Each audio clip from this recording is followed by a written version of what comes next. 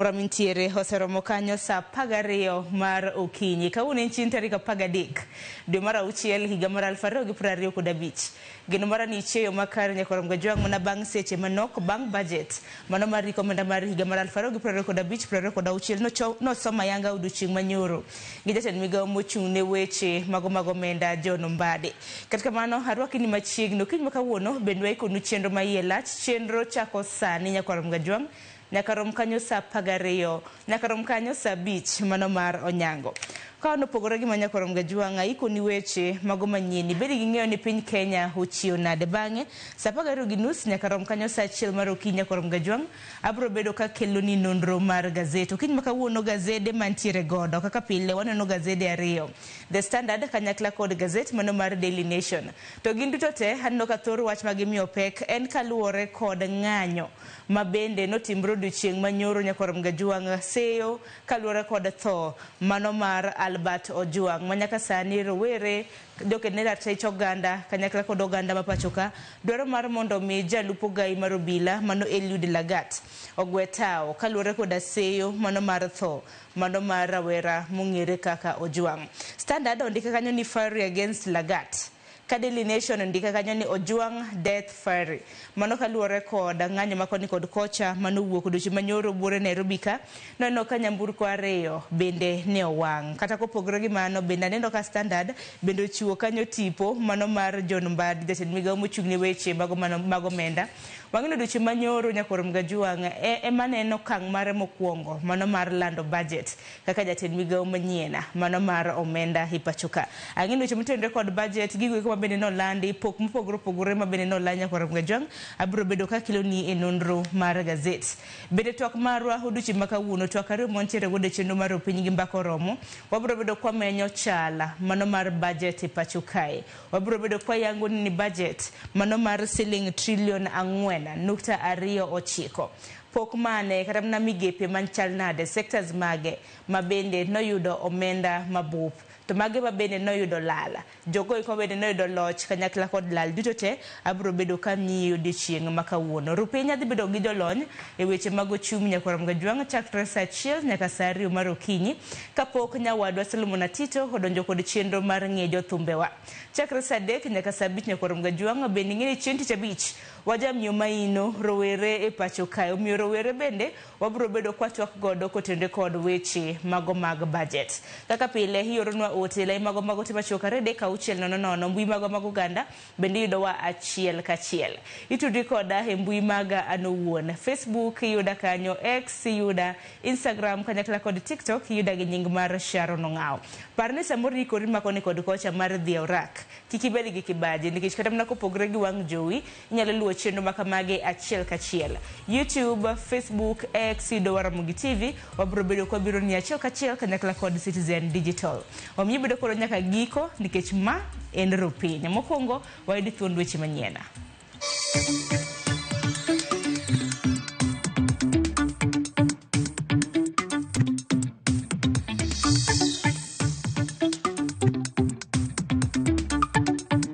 I have proposed a total allocation of 702.7 billion to the education sector, which is almost 28% of our entire budget.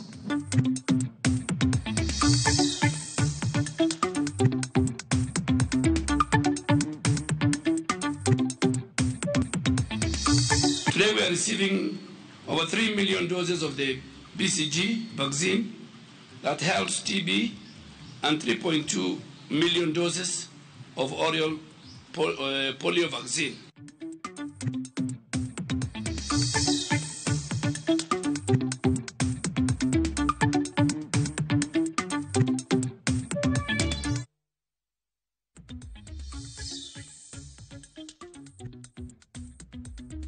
Nyakorom gajwang dakika na bich tok sa 12 mar okinyi machiegni weche manyien okinyi makawuono nyinga Sharon Ong'ao. Adwaro mar mondo mi wachak gi weche mag budget mabende jatend migawo mochung' ne weche mag omenda John Mbadi nochiwo yanga odiochieng' manyoro mage maling'ling mago mag budget mano mar rekomenda mar higa mar 2025-2026. Budget mangima nyakorom gajwang en mar siling trillion 4.29. Telo maduong' Nyakorom Gajwang' mong'ere gi dho ngere kaka executive ibro bede ka ichiwo ne siling trilion 2.3. Od bura maduong' ma pacho ka Nyakorom Gajwang' biro bedo ka yudo siling bilion 47.9. Doho mapachoka biro bedo ka yudo siling bilion 27.8. NGCDF managulu mar NGCDF biro bedo ka yudo siling bilion 58.8. Omenda mabende biro bedo ka dhi e counties magwa mopogore counties 47 pachoka biro bedo ka yudo siling bilion 405.1. Sekta mar somo emano yudo omenda makore lach no yudo kanyo siling bilion 702.7. Sekta mar thieth Nyakorom Gajwang' oyudo kanyo siling bilion 138.1. Sekta mano mar pur gi chiemo oyudo siling bilion 82.8. Sekta mar arita Nyakorom Gajwang' en achiel kuom sectors mabende noyudo omenda makore lach kanyo mano mar siling bilion 253.8. Kopogore gi mano bende sekta mano mar gedo mago mag udi noyudo kanyo siling bilion 120.2. Gero ndara oyudo kanyo siling bilion 217.3. Tudruok kata mana ICT neno kanyo kochune gi siling bilion 12.7. Kopogore gi mano bende sekta mago mag ji kata mana ngima ji mang'aw neno kanyo kochune gi siling bilion 41.3. Mago gin pok mopogore mago omenda mano mar siling trilion 4.29. Sectors mopogore kaka omenda magi nochiw mabende biro bedo ka tayo hik omenda mano mar higa mar 2025-2026. Weche mabende nochiwa yanga odiochieng' manyoro. Kopogore gi Nyakorom Gajwang' ng'anyo mag dwaro ratiro ne mana en jandiko e mbui Albert Ojwang' mano wito ngimane e lwet obila ne obagi e chuny boma ma Nairobi. Jong'anyo ne odina paya madongo ma Nairobi nyaka log tich mano mar obila mayudore Jogo House ka gidwaro mondo jalup ogai mar obila Eliud Lagat ogwetao. Lal maduong' ne oneno e kinde ng'anyo makamano kamoting'o geche 2 mane owang'. Jafwambo marwa Armstrong Osutwa nigi ler. Rakruok mapek ne oneno e kind obila kod jong'anyo e boma ma Nairobi. E kinde mane jatend migawo mar omenda John Mbadi ne hikore mar chopo e od bura mamalo kowuok e apise mayudre log tich mar migawo no, ng'anyo mapek ne dhi nyime e ranga apisno. Kaka sa sudo, ng'anyono ne omedo metni ka obila nomedo kedo kod jong'anyo. Kata obedo ni ne gitemo tiyo kod iro malungo wang', obila ne yudo pek e geng'o jong'anyo go mane donjo e chuny boma ma Nairobi katiyo kod apaya mopogore. Ng'anyo makamago ne omedo tedore kendo kelo lal bang' ka moko kuom jong'anyo temo wang'o geche mag kambi omenda mar Wells Fargo. Ne ochuno apisas mane rito gechego mondo ba magine kor lwasi mar temo keyo jong'anyo. Kata kamano, jong'anyo go ne ohewogi kod teko ka giwang'o gari achiel e apaya man Kuruma ka gari machielo mar ji giwegi bende ne owang'. Nope mag choko taka mane oket e chuny boma ma Nairobi mar bero alwora gi sirikand kaontino bende ne okethi ka jong'anyo go ne ochweyo ketho nyaka teyni manie bath apaya. Motelo, moko kuom jokedo ne ratiro kod rawere mane ng'anyo ne ochako ng'anyo mamuol kinde machuok kende kapok ne jomaundu donjore kendo kelo lal.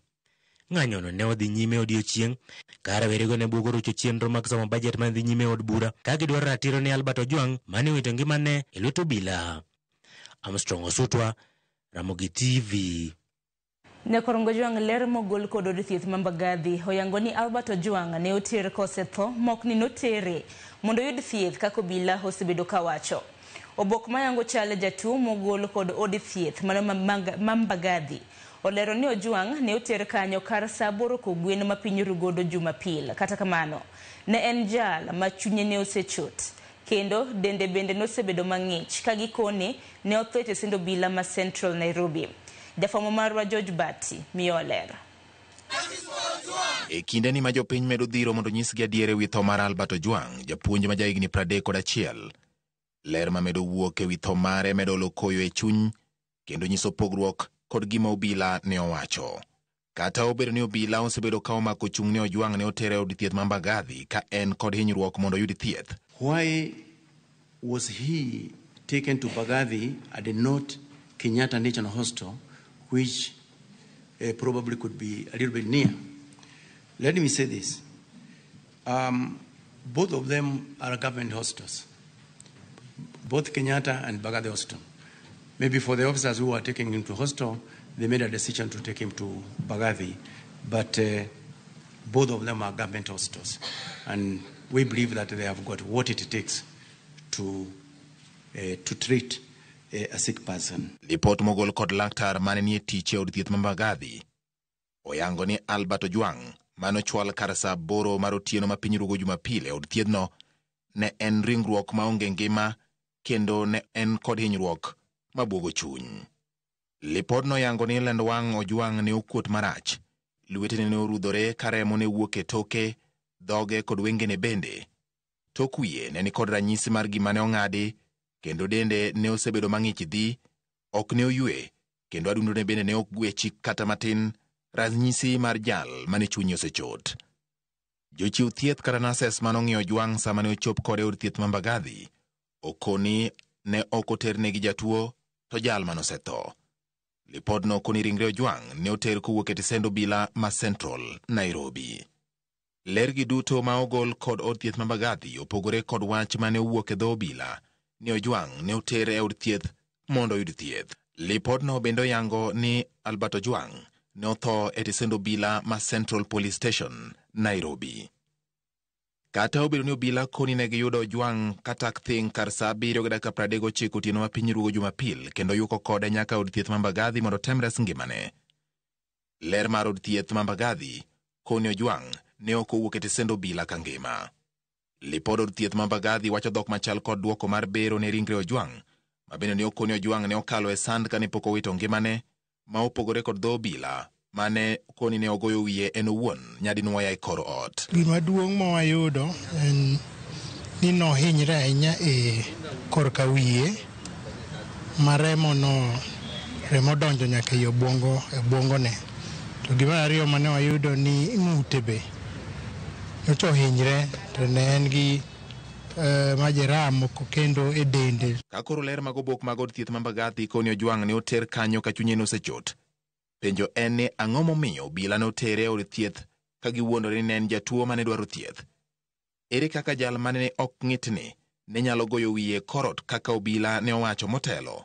Magi gin penjo ma familia mar Ojwang kod Jo-Kenya dwaro dwoko margi e kinde ma obila kaachiel kod apisa matimo nonro to medo chiwo singo mar timo duto manyalore e angadier e wi tho mar Albert Ojwang.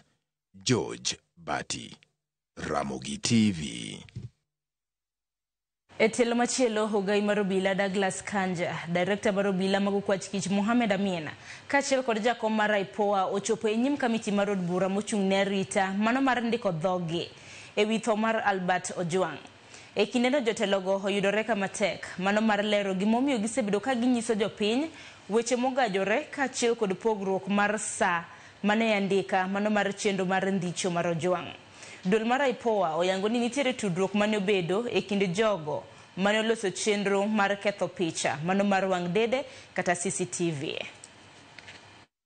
Okinyi makawuono e nyim kamiti mar od bura mochung' ne arita, jotend arita ma pacho ka moting'o Ogai mar obila Douglas Kanja kaachiel kod Director mar obila mar Okwach Kich Mohamed Amin ochopo mar keto ler ewi gajruok mar weche ma osebedo ka ichiwo ne jopiny ewi tho mar Albert Ojwang. Kanja kod nyawadgi mar Okwach Kich Mohamed Amin oketie tago maliet mar keto ler mong'ith ewi chuok mar thuolo mane jalup Ogai mar obila Eliud Lagat nochiwe ng'ur ne Okwach Kich yudo duoko kowuok kuom CAK kod reto mar meko mar Albert. A team was formed on the same day. You went and got a statement from Eliud the same day. You wrote to CAK the same day. They replied the same day, and the following day you're already in Kisii. Amin kata kamano onyiso jood bura ni gin ne gitiyo mana tijgi kaka chikegi ne oyango. All cases reported must in as much as possible be expedited. But like I said, we did not accord the matter of DIG Lagat any special preference. Mohamed Amin bende oketi mondo ler kaponi Albert Ojwang ne ochopo e tesend obila ma Central kongima koso oyo. Amin onyiso jood bura ni en notiyo kod andika mar tesend obila ma Central mane yango ni Albert nochopi e tesend obila no kaneno makare. As per the record and your own submission, correct, under oath, yes, the deceased was presented to the Central Police Station in normal state, physically Yes, as per this, Yes. and it is very, very clear. Okay. We picked that. While We picked appearing that. normal. Yes. And we are going to Of course, he's not a doctor, I know, but appearing normal. Exactly. Weche kata kamano obedo matek mar lero pogruok mar sai kinde manorwake Albert Tesendo Bila, kinde mane okete nyinge buk, kachiel kod kinde manoyude ka ogamo yweyo. Who reported at some point as per the OB to be the suspect well. Later, that is at 21:32.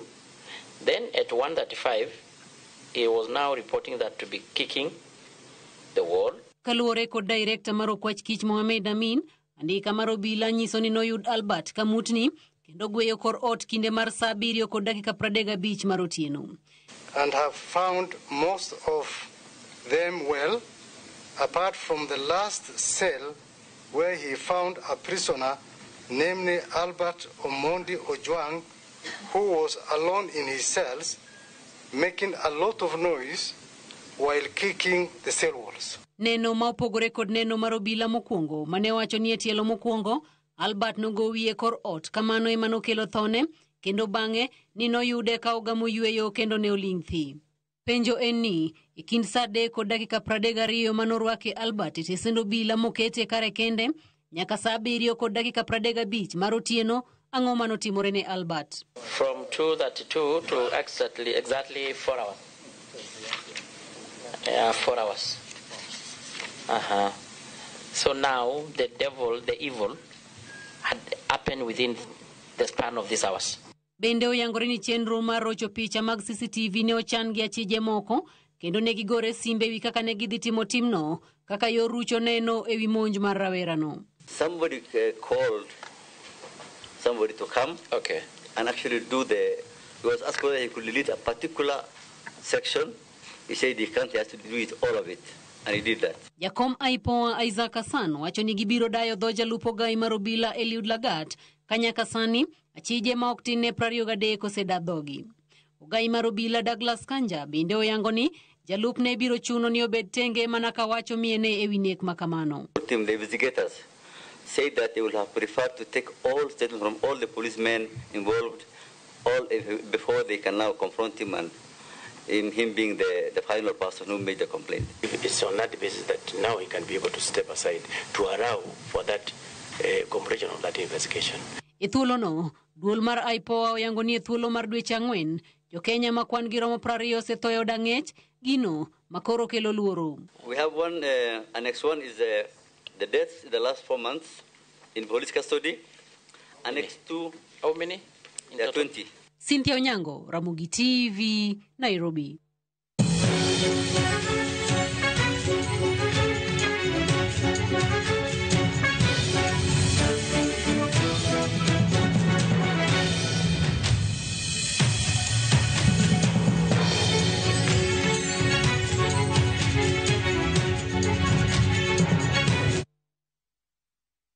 Ne korongo jonko pogre gi mano kora mi weche motenre kod budget mar omenda mar higa mar 2025-26. Jatend migao mar omenda John Mbadi koro giko ne opedho budget manyiso ni migao mar somo ema oyudo pok maduong'. Budget makamano onyiso ni sekta mar somo ema noyudo pok mamalo mokalo mohingo sectors duto. Sekta no nigi pok maromo siling bilion 702.7. Migao ni biro konyo bero sekta no. Migo mar thieth bendo ketne siling bilion 138.1 mar tayo chenro mag thieth ne Uganda. Efi Nyakidi nigi lerno.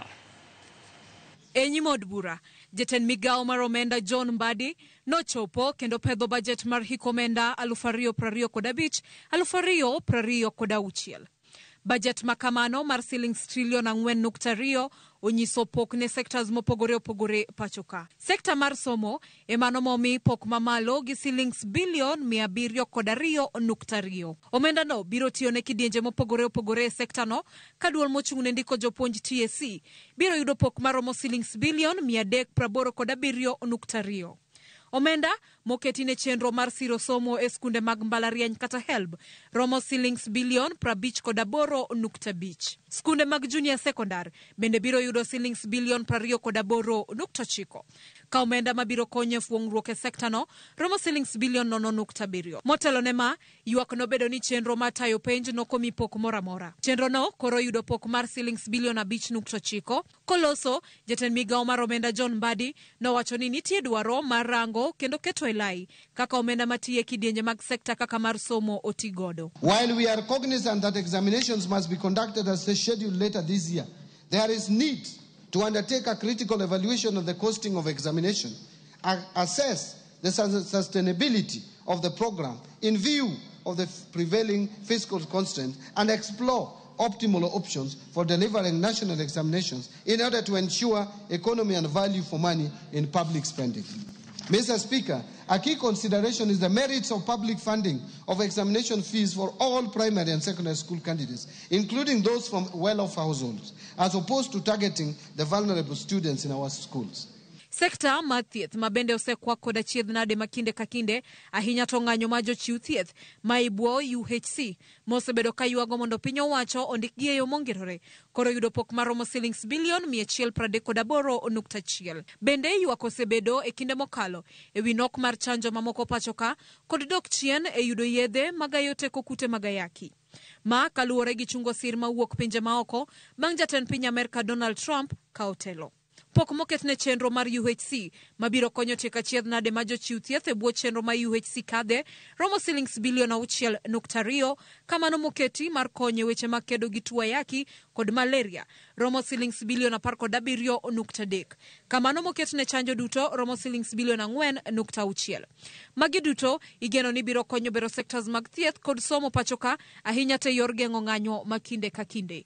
Mr. Speaker, access to quality and affordable health care through the Universal Health Coverage Program is central to this government. Towards this end, Mr. Speaker, I have proposed an allocation of Kenya shillings 138.1 billion, up from 123 billion in the current year's budget, to the health sector to support various activities and programs. This includes 6.2 billion for universal health coverage, coordination and management, 13.1 billion for primary health care, and that is up from 7.1 billion in the current year, and 430 million to provide medical cover for the orphans, elderly, and disabled persons in our society. Mr. Speaker, to lower cases of HIV, AIDS, malaria, and tuberculosis, and enhance vaccines and immunization program in the country, I have proposed 17.3 billion for the Global Fund and Kenya shillings 4.6 billion for vaccines and immunization programs respectively. Oganda jo Kenya koroketo wangi maneno ni ochumi mar piny Kenya biro chomo kanye ahinya to e bwo telo ma John Mbadi wirani ma budget ne mokwongo. Efinya Kidi, Ramogi TV, Nairobi. Kopogore gi mano, counties dhi yudo pok mar omenda maromo shiling bilion 405.1 e budget mar higa omenda mar higa mar 2025-2026 mar piny Kenya. E counties makaluo, county ma Migori kod Kisumu ema bende biro bedo ka yudo pok maduong' omenda maromo shiling bilion 8.8 kuom moro ka moro. Ka iluwogi kod county mano ma Homa Bay madhi yudo omenda maromo shiling bilion 8.5. County ma Siaya dhi yudo pok maromo shiling bilion 7.6. Mane budget mar higa omenda mar higa mar 2025-2026. George Juma nigi lerno. Kata bed ni counties ne dhiro piny owacho mondo koro omenda mar pok mar counties ma ong'ere ka equitable share obed bilion 450 e budget mar omenda 2025 nyaka 2026. Counties oketnegi omenda maromo bilion 405.1 e budget mane osom kod jatend migao mar omenda John Mbadi. Omenda ma omi counties ni kata kamano en medruok kod atamalo 17.6 ka ipimo kod omenda mane oketne counties e hik omenda mag 2024 nyaka 2025. County governments will receive 405.1 billion in the financial year 2025-2026 as an equitable share of revenue raised nationally, an increase of 17.6 billion from Kenya shillings 387.4 billion in financial year 24-25. The 405.1 billion represents 25.8% of the most recently audited revenues for financial year 2020-2021, way higher than the minimum of 15% prescribed in Article 203(2) of the Constitution. E omenda ni maipogo ni counties, county no ma Nairobi, e moid omenda makore lach, omenda maromo bilion 21.1 ka iluwe kod county no ma Nakuru, moid omenda bilion 14.3. County malamu madhido pok matin mar omenda ni, omenda maromo bilion 3.4.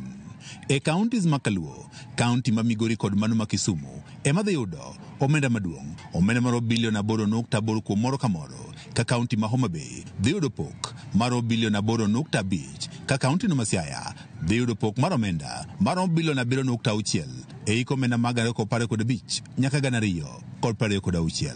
Kaka yo mane counties ogolo chiemo ma oromo, cholo pi maler ne oganda kod keto ler, piny owacho kawo kalo kuom budget mar iko omenda mag 2015 nyaka 2016 oketo omenda maromo bilion 69.8 ne counties. In order to ensure food and nutrition security, infrastructure development, improved water and sanitation systems, among others, county governments will receive an additional 69.8 billion as additional allocations. E budget mar Kenya mar higa omenda 2015 nyaka 2016 oyangore ni gope maromo 65,625 ma nengo giromo bilion 571.6 ma gin mago ma ochaki higa mag 2015 osechwal nyim duol manochuogi kod piny owacho e higa mag 2013 mondo ng'i kendo piedhi kapok ochul jogoeko mane otimo tije mopogore opogore ne piny owacho.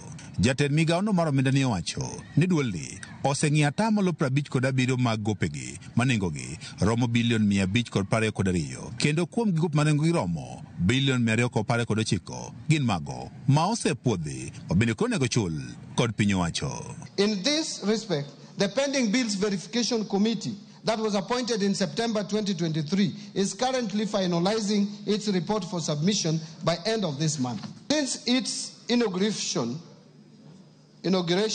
the committee received a total of 65,625 pending bills claims valued at over 571.6 billion.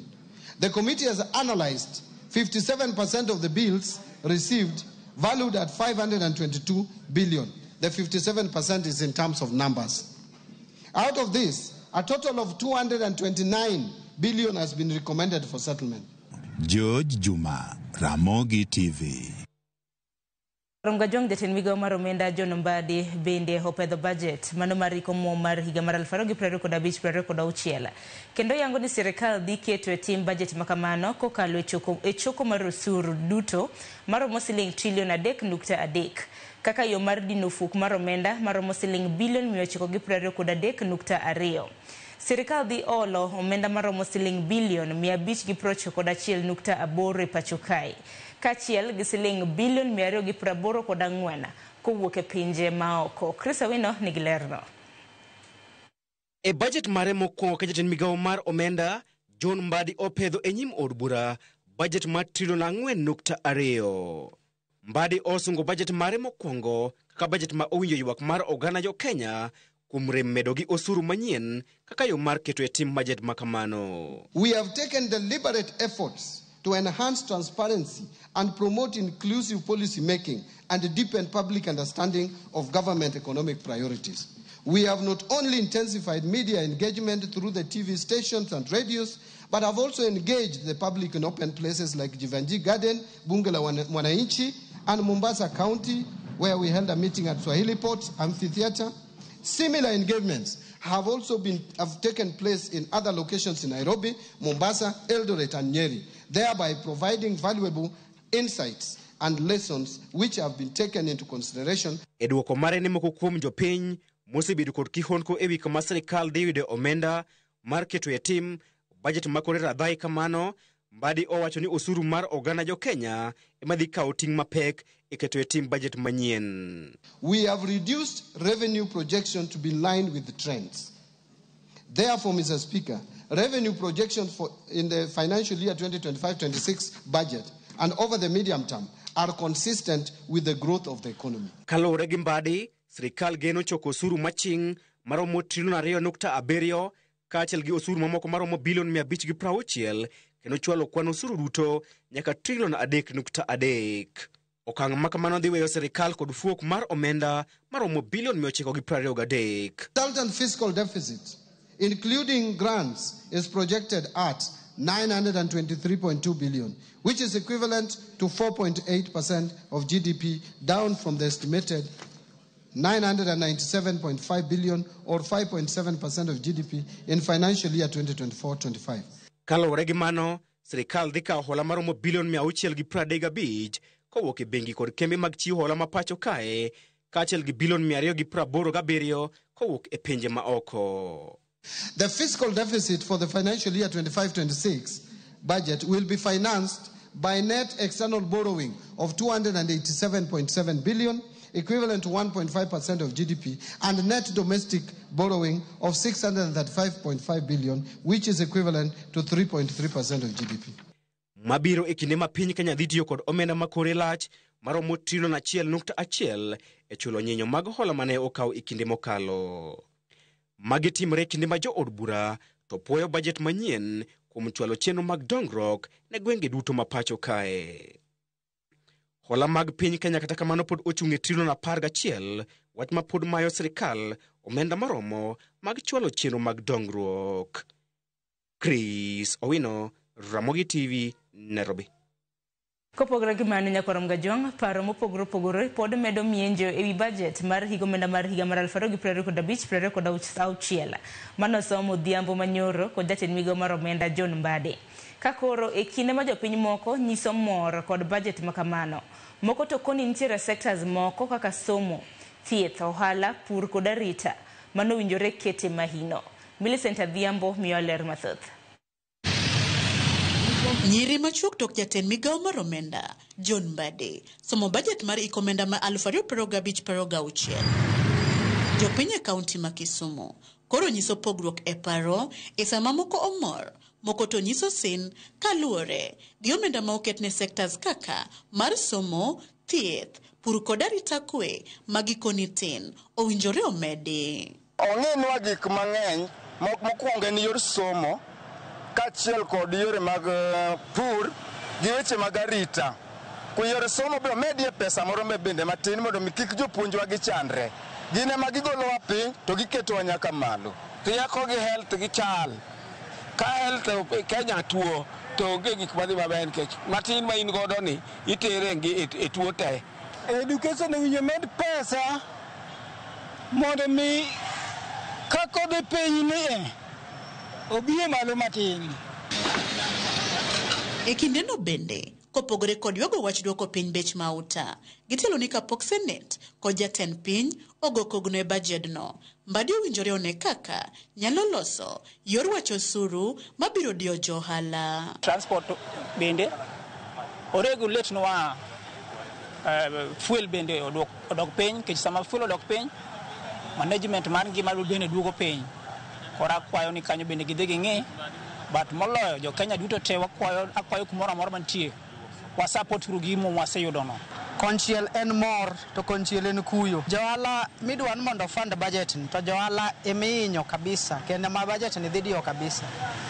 Nikech konchiel ginyiso waneno budget maber, lakini kwa ng'iyo yore magiketo mag choko osuru pod gin yore go ma dhi medo hinyo johala. Ng'iye kaka inyalo timo lokruok e yore mopogore opogore e budget no. Komachielo e kaunti ma Homa Bay, oganda mawuok e kar chung' od bura ma Suba South kawuono ne obedo gi mor gi ilo bang' wuodgi ma en jatend migawo mar omenda John Mbadi somo budget e tielo mare mokwongo. Giyango ni nyaka ne Mbadi donje migawo mar omenda, ochumi mar Kenya dhi maber, kendo gin kod geno ni obrorie ochumi mar piny mondo jo Kenya oyud fuong'ruok. Kuma nogolo wae nyaka kumogike olosonwa budget maber. Olosonwa budget maber nikech kiwinje kako some omulo kona ka kona. Kendo owuotho kokawo pach japiny. Kawo pach japiny miyo japiny bedo gi yie e budget molosi. Measures moketo kata okenge moketo machalo kaka keto electronic procurement dhi miyo gik machalo mibadhi mang'eny mosebet katimore sirkal bedo morumo miyo value for money dhi yudore. Kaka wajo mamine mapiny ka, wayudhe mapiny ka, yudhe wa mapiny ka, jo apiko wa oparo. Dongo paro nyithindwa te nyaka wan mine maswekragi. Oparo wa e budget. Millicent Adhiambo, Ramogi TV.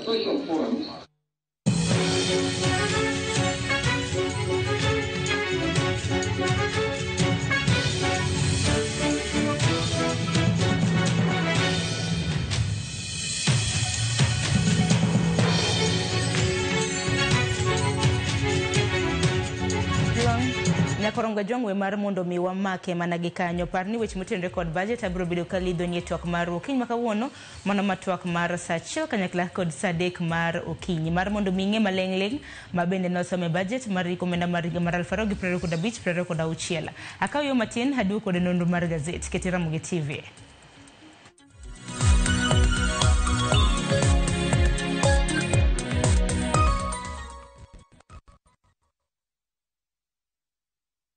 At View Travel, we understand the unique needs of corporate travel. We specialize in flight bookings, hotel reservations, ground transport, team building, corporate retreats, and MICE services. We manage everything from venue selection and event logistics to visa and immigration assistance to ensure seamless travels tailored to your needs. Let us handle your logistics so you can focus on growing your business with ease. Contact corporate at viewtravel.com, call or WhatsApp 0712 364 554. View Travel. Dream, explore, discover.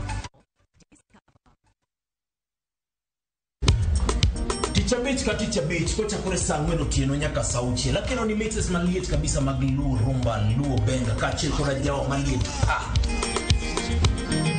Kowuok e ondamo 107.1 FM kar chuny jaluo. Apela nako ni wang ne kawado kocha. Nyaka wang joy mari mar Ramogi TV. Lungani ya boy handsome mandawea roji bed and breakfast. Lungani DJ Koloko instrumental. Tokodan Solomon Tito Kafaya gudi. Kawa choni ma en Ramogi Night Disco. Kete manaka.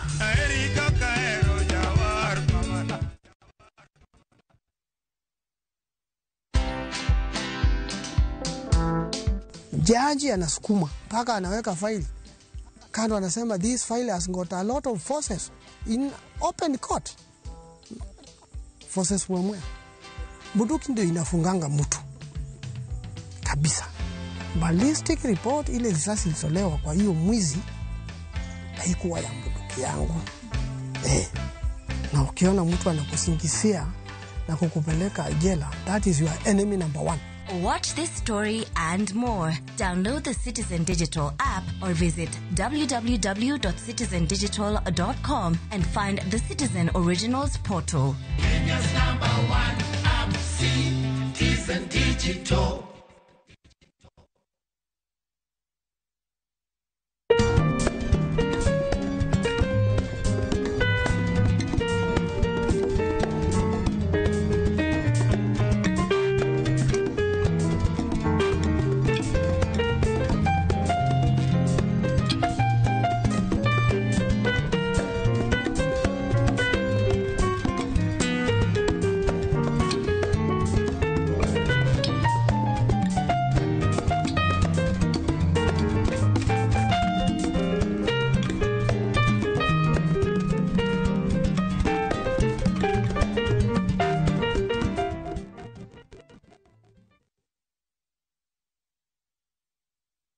Je, wewe ni dereva taksi ama mwenye boda? Bas, habari ndio hii. Sasa kuna platform mpya ambayo inakutambua na ina reward efforts zako. Karibu WeGo. At WeGo, you're not just a driver, you're a partner. Enjoy the lowest commission in the market, only 10%. No hidden fees, no stress, no drama. More of your money now stays in your pockets. Na pia kama unakagari kako idle hapo nyumbani ama kwa kayad, Wewe pia omoka na Wigo. Kujiunga na Wigo ni rahisi. PSV license, good conduct, legit insurance, ID na logbook yako. Approval ni chap chap bila drama. Drive when you want, earn how you want, and enjoy the best driver commissions in the market. Download Wigo app leo kwa Google Play Store or App Store, or SMS Wigo to 20425. Wigo, let's go.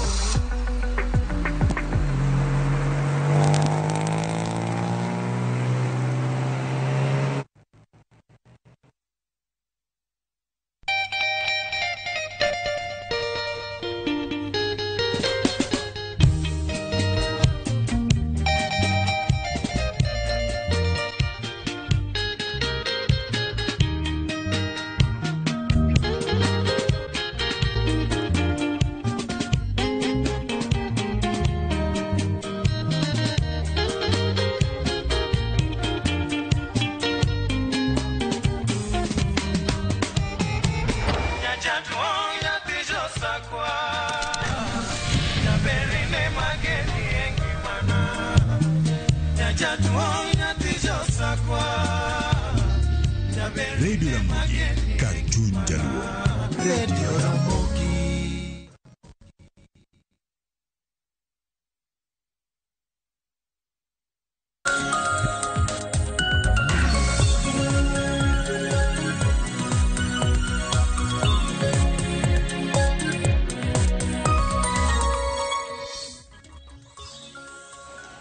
Nyakorom gajong machiegni kidieny machielo ma en nonro mar gazet kaka pile waneno gazet mar The Standard kanyakla kod Daily Nation. Thor weche maneno komi pek otende kod budget kanyakla kod ng'anyo mabende noneno e chuny boma ma Nairobi duche manyore kinde mabende ne dayo dhoje tendo bila e pacho ka hinya nyaka luore kod nek mano marawera ma japuonj mahike 31 Nyakorom Gajwang Albert Ojwang mabende hiseyo ni noneg kod obila e pacho kae. Omiyo kiny makawuono Thor wach momi pek Daily Nation gi The Standard duto te loso kotende kod ng'anyo manonene chuny boma ma Nairobi. Kata bede ni odiochieng' manyoro neno odiochieng' makende mabende John Mbadi nasomo budget mare mokwongo kaka jatend migawo mochung' ne weche mag omenda e pacho ka budget mano mar siling trilion 4.2. Kiny makawuono okan kenda mar nono gazet antiere gi Eric Kizito. Eric okeo Kizito machiegni. Erokamano Sharon. Achio makare kenda doko no Nyasaye erokamano miyo kiny masani. En tich abich maler.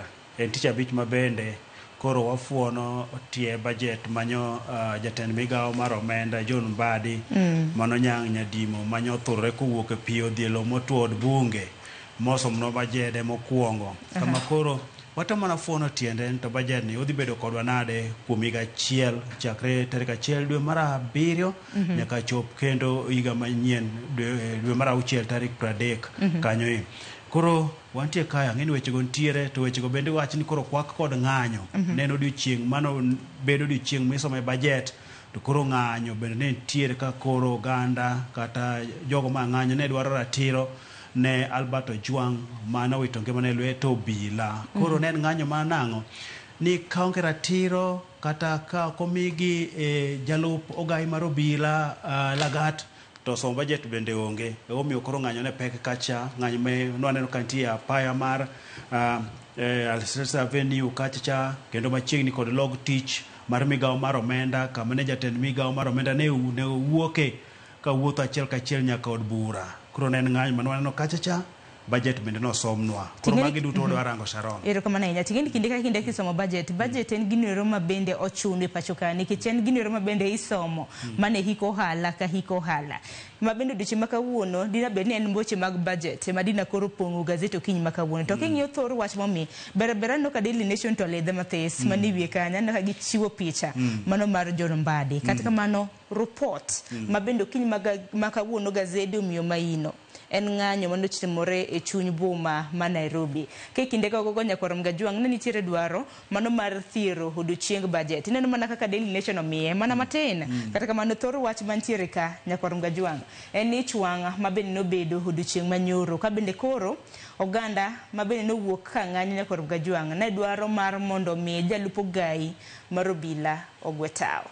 Sharon, wanyalo wacho ni kara wach mawach ga ni ngima maduong' ni be makoro kata gazete gi bende neno moketo ni ngima maduong' nikech jong'anyo ne ng'anyo nikech ngima manche wawito e lweto bila ngima mar rawera ma jagni 31 ma en japuonj mano Albert mane ogol mana e dalagi ma Homa Bay kucho achiel ka achiel nyaka bure Nairobi kae kama koro iwacho ni nowito ngimane e lweto bila ma bende Sharon nyoro waneno report manyowuok e kar thieth ma Bangati kacha kawacho ni ooyo ok ni nokelnegi mar mondo mi githiedhe gi nokelnegi ng'ama nosetho ng'ama ne ngimane noselal gawacho ni jago cha nokelne kane ng'ich manyiso ni nosetho chon kendo gawacho ni notho ka station mar obila ma Central kacha ma bende lakteche mano okawe rwaki ka thieth no wacho nang'o ne en kod adhola kendo remo ne wuok e ume dhoge kaachiel kod ite ma bende ne entiere gi kama nong'adre tok wiye ma kod kuonde moridhre kanyo manyiso nang'o en ng'ano ma nende ka nokadhe sand malich kanyo koro weche ma kamago kalore kaka ogai mar obila bende nochopo e nyim kabati mar arita kachacha ogai mar jo min mibuche kaachiel kod poa bende nochopo kacha koro weche mane giwacho bende koro nyiso ni to weche chal nade nikech weche mane wach motelo gima wachre sani koro nitie kod pogruok kanyo ahinya wach mokwongo nonyiso nang'o ni Albert nene obedo gele mane gore wiye korot kanyo ni mane ma dibed ni nokelo thone koro rowere ng'anyo ka gidwaro ratiro ne Albert ngima maduong' Sharon momiyo koro odiochieng' manyoro bende iwacho nang'o ne en ng'anyo kimanyo ne Albert ratiro mare to bende wacho ni samoro ng'anyo makamano overshadow kata mana noumo budget ma bende ni somo odiochieng' manyoro koro nyaka rom ga jwang'a ma thor wach mano mar gazeti mar Daily Nation kapok odonjo iye we onyisi thor wach mano mar gazeti mar The Standard ma bende gimiyo pek gin bende gindike ni mana konyalo lore mar mondo mwang'en na gazeti mar The Standard gin bende gindike ichwang' ma bende oganda nitiere godo ne jalup ogai mar obila mano Lagat kaluwore koda ni en emise githo mano mar rawera mano mung'ere kaka Albert Ojwang gin koro hadar mar mondo mine tipo ma piny ka ineno kanyo tipo mano mar jalup ogai mar obila Eliud Lagat kanyo to piny kanyo ineno ng'anyo matimore manyiso ni ene muket picha ne kanyo ka gima ng'anyo ne nitiere e wiye par ni en achiel kuom jogo eko ma bende iseo nikech en ema bende iwacho kanyo kaluwore koda Kanja mano ogai mar obila nowacho ni nitiere gima nondike wiye emomiyo ni koro rawera makama noyudo timbe manotimne koro Kanja na oyango adier ni en mane nochiwo ywak mare ni rawera nondiko wach moro wiye wach maketho nyinge koro kano ndik wach maketho nyinge waneno ka noor jomoko nobila modhiomo jago ni mokelo nyaka Nairobi kae koro sand mokadhe omiyo koro nowito ngimane kanyo koro ng'ama iwacho ni nigi wach kata ng'ama pek ka en mana jalup ogai mar obila ni Eliud Lagat nikech en mano ndike wiye ma bende wach ni en mano chiwo chik mar mondo mi odhi om rawera ne kucho ma kel nyaka bure Nairobi kae koro duto adier en wuon wach ma Sharon en monyalo wacho kaka nobedo gima nomiyo nodhi ogolo mana ji mondo obila moko apisas moko mondo odhi om jago ni ma bende wapenjo ni to kara Homa Bay kucho onge station mag obila mane inyalo tere Ojwang' ma kata do bende onge kuro mane inyalo tere mano chuno ni ringa kod tuo mabor machop kod bure Nairobi kae mago wech ma ng'ero ni itimo nonro kendo ibro yang tiendgi matut ahinya ni to en ng'a machach kamae manyalo kawa ngima rawera ma bende king'iyo kata dalagi en dala ma bende nitie kany ma bende wuon gi ne wacho nang'o ni gigo picha dala na magineno ni bende aonge kata mana duol koro gikaka nyathina gidhi timo godo tim marach kamano ma wach makocha ahinya nikech ng'amuka odiochieng' ma ji ong'e te ni une mukawo pod udhi munegi Sharon mane thor wach man kanyo to bende wagni nonro bende itimo hadar mar mondo mi wadonjani na ei gazet mano mar Daily Nation wang'e na thor weche mag miyo pek nyaka rom ga jwang' kapok amulo ni weche mago motenre koda budget kata kamano weche motenre koda tho mano mar Albert Ojwang' wang'e ni nonro pod itimo odiochieng' manyoro jotend obila nochopo e nyim kamiti mano mar od bura mochung' ne weche mag arita wang'e ni nyocha ne gidhi e nyim od bura mano mar Senate kama bende ne dayo dhoge. Nyaka sani wang'e IPOA dhi nyime gi nonro. Kizito ka nyalo paro odiochieng' manyoro jakom mano mar IPOA Isa Hassan nowacho kanyo ni nyaka sani gisemako kendo gidayo dho obila achiel kanyakla kod civilians. Wacho ni oganda moko 2 ma bende itudo kod tho mano mar Albert Ojwang'. Wach makamano ang'ino biro bedo kwa mulo kinde ka kinde kwa dhi nyime gi nonro mar gazet. Katika mano wadhi ni na it gazet mano mar Daily Nation mano mar 2 gi 3 nyakorom Ojwang' mar mondo mine tipo mopogore ma bende notimore buore Nairobi odiochieng' manyoro. Kata bende ni Mbadi man jatend migawo mochung' weche mag omenda nasomo budget mare mokwongo chakre no donji ya PC kaka jatend migawo mochung' ne weche mag omenda pachoka e sirikand broad based nigeno ni ne dhi bedo gi nyasi iwacho ni nyasi mar tipo kata kamano ang'o mano kwako buore Nairobi ineno mana tear gas kite nano kata mana oganda moko bende kaw beans iwacho ni kama iwete taka ineno kaka gipongo godo yo ero tipo mopogore kanyo magi gig taka mancho ket machiegni mar mondo mi omi Nairobi obed maler ema kod nokomuk kanyo rowere moko ting'o gi kanyo. Koro pichgo Sharon kako ketgo malo kucho ogai mar obila mano Douglas Kanja kano chope nyima kamati mar arita kanyo ma picha mabelo bendo nitie jang'anyo kanyo makoro nyiso boke mar magina mano ba kanyo rowere mang'anyo be pichgi nitie kanyo ka oting'o bandera no mar Kenya ma iso ni gikawo piny mar Kenya giketo e chunygi ka gikedo ne ratiro mag oganda makoro ikawo ngimagi aoyaye. Picha mantie kanyo Sharon bende mag nyamburko 2 ma kore wacho ni jong'anyo notia mach mowang'o mo nyamburko moro bende wach ne gidwa temo mar wang'o mano mar ting'o pesa mar G4S to kata kamano iwacho ni jorit pesa go ne obayo magina malo mokeyo gi mane nyamburko no giwang'o.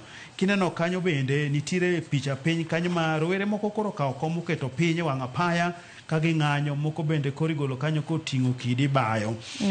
King'yo piny kanyo mogik to bende yudo ka okil kod jogo makedo ratiro mar oganda bende nitie ng'anyo makamano.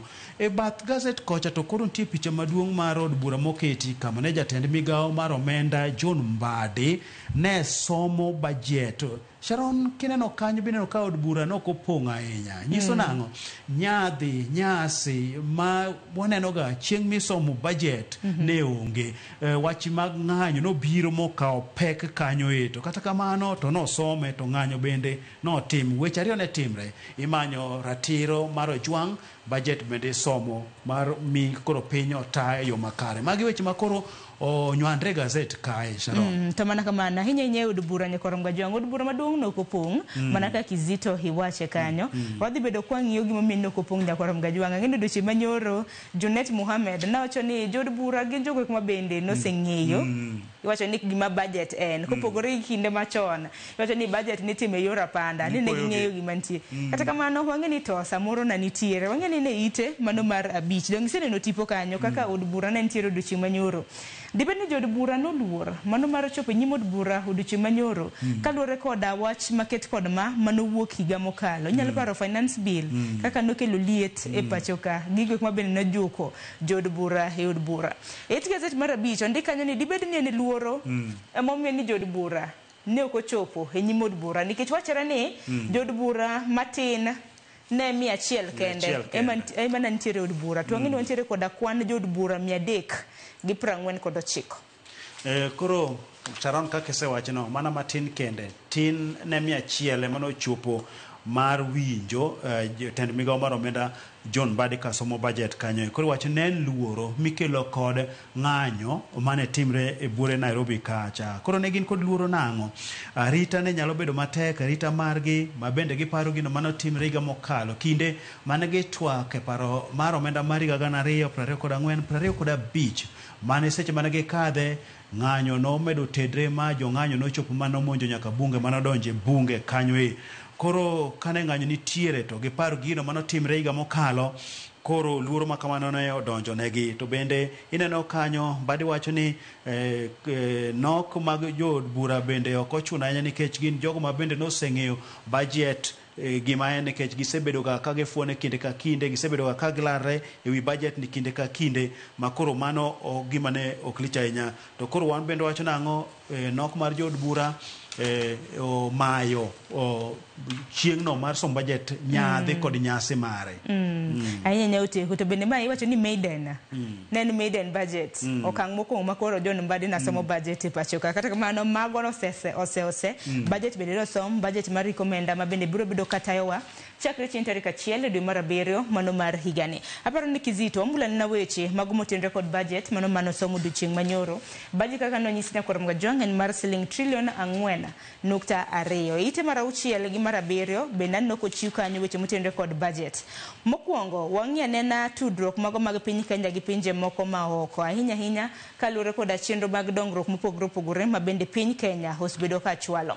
Kano somo budget ne Korom Gajwang', John Mbadi nowacho ni piny Kenya geno yudo omenda maromo siling bilion 70 kowuok kuom kembe mago mag ji giwegi mawuok e pinje maoko. Wach makamano nitiere ite mano mar 6. Wacho ni public private partnership mano mar mondo mi dongruok obedi e pacho kae kopogore gi kwayo hola nikech Kizito ng'eni piny Kenya wasekwayo hola sani laro mana siling trilion 11 kanyo Sharon ba mochung'e koro kata kana som budget makae wacho nang'o hola no pod ochung' mana trilion 11 kanyo. Koro jatend migao mar omenda Mbadi no wacho nang'o piny Kenya koro nyaka koro tim mana yore mag dongruok kotudre kod kembe mag ji giwegi mamani pimo kod mano mar Adani mane kinde machien kacha nwaneno kanomi rak mar bero alap mar ndeke ma Jomo Kenyatta kacha manokelo koko mathoth ahinya bende nomegi orak mar gero lai mar keyo teko stima kanyo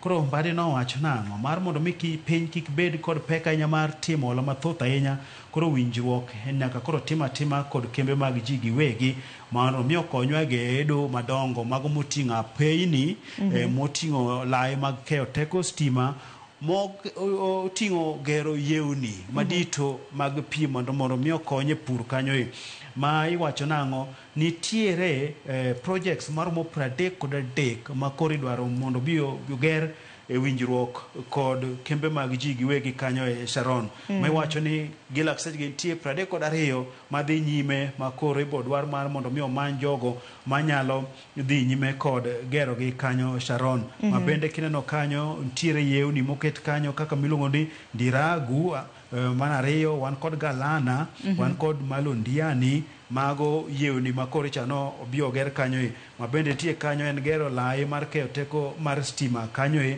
mano mawuok Kiambere Maua Isiolo ma tingo teko stima romo 220 mano kilovolt kendo Makwale Shimoni bende nitie kanyo ma tingo teko stima mar romo 132 kaachiel kod Mameru Maua. Koro magi chendo kata gedo madongo makoro nyaka koro manya winjruok kembe mag piny owacho mar mondo mi otim dongruok makamago nikech thuolo mosekalo bende piny Kenya osebedo koda seyo kaluwore koda gope mopogore opogore ma iolo. Kata kamano ano ka piny Kenya pod odhi bedo kwa olo gope mamoko nikech ite mar 7 John Mbadi kana chiwo budget mano odiochieng' manyoro nocho ni piny Kenya pod obiro bedo kwa holo nikech fuok pod nitiere nikech dono nyiso ni bende ma budget wacho ni ma kore lach e pacho kae chakre no chak som budget e pacho ka nikech budget mar siling trilion 4.2 mar mondo mi obed finance kata mna omenda ma bende biro bedo kadhi e sectors mopogore opogore kaluwore koda revenue collection wacho ni taxes kata mana osuru ma bende biro bedo kijuogo jopiny pod nitiere fuok nyaka Korom Gajwang' mar siling bilion 923.2 to bilion 923.2 ibogole kanye mane piny maduong'. John Mbadi wacho ni piny Kenya pod biro bedo kwa kwayo hola to ng'ini kwa hola ikwaye chirni mapacho ka gi pinje maoko ano chirni mapacho ka the next financial year mano machako dwe mar 7 mar higani wabiro bedo kwa kwayo siling bilion kata mna piny Kenya biro kwayo siling bilion 635 e chirni mapacho ka domestic market wach makamano nitiere ite mar 7 mano kwa nyalungyo gi malo kae Sharon ka koro budget duto mano somen trilion 4.2 chiko kanyo jatend migao mar omenda no wach ni ang'o osuru mago midhi chok kuom jopiny dhi romo trilion 3.3 makoro iwacho nang'o osuru maching midhi choki en trilion 2.7 ka koro mamoko gin bilion 500 60 kanyo maduto dhi kelo trilion 3.3 manyiso ang'o rem ma wantiere godo mana kaka nisewacho en omenda maromo bilion 623. Koro mar mondo mi oyud omenda ni nowacho kanyo ni hola midhi tim piny kae e Kenya kae kata e bengi ma pacho ka dhi romo bilion 635 ka mago midhi time pinje mako kanyo dhi romo bilion 287 kanyo makoro iwacho nang'o mane fuok ma wantiere godo makoro chun nyaka mi tim hola kanyo Sharon mabende koro iwacho nang'o kaka koro hola idhi tim e pacho kae mapek ni nyiso nang'o koro bengi kata gul ma pacho kae dhi neno mar mondo mi piny owacho hola moloyo miyo jopiny maiso jopiny koro dhi bedo kod pek kanyo nikech bengi dhi neno nang'o nyienyo gi dhi do maber kokalo kuom hola mag miyo piny owacho nikech nitiere pogruok mago magimiyo jopiny kanyo koro mano nyiso jopiny dhi bedo gi midhiero seche ma koro gidhi mar mondo mi giyud hola nikech koro nene ka gima koro pesa dhi mi piny owacho e yor hola koro japiny nene ka gima dhi bedo kod pek e yudo hola e bengi ma pacho kae. Kata kamano mana kaka wacho ni budget nitiere kod jogo ma yudo yuto gi jogo ma yudo lala. Anno kan nitiere bende jogo ma bende sibedo katimo ohala mano mar oro mwandu ka wuok e pinje mago mag East Africa. Iwacho ni Afrika ma ugwe ahinya mchele kanyakla kod ngano chal ka gima gidhi bedo ka giwinjo wega kaluwore kod osuru ma bende odwok negi chien. Aneno kanyo jo ohala ma bende golo mwandu maket kod mahang'isi kanyo ni mchele kanyakla kod ngano ka wuok e pinje mago mag Kenya, Uganda, Tanzania, Rwanda, Burundi, South Sudan. Ano kanyo kod duok negi chien kod kwanata malo 10 mano mar oro ngano. En mana ni bende ywak na nitiere nang'o ne piny ka pacho kae wantiere kod jopur mag ngano nitiere ngano moko ma bende nomoko e puothe mopogore namin dak piny owacho ne kaka inyalo chul jopur kopogore kata mana gi omo ngano e pinje moko maoko. Sharon sami neno ka wantie kod midhiero ni iwacho ni kata ngano kaachiel kod ochele mopure pacho ka ok nya romowa to sama ok giromo ni bende ido ka jopur mekwa gi bende ok yud yuto makare bende pesa gi ok chulge yo makare koro yudo ka kwayo mano otim ne pinje riwruok Afrika ma ugwe enang'o mar mondo mi koro osuru mijuogo kelo ngano kaachiel kod ochele mar mondo mi odwok piny mama dhi miyo weg ohala koro pod dhi bedo gi yot mar kelo ochele kaachiel kod ngano. Iwacho ni weche mag osuru gi kane pek kanyo koro ne miyo kata weg ohala chunygi ne tho mane ok kel ngano kaachiel kod ochele. Koro seche ma ngano kod ochele ne thine pacho ka bende ido ka koro bechgi ne dhi malo ma kata wan jochiemo bende koro nwayudo ka nyiewo ne bedo nwa matek. Mago wacho ni weche mag ohala sama chiemo nitie bende ka japiny mor to japur bende winjo matek seche ma koro ikelo gi mang'eny e pacho kae cha. Koro nitie ywak nitie mor gigi duto te okikre yore mag ohala kaachiel kod chiemo ka Sharon. Bende kopogore gi mano piny kae Nyakorom Gajwang' achiel kuom sectors ma bende nochune gi pok malach mar omenda en sekta mar somo to sekta mar somo nochune gi kanyo siling bilion 702.1 Nyakorom Gajwang'. Manyaka sani aneno kanyo ka koro pod nitiere pek kae nikech wacho ni familia mantiere koda nyalo chal ka gima koro piny owacho neno kata mana temo yudo yore ma ginyalo chulo godo iwacho ni pesa mar penj e pacho ka kapo nono ni dwaro makamano kadhe.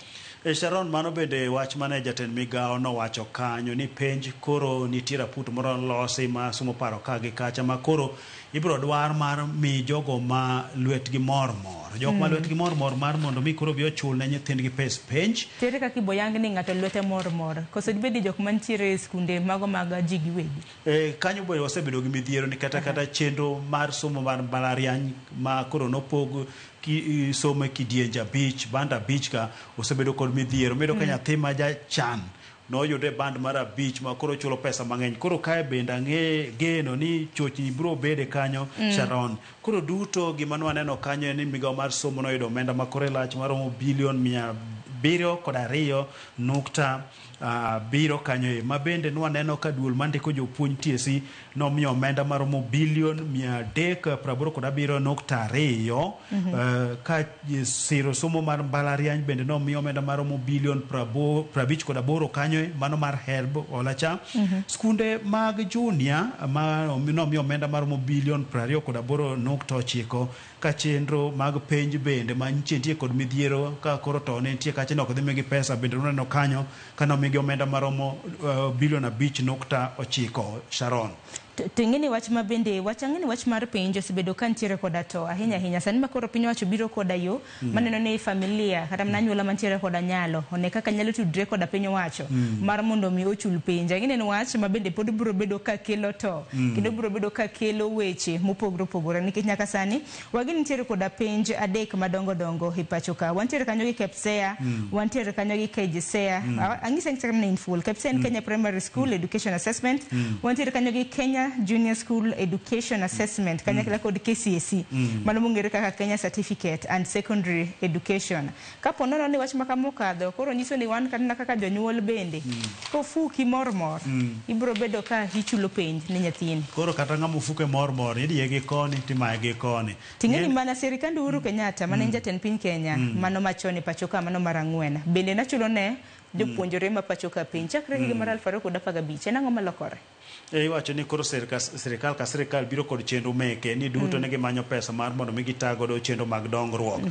koro iwacho kata kamano ni budget bende ne gitema ahinya nikech budget ni oneno ka ongo suru manyien moketi kata bende ongo suru ma omedi koro kanyo miwacho ni japiny beto yude fuong'ruok ahinya ni osuru manyien onge mokel to bende osuru mantie ka ok omedgi ni gidhi malo kanyo to koro machienglo bende paro ni tiere gazet kama biro nento koso en otego mane mantiere kanye weche mag osuru gi mokwang'eyo kopoko dhi ni machinglo nyakorom ge jwanga wawere gi tengi weche motende kod budget ang'ina dhi bedo koda jolony nyakorom ge jwang mochung' ne weche molonyo weche mag ochumi mabendo biro bedo kwanono godo budget mano mar rekomenda mar higa mar 2025-26 wadhi ne weche mamoko ite mar 8 nyakorom ge jwang okang' mar 2 bende jotend arita e pachoka nochepo nyim committee mano mar od bura maduong' ma pachoka mochung' ne weche mago mag arita kama bende na gidhi duoko penjo kaluwore kod tho mar rawera Albert Ojwang ineno kanyo gai mar obila Douglas Kanja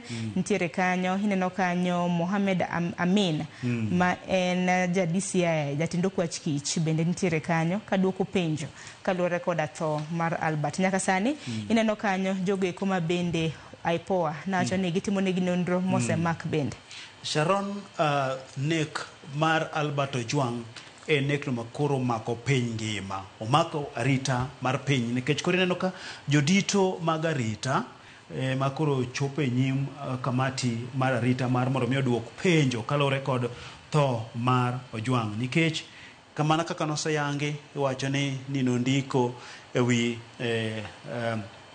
Eliud Lagat kanyo koro en ang'o miyo ne onege en makosa mane manotimo maduong' mar chop kama ne onege ni kech Sharon an bende asepenjore to wach mane manondiko mane japiny kata nokwaneno mane jago mondike wiye moneno kende to nodhi sedhi okang' nikech wacho nang'o wach manyalo goya ahinya en wach mo to bende dhano nene mang'eny to in ma wach ma kata jopiny pod penjore to en ang'o manondiko no ma jopiny thothgi ok oneno mane kel make masombe achiel kachiel gole Homabay ma chop kode bure Nairobi ma sande motho kamano koro en wach makro mako kata neno ka ogai jodito magarita koro chopo e nyim kamati mar mondo mi oduok penjo mabende ogai mar obila Douglas Kanja nowacho nang'o ni jalupne mano Eliud Lagat bende koribo nyis mana no gwe tao mana koso bio ndiko dhoge kod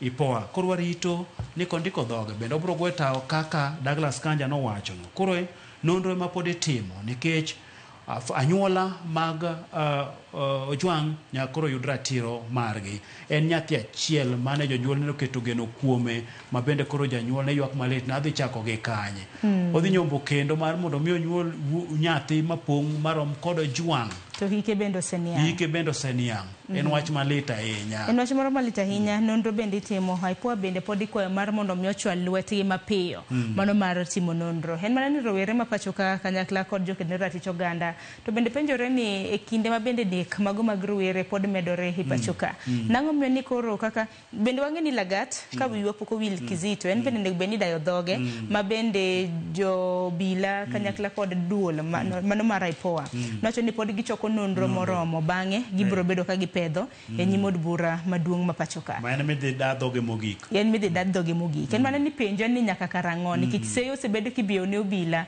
kuom ranyisi ni nonro motim chakre higa mar 2013 nyaka sani yango ni oganda maromo 20 osetho e cells mag obila. Makoro kata neno magichiwo Sharon nyisa kaka chochni nitiere kobila kae gin jogo matem mar mondo mi koro gima notimore.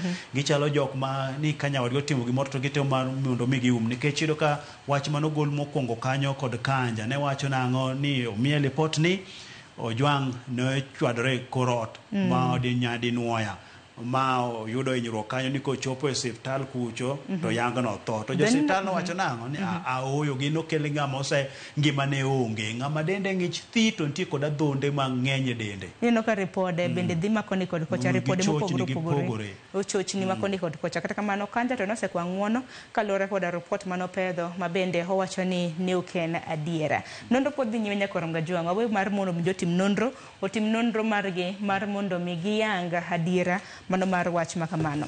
Wang'e na machinglo katun moro nitiere ite mano mar 16 ang'e ni se wache motelo.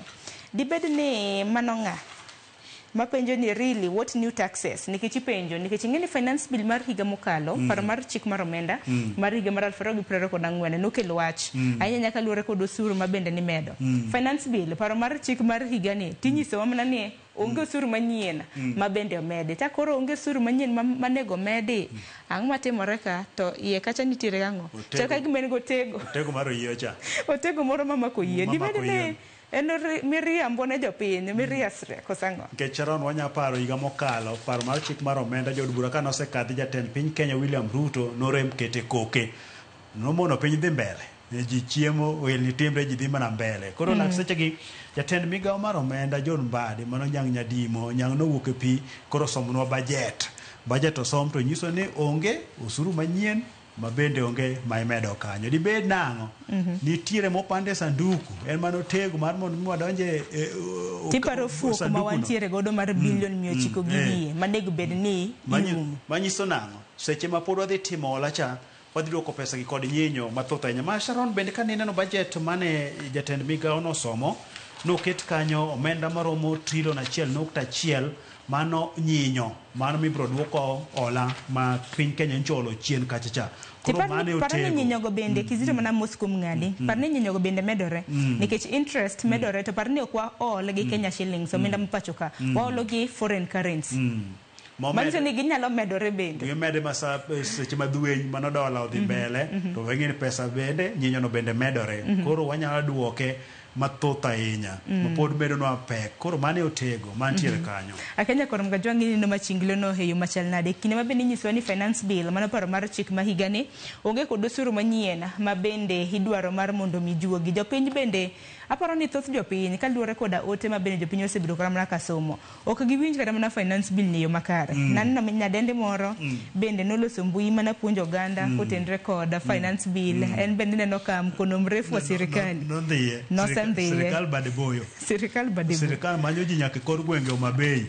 Sirikal bade boyo. Kata kamano en mana geno maro ni onge taxes manyien mana kaka nowach nya Korom Gajwang'. Ting'e ni paro mar chik mar omenda makamanya Korom Gajwang'. Ang'e ni public participation kika upachi oganda osebedi ka itimo kedhi website kata mana mag sirikal ibiro bedo kido paro mar chik mar omenda mar mondo mi isom min kik winj mana hearsay ni ji wacho ni onge nitiere taxes nitiere osuru wabedur jok ma somo gi omondi donge koro wacho ni oganda ma Kaluo bende no somne gi budget gi winjo koro gin ang'o ma giyudo koro kaka yudo ka pith mag rech bende oket kanyo mag bulu economy onwengo kanyo kar pidho rech mar Kabonyo Kanyagwal bende oyudo omenda mano maromo milion 500 kanyo ing'eni project makamane gero kod piny mar Hungary manyiso ni piny mar Kenya bende komedo omenda kanyo koro en gima ber kanyo wayudo ka bilion 10 bende oketi mano medo ndhadhu mwandu mawuok e pur kanyo koro weche mag pur mag niang' bende waneno komi omenda kanyo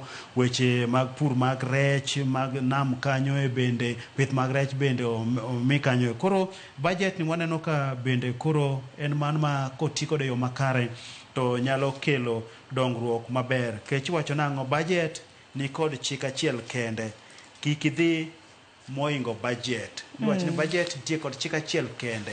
Kata kitimo budget ma to kik idhi ma oingo budget. Ma iwacho nang'o? Mwandu ok bedga mwandu ok bedo gi gik mathoth. Ten bedo mana gi dwaro moro matin, mana kia bendi wacho ni bedo ja mwandu.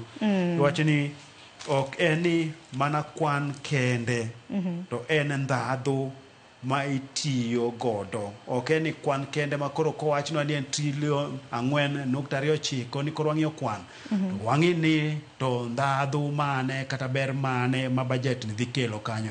Mago weche mano wach kod jolony mopogre mawuok e piny mangima. Mana kamano nyakoro Mgajwang' wawre gi mano tenge Kizito kapok wateko nonro mar gazet mano mar Daily Nation.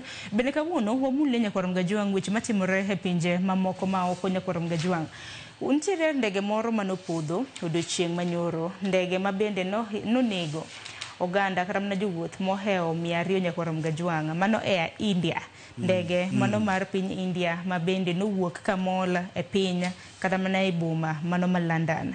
Nyaka sani ndege no nyakoro Mgajwang' ma bende ong'ere kaka Air India Boeing 787 Dreamliner mano ntiere ite mar 23 nopodho kanyo. Kata kamano naneno news kata mana weche manyien mawuok e pinje maoko. Ntiere jala achiel ma bende chal ka gima no owuok gi emergency do e ndege no. En man the only survivor e ndege makamano. Naneno ka oyudo thieth bakoni kod kocha. Tieno podho mana dakika matin ka nuwuok mane paw ndeke. Second pradek kende to mano wuok. To dhi olwar mana machiegni kod ute ma ji odake. To nyiri 20 kod abiro kanyo to en pup to mach dhulre kachacha ma ji duto 200 maingo 200 mantie kanyo wito ni ng'ata achiel kende ema notony ma bende nokaro kane wuoke masira no. Mabe kinene picha no Sharon tidheno mana ka wang'e mane nitie kod gwarruok moko matin kanyo ema koro wacho ni to ono mar Nyasaye no konyo malich machal nade no bete kom namba 11A mane koma no bede machiegni gi dot ma bende koro nano ka jomoko mbui wacho nang'o ni mane koma koro bende jibro laro ga mar mondo mi obede. Koro akia ni weche mag masira gi Sharon gichopo wach masira kendaki koro no chopo mao mako ndege mar India mano ndege mano wuok India kane dhi piny mar Uingereza London kachacha. Koro wakwayo mana waoro mana ote mag kuyo kod lit nyanyuola ni osiepe mabende koro kadhe kinde matek mar wito jowete gi kanyo e Sharon. Ma paronwa mana masira mar ndege mano timre piny mar Cameroon Douala kamane kanda mathoth no wito ngimagi kachiel kod jo Kenya moko bende ne tiyo e ndege no.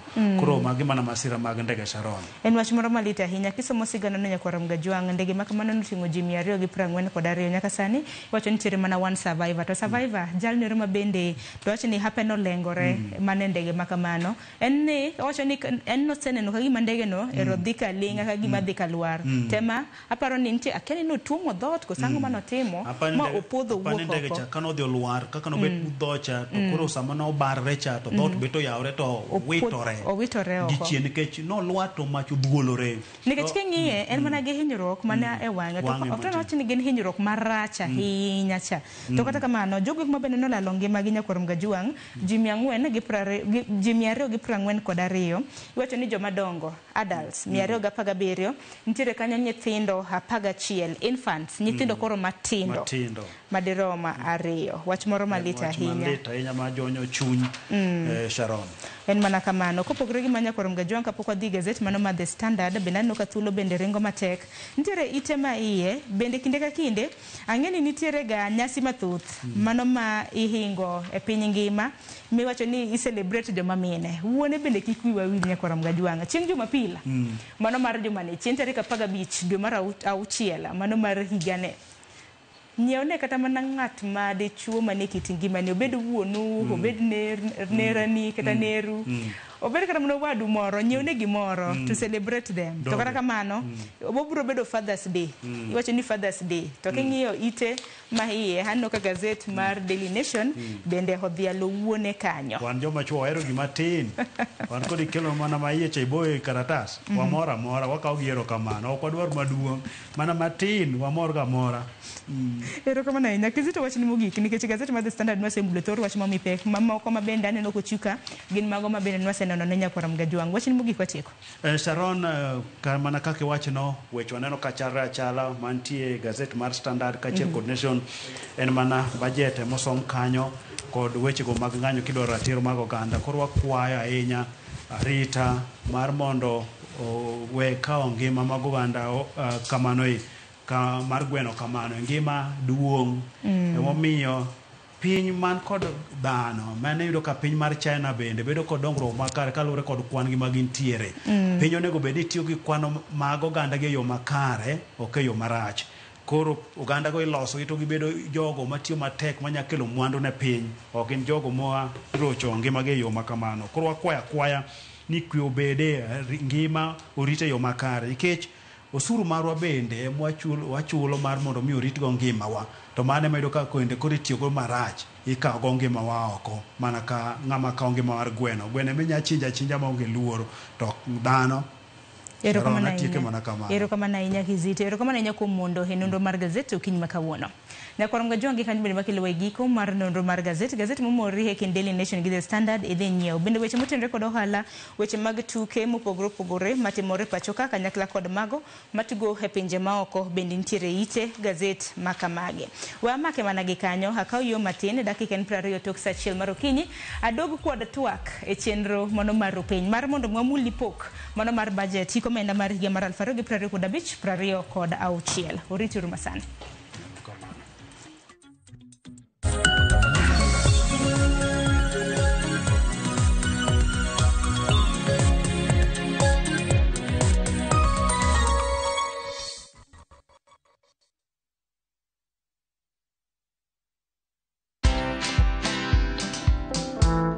I'm a very soft guy. I'm like a tortoise. You know, a tortoise has a very hard shell, but beneath is a very soft animal. And these meetings you see me having here under this tree, it's about forming the next government. Uhuru Kenyatta, we did this politics here, he became president. William Ruto now, who is attacking us every day and calling us tribalists and villagers. We organize his politics from here. Watch this story and more. Download the Citizen Digital app or visit www.citizendigital.com and find the Citizen Originals portal. Kenya's #1 app, Citizen Digital.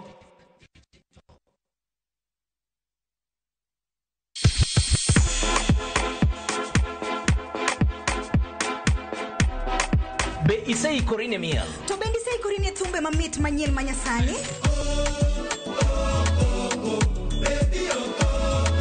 Wakelo ni mixes malit kabisa kod miel manyasani. And of course ngeso kangeso nyakumwa jumta Krista Ngwena nyaka sauti. Cheki melanin top imeweza. And of course Hilo bwana. Chenro N Dagma.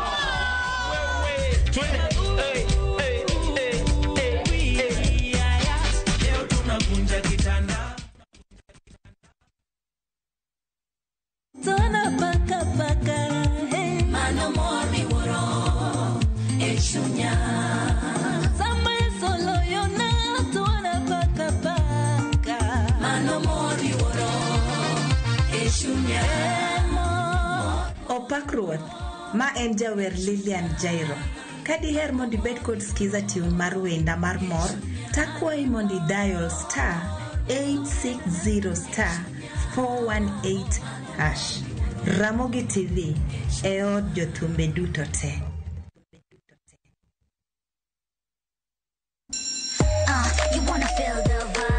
Ngeso ka ngeso wakelo ni gik mamit makelo mor.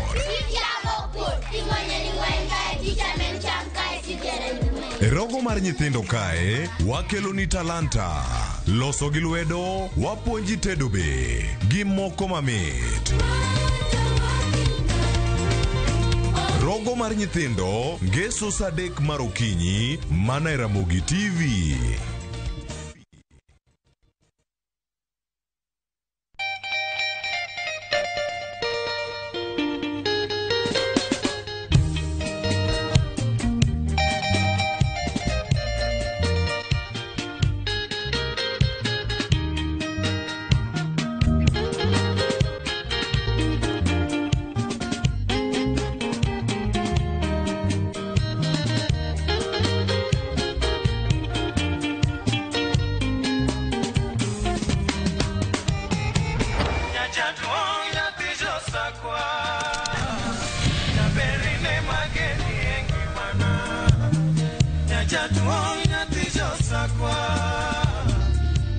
Radio Ramogi, Cartoon Jaluo. Radio Ramogi.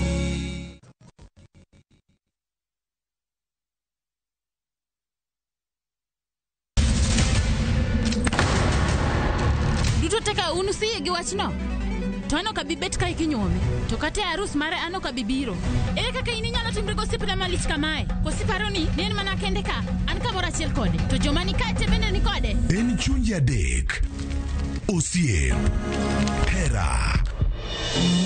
Koda timbe andhoga makelo chwanyruok. Koro onge kaka arus ni nyalo timo. Maye yawa. Ikrine wuodh parineti. Sigana manyiso kaka inyalo tem paro kod lek ma ng'ato nigo.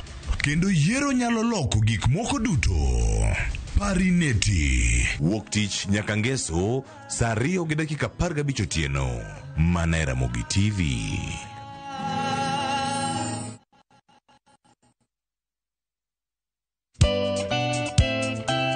Ngeso ka ngeso, saa 11 mamidhiambo. Mbamba toko, koma ye. Tudri koda ngeso ka ngeso saa 11 mamidhiambo e chenro mar tiedero. Oka kama wabro budho manyanga kowa kelo ni ngolo motimo kathedro. See you there. Tiedero. Ngeso ka ngeso, saa 11 mamidhiambo. Mana e Ramogi TV.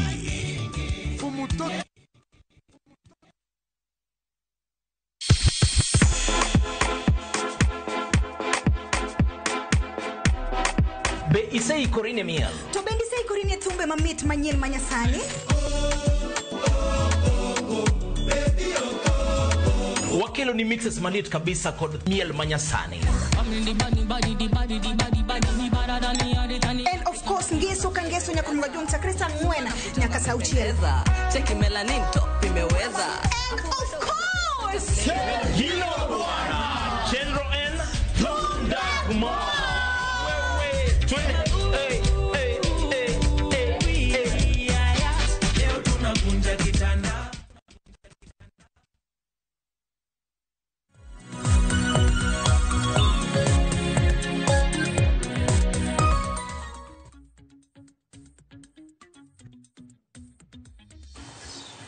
Na korongo jwang dakika en 27 tok saa 1 mar okinyi machiegni main twake chendo mar piny okinyi makawuono wadwaro mar mondo mi wakolni budget mar hikomenda mar higa mar 2025-2026 ma bende no somo duche manyoro gi jatend migawo mochung' weche mag omenda John Mbadi. Bende mae budget mare mokwongo manosomo kaka jatend migawo mochung' weche mag omenda e pachoka e serikal ma bende ong'ere kaka broad based government. Omiyo duche makawuono nyakorongo jwang budget manosomo en mar siling trillion 4.29 budget mar hikomenda machako chieng' tarik 1 dwe mar 7 mano mar higane. Adaro mar mondo mi akolni mar mondo moket ni godo yo mayot nyakwar mgajwang nikech ang'eni sebedo kiwinjo kwan makoni kod kocha. In winjo mana ni pok makama ochiwne ma to pok makama ochiwne ma. Okinyi makawuono biro bedo kwalero ni pok mopogore opogore ma bende ochiwne sectors mopogore opogore e pachoka. Jogo ekma bende yudo yuto gi jogo ekma bende yudo lala kaluwore koda budget makamae. Antiere koda FCPA Bernard Siero jalo nyweche mag uchumi ma bende biro bedo ka konyowa mar mondo mi wawinj budget ni e yo mayot ahinya kaka in japiny nego bed ni iwinje. Bernard FCPA harwaki ni machiegni nyalo mana ka thuolo mar moso jopiny. Erokamano Sharon kuom luonga mondo wakola ne budget ni mondo ang'e ni ang'o ma nyien kata ang'o ma jopiny onego bed ni expect. Mana kamano kwa chake hiwacho ni siling trillion 4.29 e budget makore lach ma piny Kenya osebedo godo chakre ne budget chak somo pachoka. Sharon king'iyo budget ni ngone ka higa budget marwa medrega meda omedra kata jatend migawo mar omenda nyowacho ni gitemo timo zero based budget to kene ka podwa neno more or less podwa neno incremental cha podwa neno ni higa ka higa to budget no medre je ka sani giwacho ni koro budget mar expenditure wadhi bedo gi 4.29 trillion to ki compare gi mwandu or pesa modhi yudo tin mangiso ni podi wadhi bedo gi giluongo ni deficit ngiso ni pesa modo dhi tiyogo ma sirikal do tiyogo pod ng'eny moingo pesa ma ginyalo choko kata ginyalo yudo koro shida mar budget ni pod wanana gi shida mosebedo kowacho ga kai gacha mar deficit manyiso ni ka deficit nitiere ngiso nang'ono bochoro nyaka sirikal bi olo pesa mondo pongo wiye budget ma bodware no nikech deficit kata mana haneno omenda ma bende piny wacho nitiere godo wacho ni piny wacho nitiere koda chenro mano mar holo siling bilion 923 mano wacho ni bugo ma bende nitiere budget mano mar siling trilion 4.29 ma bende nosomo dichieng' manyoro koro gino kaka giwacho no ni wagen pesa ni mwaketo ni mori 4.29 trillion ni okonya yude te okonya choke te to wanyalo na choko bathe moro to mudong oro nang'ono idhi ol kendo gidene siro ma piny ka to kod magata ma oko moluongo ni local borrowing to kod international borrowing to kana mna kapok wadonje pok mopogore kaluwore koda sectors ma samoro dibed ni noyudo yuto nyakorom gajwang' wadusane koterni kod zero based budget tiende nang'o nikech japiny mwananchi kacha adhiambo oko gi ni penjore ni to zero based budget ne te nang'o FCPA zero based budget ni tiende ni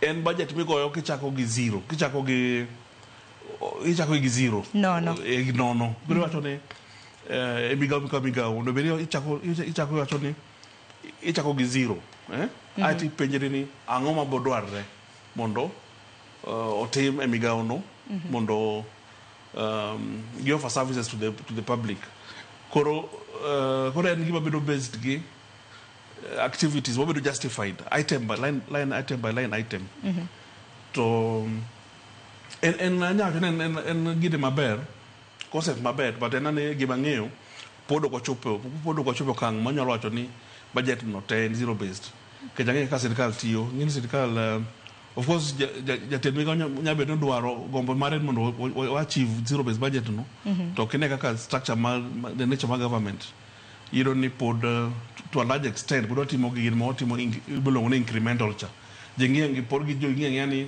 iga mokalo jano tiyo gomenda marom nadi koro iga mabiro ni oda tiyo gomenda marom nadi to kene kambale mosebedo ka timre ga to kade beno atimo strictly gimo luongo ni zero based budget no okodo beno mabedo kata gi deficit kicho beno koro ang'e ni wachako gi clean sheet wacho ni okay aya ang'o ma bodware kae koro item madonje budget ni en gima onon kore bo ng'ina ng'ono en gima pesa ma en gima nyaka tim to kede zero based budget no bende ng'iye against your income pesa mag ne midhi yudo mondo make sure ni i balance tingini kada mlako na ng'io budget kana isomo odiochieng' manyoro kod jatend migawo mochung' ne weche mag omenda John Mbadi wacho ni budget mano ma rekomenda ma higa ni nyaka higa mabiro ringo e bwo chenro mano mong'ere kaka beta mano bottom up economic transformation agenda mano kaluwore kod dhima mano ma higa ni to bo beta ka en mar chiero uchumi keto thuolo mag tije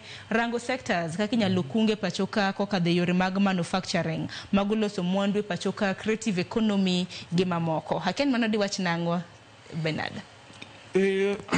wach better no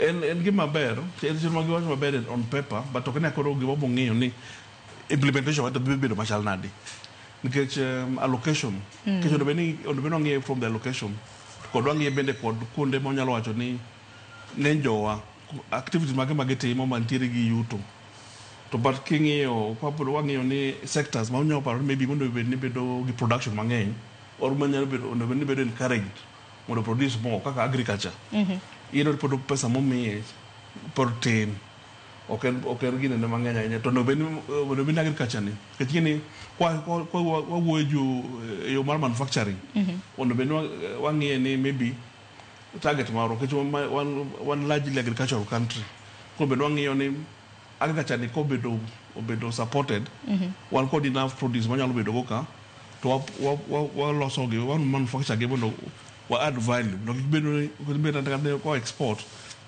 to raw products ka or raw material to no beno watimo manufacturing tina ngono utemo mede mondo bed like loso mwandu kata mani pachoka yes you also gik moko mondo obed gi finished products koro kata mondo kar mondo ne wa import gi wanyalo loso gi piny ka to moko mitiyo go piny kar nyaka ma iuso oko to gima temo wacho ni kingi allocation maroma budget no of course education was the highest is okay because education again then big in the sector maduong billion 700 mangeny kama but given the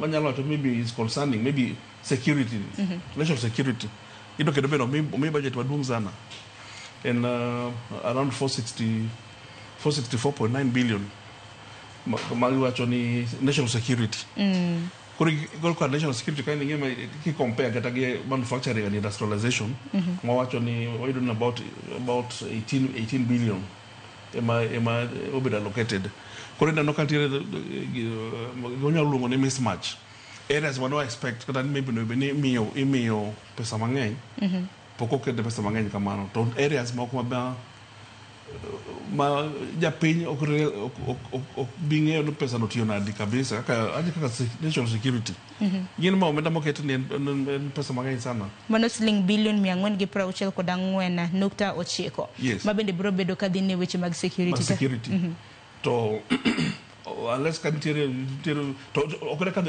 gimarach the bulk of it pesa ngeny ni be recurrent oko be ni kata ni wacho ni otimo major development project wanyalo wacho ni en gi miketo kata why improve on our infrastructure kata ko be ni military infrastructure kata na security infrastructure kaka sano kata ka jiwacho watch security kata ko idi police station kata idi konde go ngeny gi podi do ka onge ta facilities moromo madwarre pod wan gi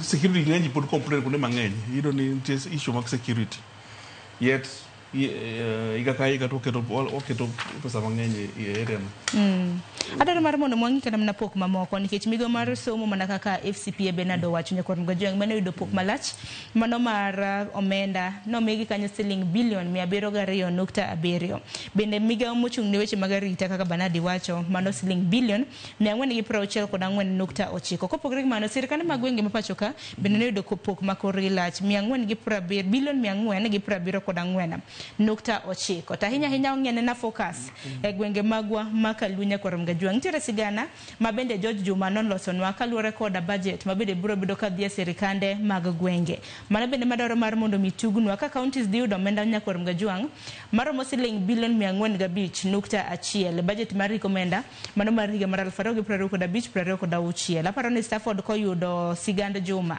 obro bedo koketonwa achiel kachiel county ma Kisumo nyakor mgajwang wacho ni e gwenge mago makaluo ngeni gwenge makaluo wantiere koda counties ang'wen county ma Migori kanyakla kod county ma Kisumo ema dhi yudo pok maduong mano mar siling billion 8.8 e county ka county moro ka moro kaluo koda county ma Homa Bay ma dhi yudo siling billion 8.5 county ma Siaya dhi yudo siling billion 7.6 hiko menda mano mar higa mar 2025-2026 wa sigare Juma bange aparo ni FCPA biro bedo kileronwa gimomiyo ni county ma Kisumo gi Migori yudo imiyo pok malach malo kuom ranyisi county ma Siaya e gwenge mago makaluo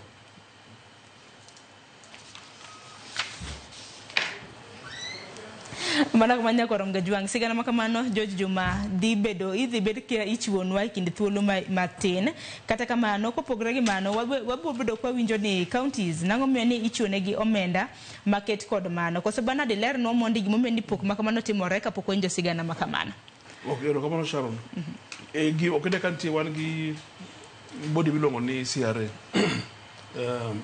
matimo revenue allocation to kaka simengio revenue allocation gimengio parameters magengio gimo kaka population gilong poverty index could other factors magikete formula margino koro ibo ni county ka county those parameters go pogre plus ntiere gine ne waluongo nang'o shareable revenue. Yeah. Koro ka gise keto formula no to gibo ng'iyo ni kati county ka county yudo pesa marom nadi. And of course you know bentie a lot of lobbying between the governors, Senate, the National Assembly in terms of allocation man with the counties. To also be your all the time. Ni ere ka no go beni megi pesa magiti yogo. Magiti yoga the last audited financial statements. But magiti yoga at least minimum 15%. To okene kama no samoro sadwang yo budget ma igani 2025-2026 to okene ka ibotigi last available audited financials emiti yoko percentage miti yumi yoko county kule boy ni at the end of the day county governments percentage magide yodo kingi yo budget ma igano won ibedo ni much less. Like Kingio Kakabasani in 2025-2026 ni Obedo the county government they don't just about 9.6 of the current year's budget. Although they compare give the last audited financial to and give them a malo. Makoro kwa namna counties pode buro bedo ka yuaga ngene ke chwangi ni counties bedo ka yuaka ni serikali kote bedo ka chalo ne giomenda ka kubinjore. Ke pesa ke bedo ni out of pesa mo budget mo wacho tani mande all say we ni the 4.2 whatever trillion ni. E bedo ni bulk of it of course podo the national government. The county they do less than 10%. Yeah? About 9.6. Then national government you know 58.9%.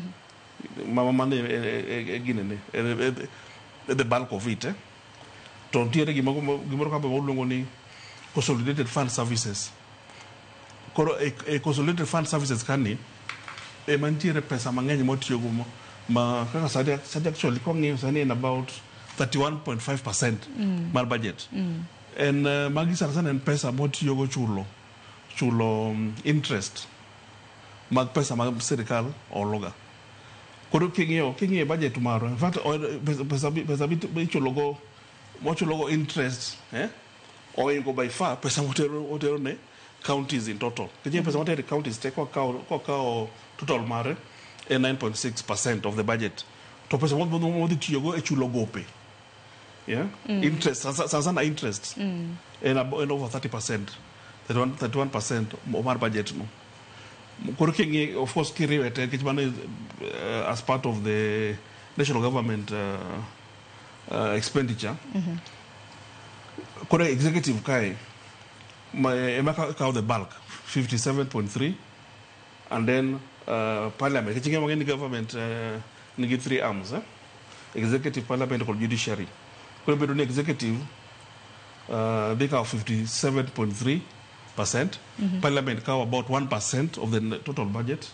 To judiciary, you'd about 0.6. Nikech bende wang'eni counties bende nitiere koda yore mag bende gitayo godo chenro magi kaka ginyalo manyo omenda kigena mabende ong'ere kaka on source revenue. Kata kamano inja ni siganda Juma oseikre nyaka Oromga Juma kaka nanyisi ni counties mapacho ka nochune gi pok wang'eni nitiere koda counties 40 koda bero duto te nochune gi pok mar omenda maromo siling bilion 405.1. Gwenge magwa makaluo county mano ma Migori Kisumu ema dhi yudo pok maduong' mano omenda maromo siling bilion 8.8 mano ka county kamoro. County ma Homa Bay yudo siling bilion 8.5 ka county ma Siaya yudo pok mar siling bilion 7.6 to Banada bende senyisi gimomiyo ni counties ichionegi omenda market kod mago. Wawinja na sigana mano mar George Juma. Kata bed ni counties ne dhiro piny owacho mondo koro omenda mar pok mar counties ma ong'ere ka Equity Boshea obed bilion 450 e budget mar omenda 2,205 nyaka 2,206 counties oketnegi omenda maromo bilion 405.1 e budget mane osom ko jatend migawo mar omenda John Mbadi. Omenda ma omi counties ni kata kamano en medruok kod atamalo 17.6 ka ipimo kod omenda mane oketne counties e ik omenda mag 2024 nyaka 2025. County governments will receive 405.1 billion in the financial year 2025-2026 as an equitable share of revenue raised nationally, an increase of 17.6 billion from Kenya shillings 387.4 billion in financial year 24-25.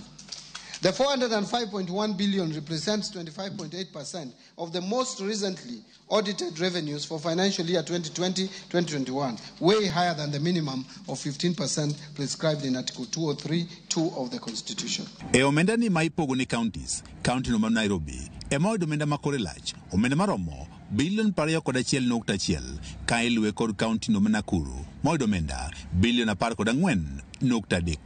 County malamu madhi yudo pok matin mar omenda ni, omenda maromo bilion 3.4. E counties makaluo, county ma Migori kod mano ma Kisumu, ema dhi yudo omenda maduong', omenda maro bilion 8.8 kuom moro ka moro, ka county ma Homa Bay dhi yudo pok maro bilion 8.5, ka county no Siaya dhi yudo pok mar omenda maro bilion 7.6 e ik omenda mag 2025 nyaka 2026. Kaka yo mane counties ogolo chiemo moromo, cholo pi maler ne oganda kod keto ler, piny owacho kawo kalo kuom budget mar ik omenda mag 2025 nyaka 2026 oketo omenda maromo bilion 69.8 ne counties. In order to ensure food and nutrition security, infrastructure development, improved water and sanitation systems, among others, county governments will receive an additional 69.8 billion as additional allocations. E budget mar Kenya mar higa omenda 2025 nyaka 2026 oyangore ni gope maromo 65,625 ma nengogi romo bilion 571.6 ma gin mago ma ochak higa mag 2005 osechwal ne nyim duol monochuogi kod piny owacho e higa mag 2023 mondo ng'e kendo piedhi kapok ochul jogoeko mane otimo tije mopogore opogore ne piny owacho. Jatend migaono mar omenda ni owacho ni duolni oseng'i atamalo 57 mag gopegi manengogi romo bilion 522 kendo kuom gigop manengogi romo bilion 219 gin mago ma osepuodhi mabende konego chul kod piny owacho. In this respect, the pending bills verification committee that was appointed in September 2023 is currently finalizing its report for submission by end of this month. Since its inauguration, the committee received a total of 65,625 pending bills claims valued at over 571.6 billion. The committee has analyzed 57% of the bills received valued at 522 billion. The 57% is in terms of numbers. Out of this, a total of 229 billion has been recommended for settlement. George Juma, Ramogi TV. Na kwa mgajwang mane pok mabende biro bedo kadhi ne counties mopogore opogore. Winjo kanyo ni county ma Nairobi e siling bilion mabende hochiune counties bilion 405.1. County ma Nairobi dhi bedo kayudo pok malach siling bilion 21.5. Kailuogi kod county mano ma Nakuru mabende biro bedo kayudo siling bilion 14.3.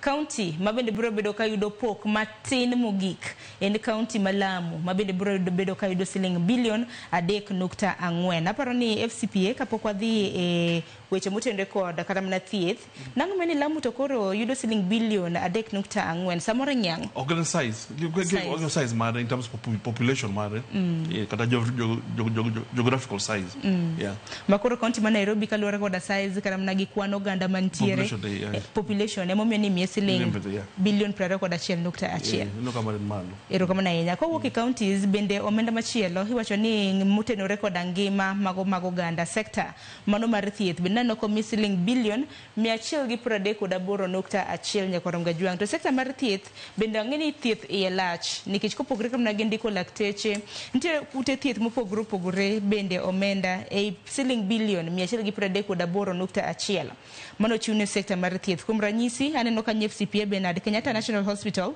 biro bedo kayudo siling bilion 18.7, Global Fund 17.3 mago bilion away in terms of billion. Primary health care biro bedo ka yudo 13.1. Moi Teaching and Referral Hospital biro bedo ka yudo siling bilion 10.8. Bang'e haneno kanyo ka siling bilion 8 oket tenge ne weche tuoche matama iwacho ni Emergency Chronic and Critical Illness Fund. Kotende kod thieth to dwa chango nikech kare mna thieth ka bende nwaneno ka lakteche mago mantiere buo kumba mar UHC bende nosebedo ka ng'anyo hikin mamoko. Rokamano Sharon, koro ka thieth kae be osebedo gi shida mang'eny nikech allocation michiwoga pok osebedo moromo.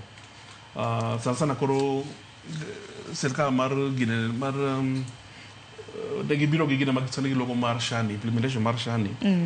Ma bende poko mako mach kabisa nikech at least osechako tiyo to pod jopiny mang'eny pod ywak ne pod ok yud refunds kaka dwarre. Plus allocation okene ka ntiere kaka magiwacho emergency funds go at the primary care and all that ntiere gidwaro budget allocation ma bende okosebedo ga moromo to shida moro makendo bende ntiere en okene ka health and devolve function but pod oyudo ni ng'eny pesa pod donga national at the national level mondo bende ng'eny pesa the county for the actual implementation or financing the facilities money county ka get kwa ng'eyo health sector ibo yudo ni for instance we about over 100 it will be I think about 132 mano mar thieth I mean the health sector health sector in terms of thematic areas intiere kaka giketo gi different ways magiketo allocate go pesa go koro kiyudo ni health sector pod nitie pesa mang'eny madhi dong e national government imiyo kata na issue mar jo UHC ni osebedo ka nitie ywaruok okene ka jo national government mane ondiko gi to gitie county koro okene ka ntiere mismatch between ngama chuli kod committee you ni itie county to ngama chuli national government koni koro it means they may be fully accountable to the county government. They don't have that full authority. Like county only got full authority because they feel ni given employed the national government. Management tier this attempt to national government and temoga duoko gimondo gidog kure gidog a county government. Of course man be caught him I think kechiwacho ni funds on the very full function ka function on tere odoke county. Of course, on the very gitero pesa mar chulo jogo bende mondo odhi e county. And health sector is still an area there a lot to be done mondo wa achieve that universal health or whatever magi wachano. Get facilities again for it to be done nyaka wangi facilities mondo. Yeah, wangi facilities mondo at the primary level. To look at most cases of again adequate. Korongenji, instead of going to the primary facilities, Chunoge give this level level 4 onwards. Emangenji ongenanga noka get the proper medical attention, as opposed to the planned planned ngenji on the benegi that health services at the very primary level.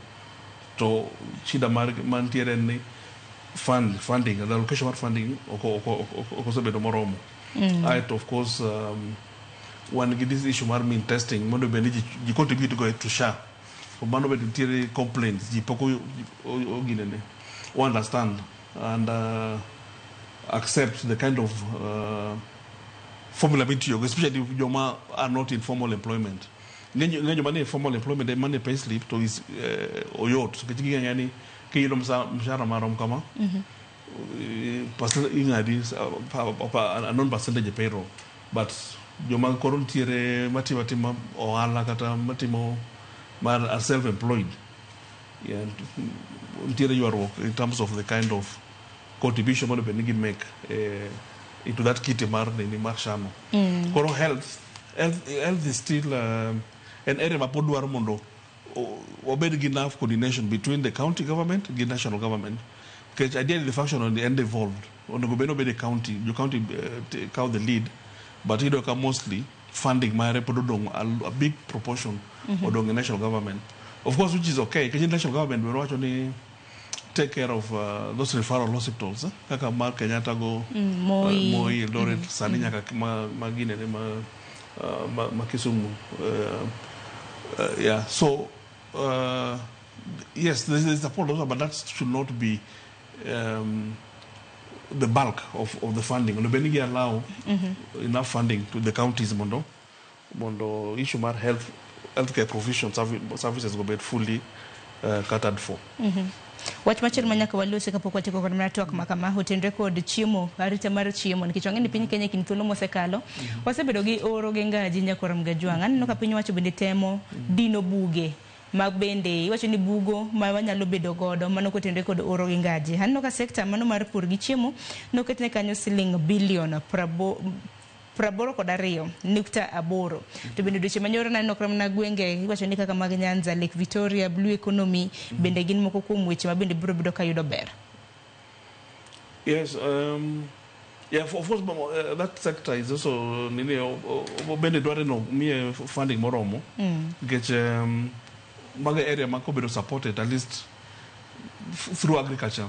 Nenjo will be they'll be able to make a living and also produce enough magitimo on consumption called surplus maginyalo uso to earn some income. So it's and give also bedo ka area magise bedo ka support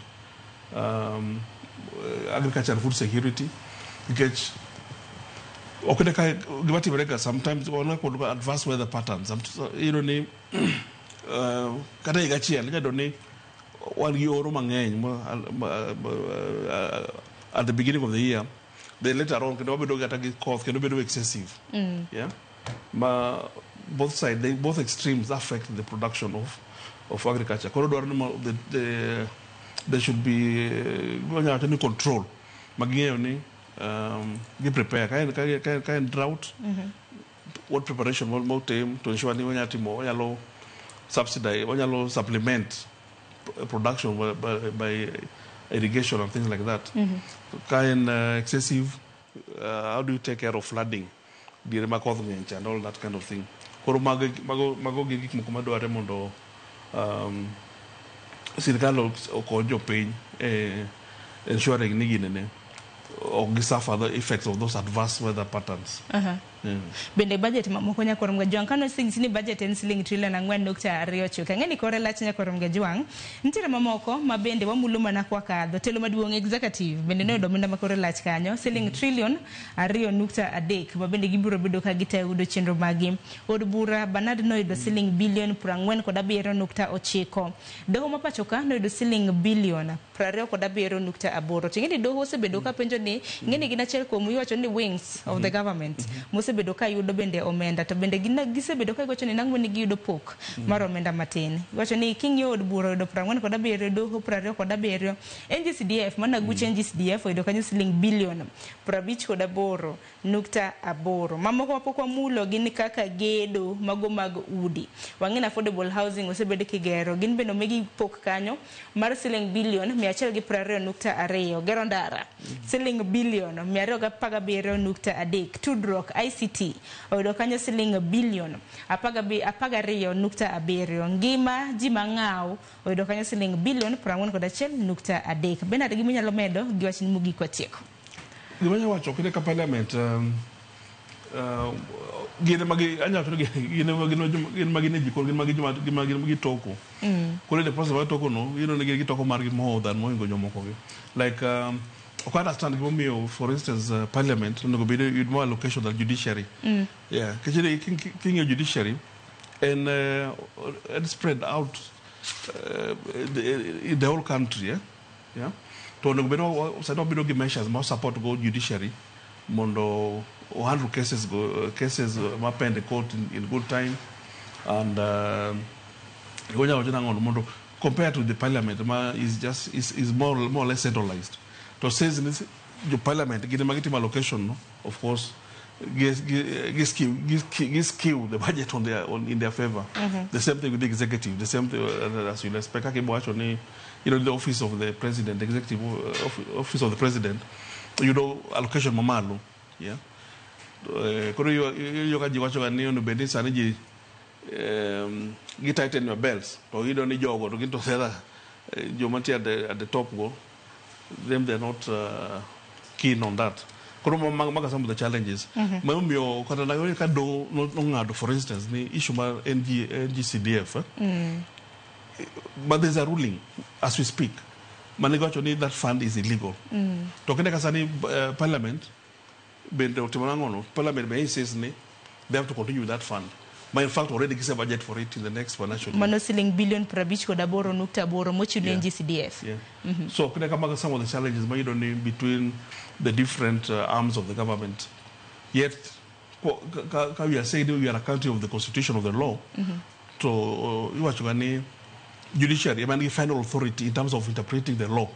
This law, this thing is unconstitutional. The parliament can watch on it, make law, can interpret. Makoro underfunding gina chel ko sectors makoro dibed ne bad migepe moyudo kata mna lala nikech underfunding ka ema wach mabende gisebedo ka giywak ne gisebedo ka gitayo doho bad migo mar doho makare. Yeah. Personally, kangiyo budget momi judiciary compared to parliament, you don't need is underfunded. Banari giwach ni mugi kwa tie kode bedman. Kati kwa jawacho ni okideka kaka nyo Jatend Migao nyo wacho mondo chumi sani oginene obedni japinya bedo gi pesa ofuko nyaka gibed gi measures machiero uchumi. So one of the pending issues, one of the issues bedo ka pend for long. Kata benjo mention sana issue magilo ni pending bills. Pending bills gen pesa ma ni ndiyo multi na serikali. National government kata county government to ko bills seje mag chudo ka thulo mang'eny sana mondo kapok ochulgi. Ko yudo ka mai affect the economy. Kechino bedi joka pesa cha ko chulgi give fly back to the economy. That way wabo bedo gi enough cash flow in the economy to kata shida mang'eny gi matimre gi will not be having. Kata serikali nogono bende bo choko pesa mang'eny kantiere improved activities economy through circulation of this funding mobedo tied through the pending bills. To bende kaka nakaka japiny kapok watiko twak makama odiochieng' manyoro bende manen budget mokwongo ma bende Jatend Migao mar Omenda John Mbadi nasomo wacho ni maiden budget gi dholuo. En mano bedo koda chochni makoni kod kocha nikech kinde ka kinde budget kwa neno ten ga chieng' ma iwacho ni odiochieng' makende. Odiochieng' manyoro neno chochni makoni kod kocha mano wuok kaluwore koda ng'anyo nyalo paro bure Nairobi nitiere ng'anyo mar tipo kaluwore koda dwaro mar mondo mi jalup Ogai mar obila Eliud Lagat ogwetao binondo ka jotende obila bende na nitiere jotenda rita na nitiere kata mana od bura maduong' ma pacho kae manto diwache ang'o mana kwa tieko koro manyalo wacho ni okdeka the rule of law en gima dware sana kichini ka jopiny feel ni the rule of law oklu to ema kelo ga shida no okdeka kata ka ng'iyo higa mokalo same problem ano bedo go mag demonstration go. Koro kaka issue de kone ka in my view no bedo mishandled in the sense ni there's so glaring inconsistency in information majoga ne chiwo majobi police de chiwo in terms of Thomar the late Albert.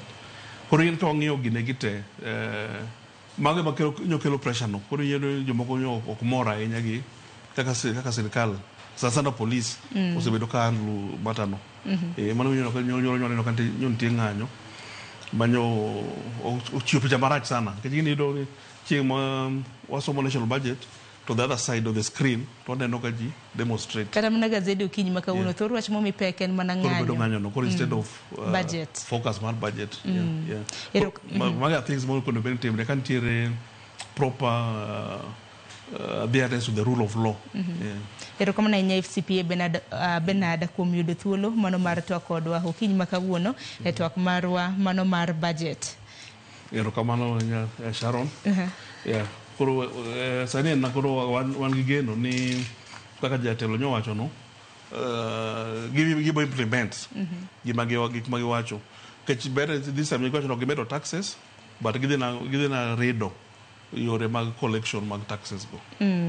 Ero kama na inyanya kwa mga juang mano FCPA Bernard Siero mabene na konyo wa mano mar mkono budget mari komenda mariga maral faro prere ko da beach prere ko da uchiel mabene no somo dushi manyoro budget mano mar siling trillion angwene nukta areo ochiko bende kono romo kanyo sadek nyaka sa beach maro nyango kwa mga juang adhi bedo ko da rowere wawinja na budget mano mari komenda mar higani higa mabiro e wang rowere mapachoka chenro mano mar mbaka oromo kawuono nchindi cha beach sare sekadho gi dakika ang'wen mano mar ukinyi chenro mabende biro bang' mam en ng'ejo thumbe watu kiny makawuono Solomon Atito odayo dho jawer mong'ere kaka Jojo Jakaleo manemede hemwowi ugodo kik dhi mabor.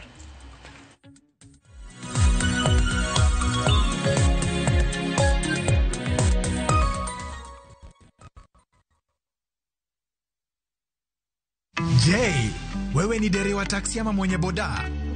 Bas, habari ndio hii. Sasa kuna platform mpya ambayo inakutambua na ina reward efforts zako. Karibu WeGo. At WeGo, you're not just a driver, you're a partner. Enjoy the lowest commission in the market, only 10%. No hidden fees, no stress, no drama.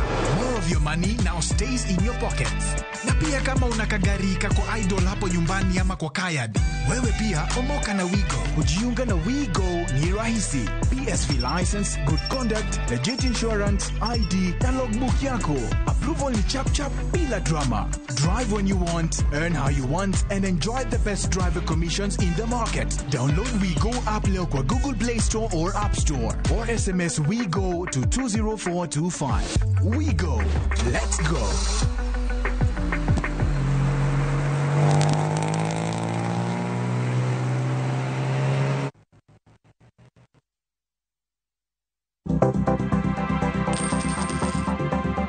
Mondo mi ikungo menda e yo mayot kendo yo mowinjore, onego ibed kod paro mar kungo dwe ka dwe, juma ka juma, kata odiochieng' kodiochieng'.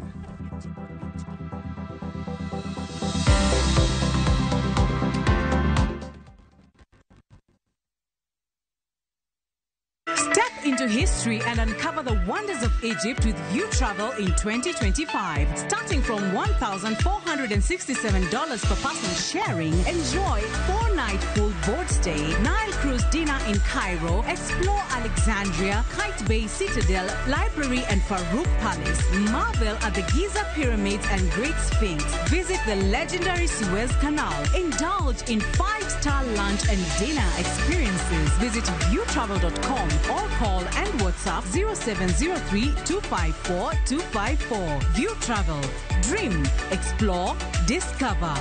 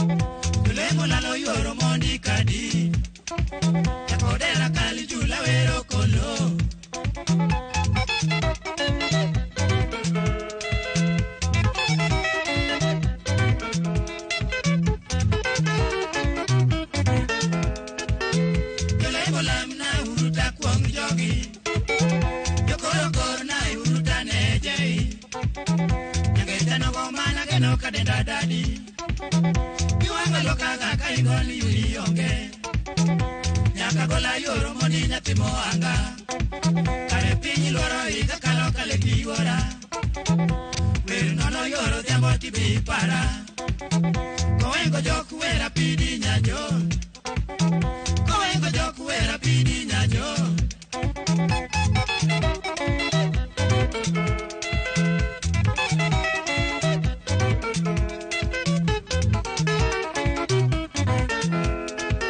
makido gimane kadirita penyi yuora kata nyiri moko mana dwedo ni tibe dwara kata mana moko mana sungo ni tibe sunga nini bera inya maksudi kaweri tobe jora opako nyaga pedi kalori yuora ongne mo ito yoro moni jomalo tota ongne mo ito yoro moni jomalo tota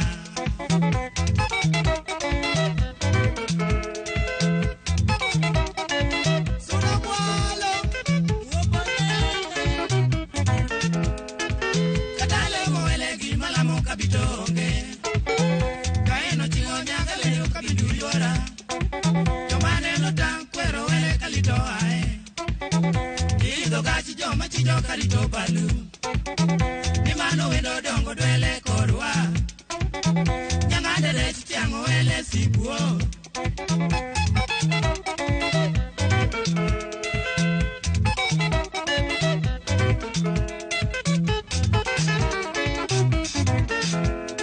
dano tito apoya bena ywagi kanga mang'eyo kata kito beranya kata boti berwenya jomoko kao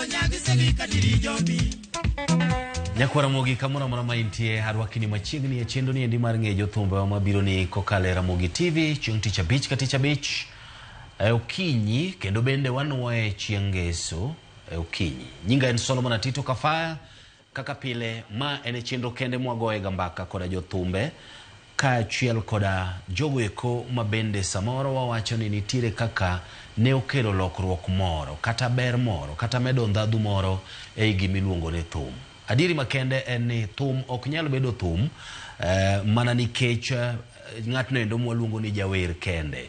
To nitire jogo eko mabende nitire e tok jawer maloso kata ni e jikon machungo mabed makare kopogore koda jathum kende uon. Mana umiyo kawuono ni endi wakao owacho ni direction moro machielo mana matin mar mondo mi wagane na mbaka matin ewi gimiluongo ni loso thum mar benga ka achiel koda sigand benga mana matin mana umiyo antiere studio ka endi koda achiel kuom jogo eko mabende sigana mararie ma iwacho mar wechego eko mag benga ok dakiwe ma ok iluongo nyinge. En achiel kuom jogo eko mabende ne obedo kaka producers mag jobenga machon jo machalo dio misiani gini Kolela Mazeja Barochago gini magi ekigin jogo eko mane otiyo godo kanyakla. Obro miyo waler matuta inya komakore koda magi duto tainya nyama duong wadwa ng'iyo ni to benga en thum mane, benga bende pod nitie, to benga ngimane ochomo kama nade. Machiegni kapodi adwani mondo mi amiye thuolo ang'eni nosebire Ramogi TV kaendi tadwa miye thuolo mana mar mondo mi otimnwa nonro mare makende mana machuok introduction mare kende wuon e studio e chendo ni endi mar ng'e jothumbe wa machiegni.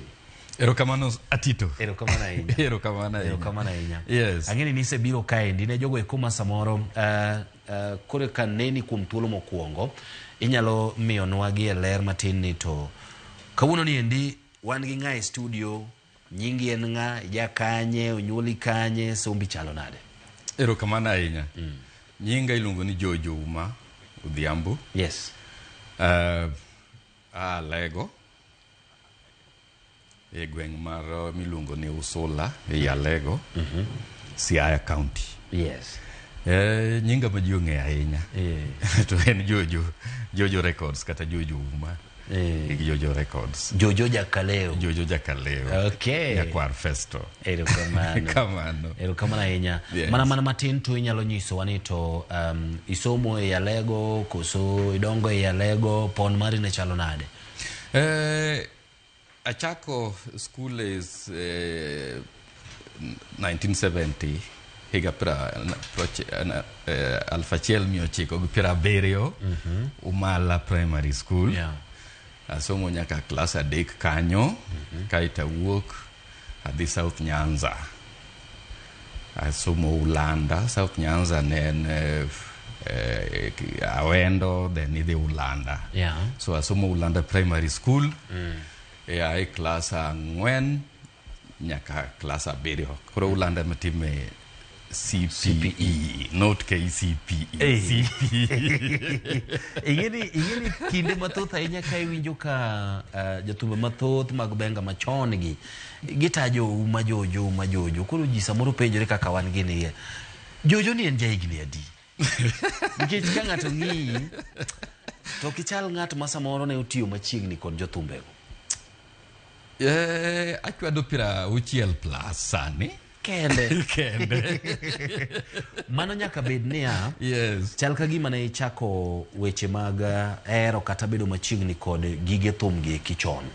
Yes. Ere kaka mano biro to nobiro higa man. Ne kuma ne antie nadak Ulanda and Oluoch Kanindo. Yeah. Mane producer chon. Yeah. Nene Awendo ka. To Oluoch en jamur. Karano kiu jomur. Koro nabi adaka ne kadhi asumo. Mur malanga. Mur ng'ia. Oh, mur ng'ia. Mur ng'ia. Yes. Okay. Koro kae wan limre go Oluoch.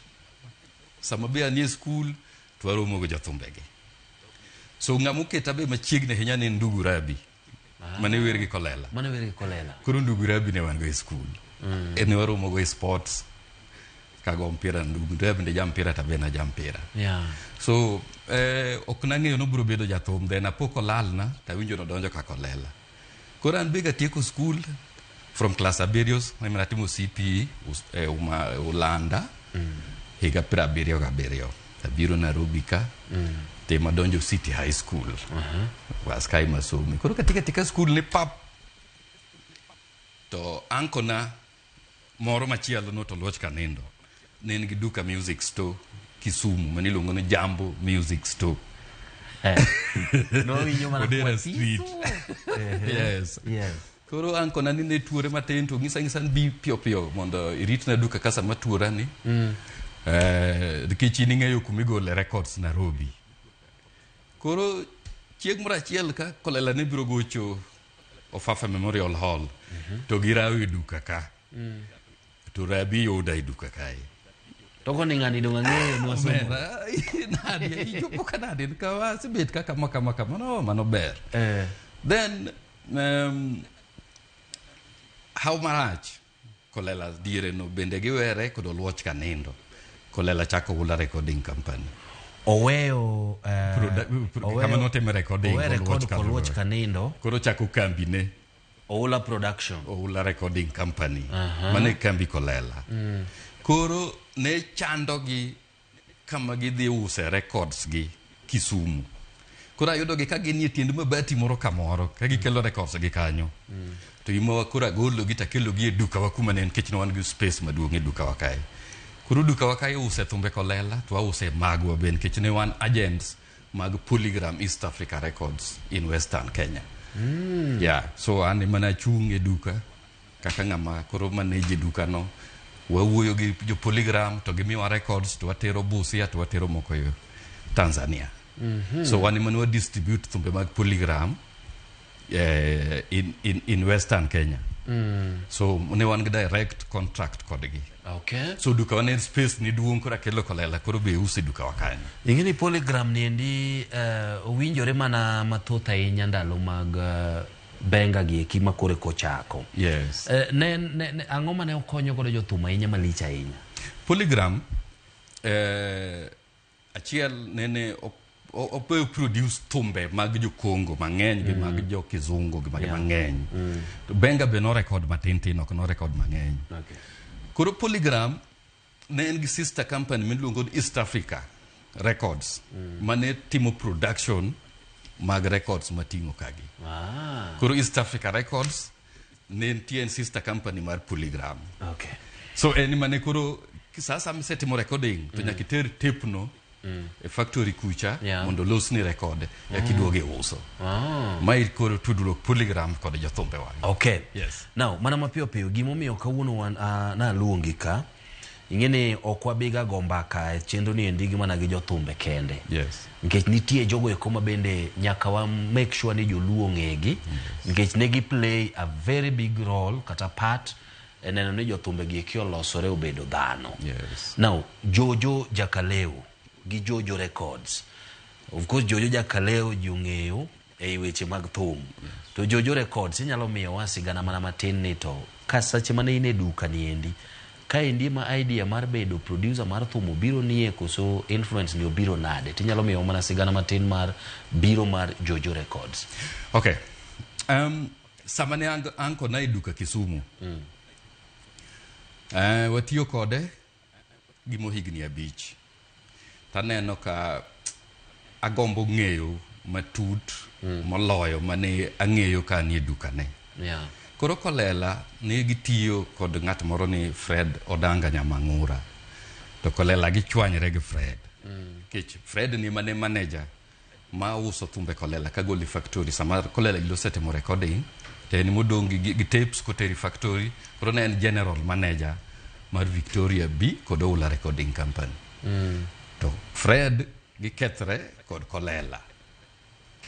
Tayudo chance mar biro Nairobi nikech na gombo ng'eyo kabisa kaka timo recording e studio. Koro yudo ka Kolela be usechako ng'iyo kodi. Useng'iyo koda nikech en ye duka waka. Koro ochako wito na matin tin osera nikech oneno ka tiyo maber.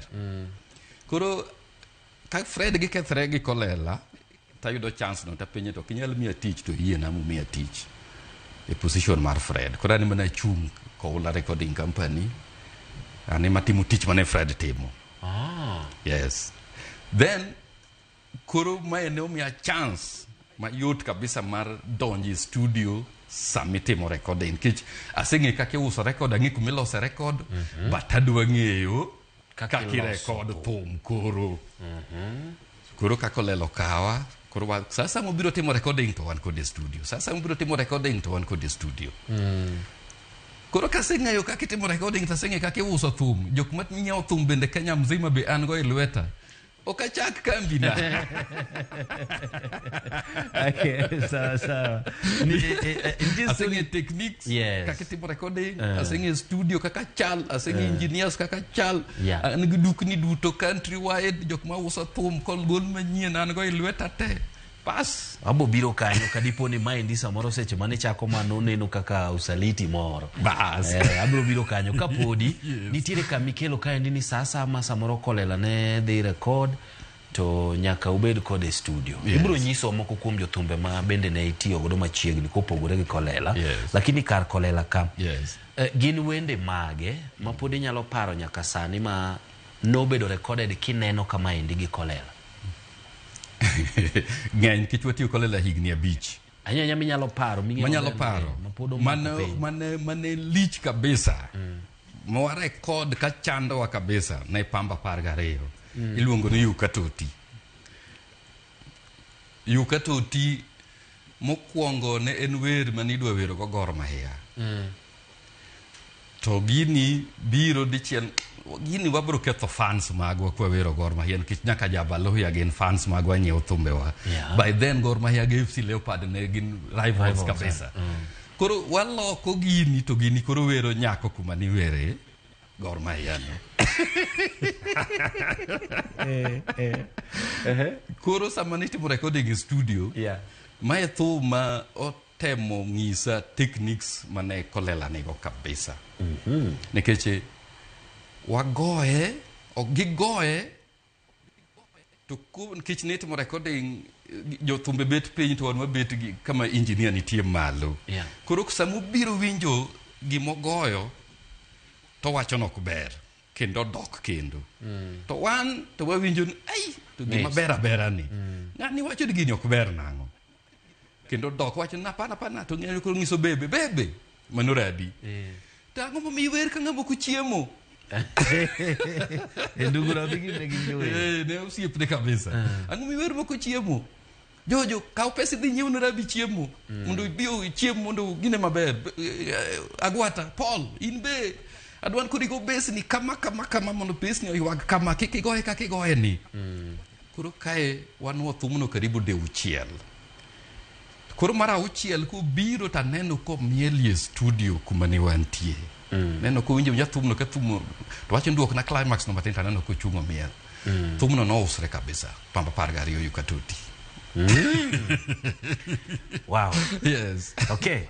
Wabro duogo e sigana mathin mar production kata moko kuom lai mane ji luwo mane isomo mane giluwo ka gidwa produce thumbe maki. Inyalo nyisowa moko kuom mana jo thumbe ma ne itiyo godo machiegni kata samoro konye production kopogore gi Kolela nyanya mag benga gi. Sabane an ka Kolela nomiya chance mar tiyo kod Ochieng' Nelly. Ochieng' Nelly Dr. Ochieng' Nelly Mengo. Achaka tiyo kod Opiyo Ema. To Opiyo Ema ni ming'en nokelo Kolela e thum. Ochieng' Nelly ni be ma Kolela donji band ne. Yeah. Jariyo gi ne gin jok ma very unique. Nikech en ng'ama nyalo ndiko wer ka ng'ama ndiko barua. Obira kama untiere no to ndiko wer ka ng'ama ndiko barua titimo practice matin to wendo no bedo hit. Mok yot. Yano chalo ng'at ondiko barua odwa nyiso ng'ato gimoro. Bed ni samoro odwa wero ng'ato kata odwa wero weche mag osiep. Yes. Yes. Koro wer ng'eny ji ndiko wer kata na karibu kata na 2 weeks. To jariyo gi ne ndiko wer ka ng'ama ndiko barua tivero sana to bedo thum maber. Ne gin jok ma duondgi bende ka giwer ber, kogo gita ber, kech Ochieng' ne ber gita kabisa, to ng'eyo nyaka winjo gita no kaka ywak ka ng'ato go marach to kweri. Sama kora achako kambina kora tiyo gi ji kaka Dio Misiani. Dio Misiani ne ng'at ma be complicated kabisa. En okondik kata wer mindiko go. En gigo nie wiye. Odonjo. Gigo nie wiye. Dibed ni gin jok ma samoro ne wer biro ne gi stage ama? Gigi ne paro ni biro ni gi e lek. Ng'en wer en gima biro gotieno. Sami nindo kora ka gika nema ka biro ni kaka wendo no chal. Koro en gima biro kende. To koro ken ng'eny ji sama gino biro no to chiew gotieno no. Ka en jathum, ka en ng'ama nigi gita e ot, to kawo gita to kaka gicho biro no to goge gita to rekod kamoro, to kano. Koro sama gitimo practice to gimo biro gotieno cha ma gidhi timo nade? Ema gi practice. To ntiere jok ma ka gino osebiro to gino moko kuome. Okay. Ng'ato kaka Misiani ne ng'at ma janabi okoro gik moko. To kendo wacho konyiero, ni en gima kama biro timre kama, gima kama biro timre kama. To loko gine wer. Yes. Achaka tiyo kod ng'ato kaka Kabasel Ochieng'. Duonde mit kabisa ka wer. Bendo ng'e ndiko wer kabisa. Ndiko wer maber ka wero nyako tiparo ni en ng'ama gin go machiegni kabisa. Yes. Itoke kanyo achaka tiyo kod Gabriel Omolo. Gabriel Omolo ka wuoyo to en radwal. To kuwer to kinyal winjo ka moko kata chiel gicha flow. Nitie jawangla bende ma kigogo mbaka. Yes. To ywadwal. Yeah. Lakini kuwer to kibiwinje wer. Bas. Mano Gabriel Omolo. To mano Ochieng' Nelly Mengo. Ochieng' Nelly Mengo bene. Pogruok mane nitie kind Ochieng' Nelly go Ochieng' Nelly Mengo? Okay. Ntie Ochieng' Nelly Orwa. Yes, Ochieng' Nelly Orwa, Ochieng' Nelly. Kod Ochieng' Nelly Mengo. Yes. Ochieng' Nelly Orwa ne gigocho kod Ojono Gara. Gin jok manochako benga chien kapod ok wabiro. But Ochieng' Nelly Orwa ni en kogaro setho to en to dong' achien. To ne wuoyi ma jasunga neno kohero timo recording. So ji ok nong'eye.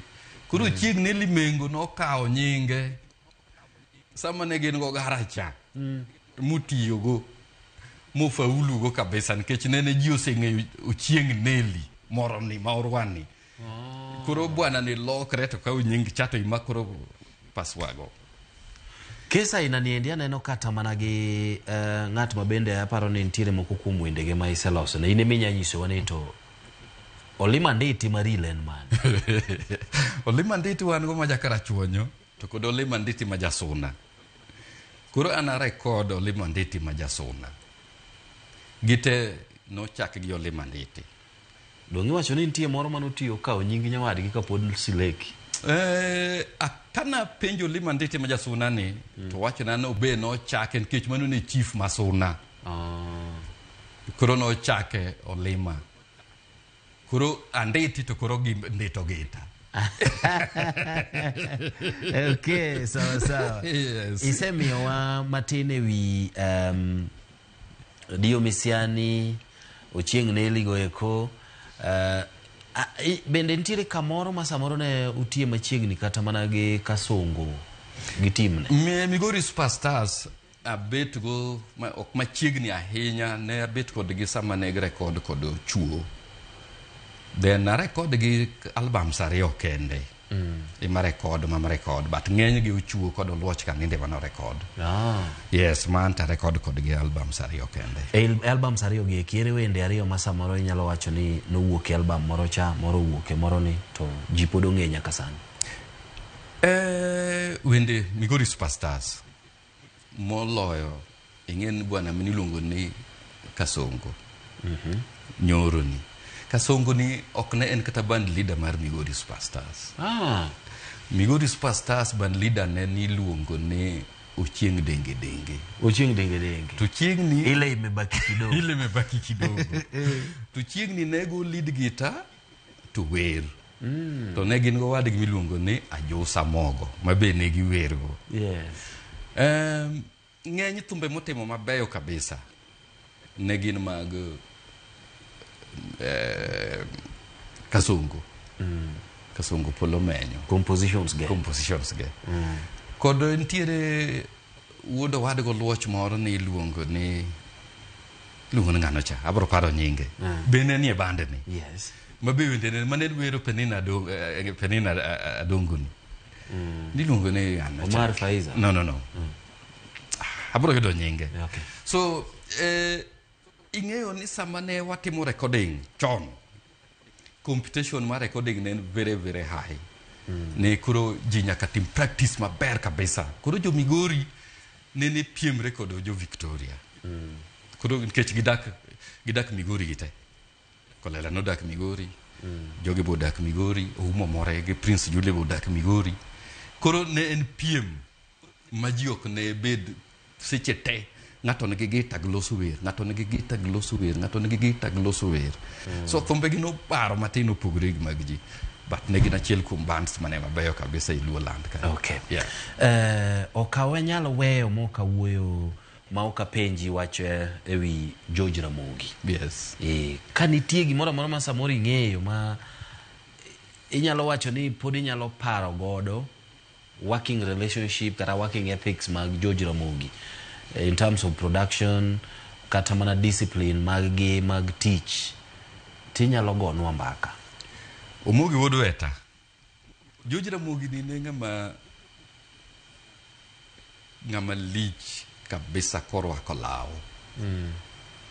George Ramogi ne pimo go Oluoch Kanindo. Kech height be ne girom go Oluoch. To girwako sude ma very expensive. Jaluo kabisa. George Ramogi mane ng'ama neno karwako suit. To korwako law beto law donjo kuome kowuotho kaka jarachar. George Ramogi ok bet go machiegni ahinya but agolo kod cassettes mane record chon gi David Amunga. Ma record okelo na kauso ne records karibari adek. But ne gin jok manyalo admire kata Mundi Mus kata Muna Lwete nikech ne ng'ama nie level mopogore kabisa. Discipline ok wakni en ng'at ma very cool, wuotho gi jok madongo and ng'acha paro bene en gi stende moro mar thum mopogore kod jobenga gi. Kwa hivyo ne en ja class. George Ramogi ne ja class. Ting'ene ni mogolo Chieng Neli. Paul Orwa. Ting'en ka George Ramogi mogolo Chieng Neli. To Chieng Neli mogolo Kolela. To Kolela mogolo Prince Julie. To Kolela mogolo More. Kori neno tij George Ramogi kaka ne chal. En ma jogi wuok en product, en ma jogi wuok kuome. George Ramogi no be kende jathum naneno ka Kolela nyalo dhi ire. Sama Kolela ne dwa goyo thum mar rumba. to George Ramogi ni magidhi timogo practice mamiye chords kako dhigo gita ke George Ramogi ne gi siri ne moro maling e kor gita kae yeah okay yeah wow aparo ni yang ni miwa nena kawang wadwa kao yueyo matin wadwa kwa break lakini kawang wadugo to wangi miwa processes kata okenge mane iluwo e weche mag production kochakore ndiko wer ing'iyo ni to weche mitiyo go chalo nade ing'iyo ni to gita dhi chalo nade kaachiel koda kata mana final production dhi wuok nang'o nikech king'iyo adier wende masani gin wende masamoro ng'ato nyalo golo to bang' dweche 3 ni to en wer mawicho bilgo lakini wende mag joma chalo Kolela Omore George Ramogi ginigo gin wende makate go sani to podi winjo mana ka ji ohero siri ne nitie kanyo mane bro miyo kaka producer kasto bane no ka kitingo gik ma nyaka wangi nyiswa ni to recordings nikech mage wan waneno mana ndalo mane pod wathiso kabisa kapok kaseto biro kata kamano adwa ni mondo mi wakao yueyo matin Nyakwara Mogi kasto bende kwaduogo to wabro medo gomba kama tuta ahinya ka bende wadhi ng'iyo ni to future mar Benga kata ngima mar thum mar Benga ni ndio chomo kanye wantiere koda Ouma Jojo Jakaleo ma en chenro mar ng'ejo thumbe wako Kale Ramogi TV waduogo bang' kinde machuok kende kete mana kanyo.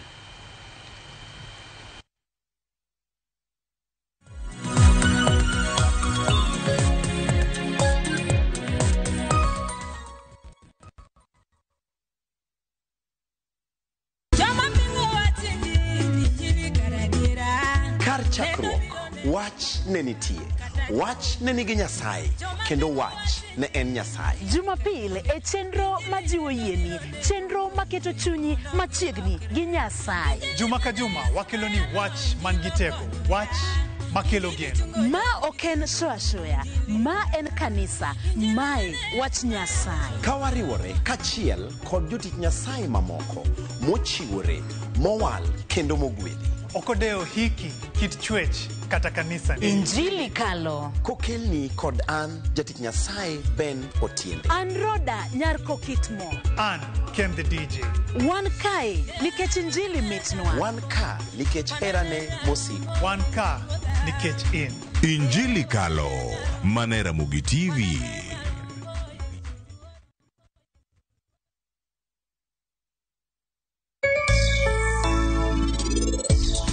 Penj laktar ko Kale Ramogi TV ngima en mwandu iluonga ni Ruth Otieno kende nga morna mar bedo kod odiechieng kodiechieng. Bado atim nade dako ni banda pesa pile pile. Ana ol. Ne kasongo fundi.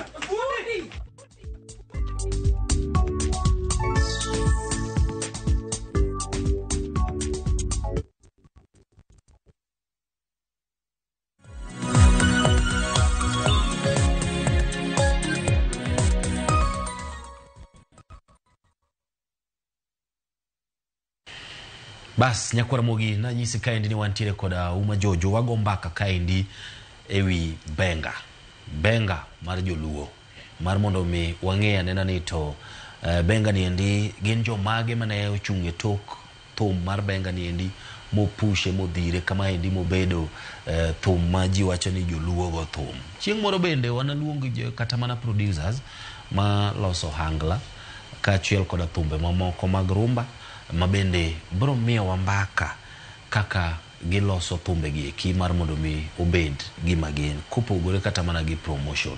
Jojo kapok wadhi processes kata okenge mane iluwo seche ma idwa los thum mar Benga, gita ne en gima ne okelo gimane ma samoro yudo ka instruments mamoko ne ok nyal konyo godo thum mar Benga. En ang'o mane okelo ma instruments mamoko ok nyal kelo ei Benga? Gita anadwa wacho sama ne kura chako timo production kata joko mana neno katimo recording. Namba chiel en gita. Idwa goyo gita mane? Ok gita mora mora. Yeah. Gita ne en Fender kata Gibson. E gitni manitiyo go studio. Kisewe gita ichaki nono ni dwa keto waya mane gita ni. Ok en waya. Keche kambe mane loso wech nigi beno opogore. So kapo ni in gi gita mar Fender, tiyudo waya be mar Fender. Tiketo waya set, ok iketo waya achiel ka achiel nikech achiel samoro nyalo ti to moko pod odong maber. To koro ka ariyo tita moko dong maber, nitie joma ne timo shortcut, odhi na ng'iewo motino moketo to we moko gi. But wan ne waloko ka waya achiel oseti to waloko wach ni go te gita. Koro gita ywak maber. I waya ka be en gi siri mare. Nitie light gauge, nitie medium gauge to kod heavy gauge. Idwa keto waya mane gita ni. So magi kikia to kinyal bedo kata na producer maber. Magi kikia ok inyal bedo jathum maber. So gita e siri manene jothumbe wa machon gi nigo maloyo gimoro amora. So gita nikech ingene benga wanie ng'enyne rhythms maywakie o ainya titi kata orutu. So instrument mane watigo kaka joluo ne en nyatiti kata orutu. Magi instruments mag joluo motegno. So ng'ata madwago gita nyaka kich kaka Gabriel Omolo go orutu kabisa. Go orutu yako biro go gita. So nyaki bed ng'at ma nigi tudruok moro kod traditional instrument idwa yudo go gimoro midwa go gita ni. Mondo pogre kod rumba ma jokongo ne goyo nikech jokongo ne miwa computation gi rumba gi chama nyaka wago gimoro mopogre kodgi. En gita malew. To gin gibe ging'eyo siri mar gita. Yes. Okay. So ne nyaka wabed gi gimoro ma unique ma be walaro go kod gi chiro. Okay. Now, inyalo nyisowa ni to kikwanyo jathum achiel to samoro nitimo ne recording. Inyalo nyisowa ni gin moko kuom ikruoge mage mane yakikisha ni nyise mondo mi otim kaka jathum kapok obiro timo recording e studio. Namba achiel, ing'e ni jothumbe nodak dala to wan to wadak Nairobi, to Nairobi koni be ma studio nitie. So mokwongo watimo practice dala, nikech dala kwa timo practice bet garama yot moloyo kwa biro Nairobi. So wanyalo ga mana yudo pesa moro michamo gi dala matin. Koro ka gibetimo kata practice no gimoro dwe achiel kata jumbe ariyo kata jumbe adek, tikuri oro nigi pesa gibiro Nairobi. Ka gichopo Nairobi ti dwaro nigi hotel kama gidakie. Koro kae kendo gitimo practice. Koro kae mwachunguza wer makoro wadhi record e studio. Kwa hiyo practice magitimo dala chande okochuno ni nyaka producer bedi. Okochuno ni tongi kagisebiro. Kuka gichaki timo practice machielo. Koro akagichake maber kae. Koro watimo practice ni ka ma en otieno godiochieng jenindo kata mana seche adek kende.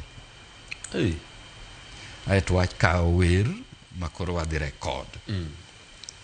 Kapo nono ntiere ng'at moro mineno mobiro mayom moa dala, ting'eyo jathum moro Nairobi ka manyalo gocho maber motegno, tikawo jathum ni to biro ka to gon jogi gini, to ka joka dok to ka obro go thumbegi ka ng'ani osegon gi. Keche iponono ka kata jawer moro in go maber moloyo ng'ama jogi obiro go kata jabul. Kaka ng'enyne jabulo Ogutu Panga manego bunde mang'eny e studio. Ogutu Panga. Makakasungu. Makakasungu. Kwa hivyo nyalo wuok Migori Superstars to chako gocho ne kata Ogutu Panga ok ne jaka Kasungu. Ok ne ja drum Kasungu. Ogutu Panga ne ja drum modak Nairobi mabedo hired. Koro jathum moro mobiro ma onge ja drum. To Ogutu gocho ni. Ogutu kwongo bedo gi Victoria Jazz.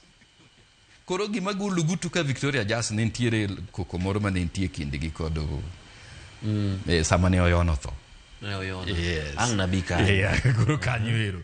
Koro Ogutu Panga koro kowuok e Victoria to biro koro dak Nairobi. Koro en kibiro timo recording to okonyo e studio. So ne nyaka ibed gi ng'ama go drum maber. Gi ng'ama go bass maber. Nikech ng'en bass gi drum ema drive thumbenga.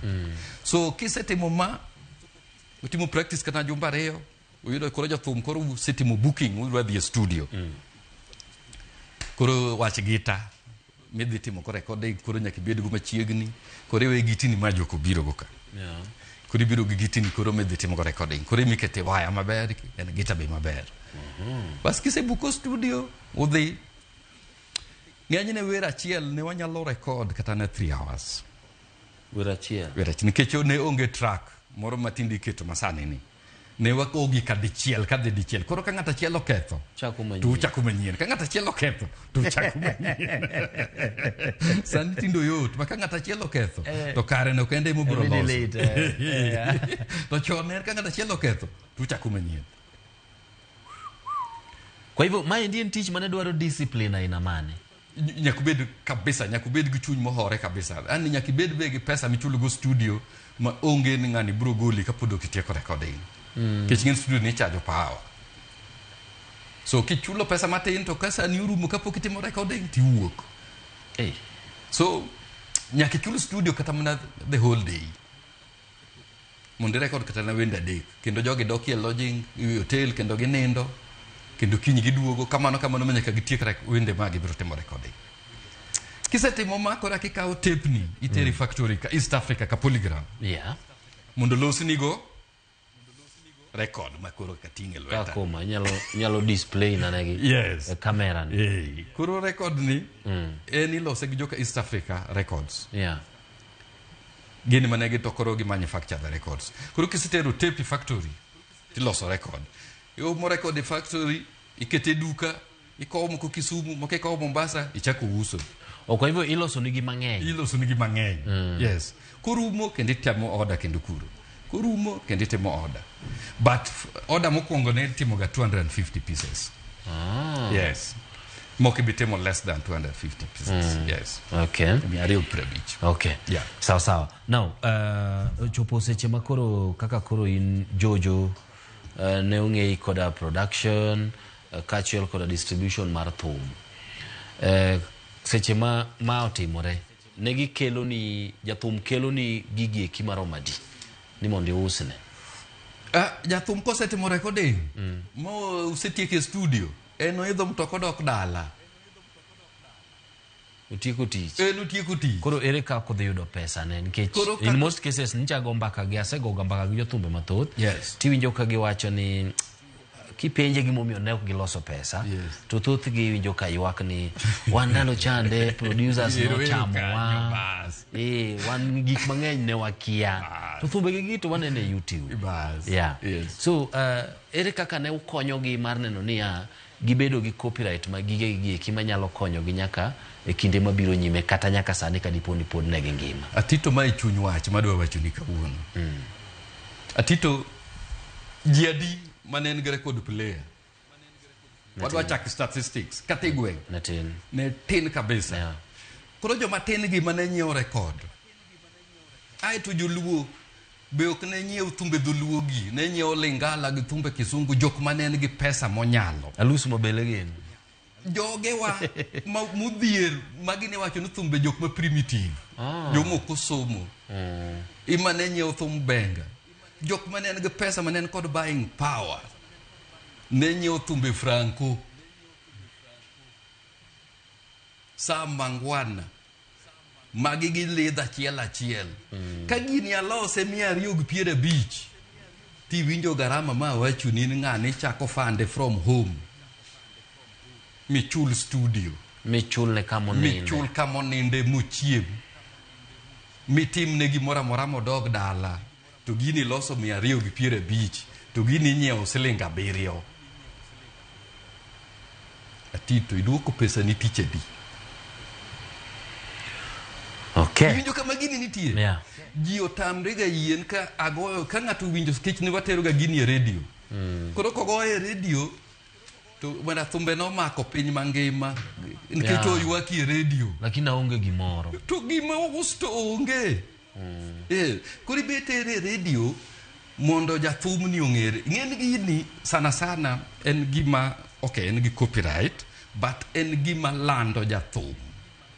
Mondo jathum oyud live source. kata mana jo hangla masani gi ok giyudo pesa nikech giuso thumbegi giyudo pesa nikech gigoyo ang'o promotions man itimo negi to jingegi to giyudo live shows kanye kama ilose pesa to jogi neno gini ataro ni kendo gik mwagologi imoromo giyudi ang'o to sales to ni piny an statistics kata mar Yukatuti mawacho nicha neno usi adi but kiwacho ni ng'ato oko to biro chi gicha no us millions koro millions kuma giyae tamia tito okay so eko jo thumbe gi te mane go benga gi be nitie moro minyalo wacho ni ng'ane ni to nong'eyo miloso godo pesa e thum obed live recording live shows masamoro ne giyudo live performance go kuma samoro ne giyudo kata ging'e kaka imanyo obed kata mana ujanja gi mag uso distribution ere ng'aminya wacho ni ng'ani tema ne wiye bet ka ochiewo ewi loso thum loso pesa gi thum. Okay, anyalo wacho ni kolela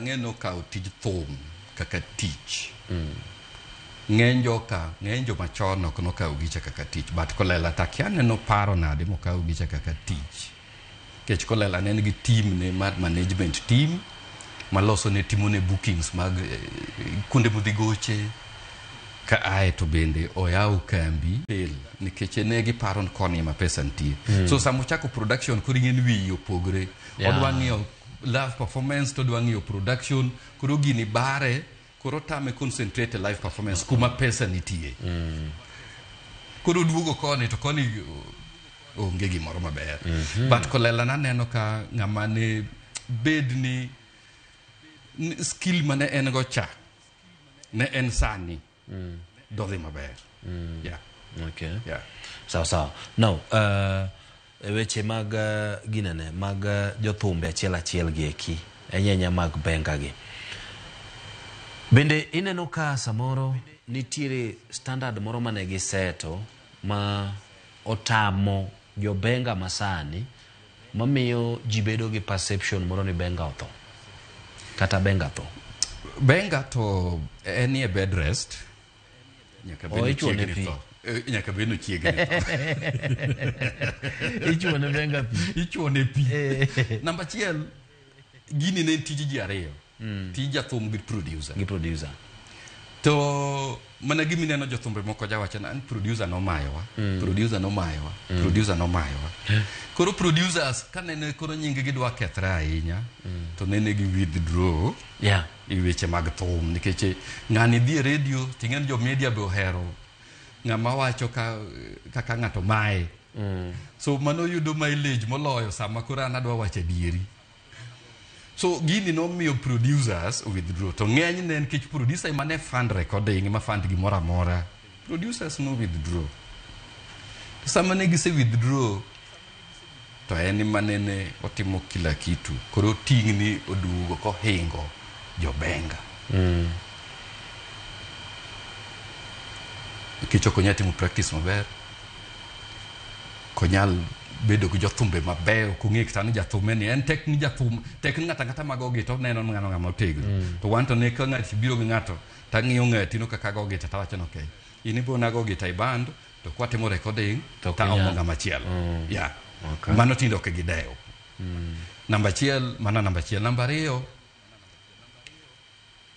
discipline joka nene jok ma uluoro tiji ma kowacho no biro gocho chieng' ma kama to sa 12 osedonjo to twe vyombo to gocho relationship ne gi fans bende ber jok ma sani gidwa bedo makwiny ahinya tito gike kaka iwuoyo gi customer ting'en ng'eny ne chon producers ema nene chalo managers mag bands gi so gin mane giwuoyo ne jogi kata seche ma customers dwaro gi koro gin gidwa bedo makiny gike kaka nikech nitie language mar ohala ing'en tij thum tiere business part of it koro language mar ohala ni tamo jomoko inyalo po kase record thum no gi garama go duto to kiny kobiro ira to ng'isa ni 100 giga sache to gigi mage mamine gigi no biro ira nade mago thumbe na 100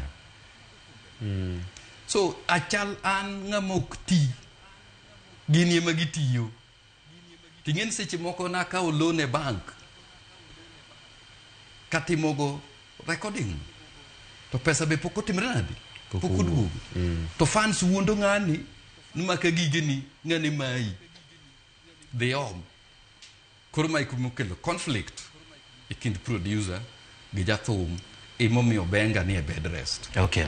To bende un kaka producers kata promoters bende ubedo kod gimiluongo ni winjruok makanyakla gi jathum ma uketo kate koku to music copyright bende kanyo mawacho ni in ibro yudo ma nikech ikonyo jathum bro chamo ma nikech especially in terms of gig mark chalo royalties gi igen mae gi man gi copyright mana kake wacho because sani wayudo ni nitiere kata mana kwa the YouTube channel ka type wer moro to ayudo ka YouTube channel mu upload oken mar jathumno yes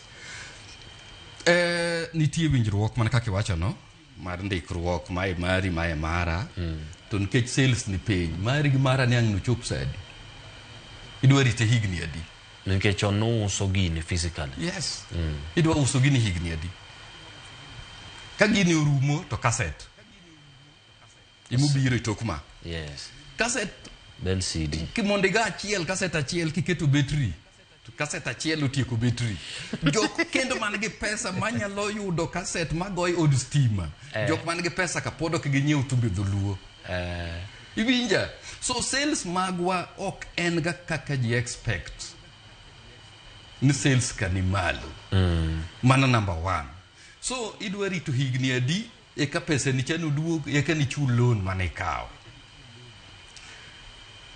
copyright kata kusendiko gima protect jathum en gima indiko no to wan gi gima iluongo ni collecting societies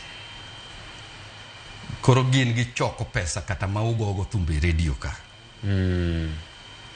kae emikawe mar jathum kama mar producer kama kisha agreement no kisetero na collecting society to kore ka gipugu pesa ti from sales to pesa tin kich jonyiew thum tin mano mokwongo YouTube miwacho ni an pok na winja anti ngena be asebedo producer tanto YouTube pok ochula tito an nyaka gi YouTube no gen YouTube en kambi ma America oken kambi maka to ngata kata na ini ka thum ni sani tinyalo upload YouTube onge YouTube ko tamo ngata upload thum do kata na ini nyalo upload thum YouTube anybody lakini ntiere ma bro chwadi strike ka diponi yonge gi copyright so ngata nyalo ke mana umewacho ni so kikain gi channel ilungo ni monitoring channel weno pogre gi YouTube ma ngata nyalo keto monitoring channel emowacho ni for example okanyal an gi YouTube channel na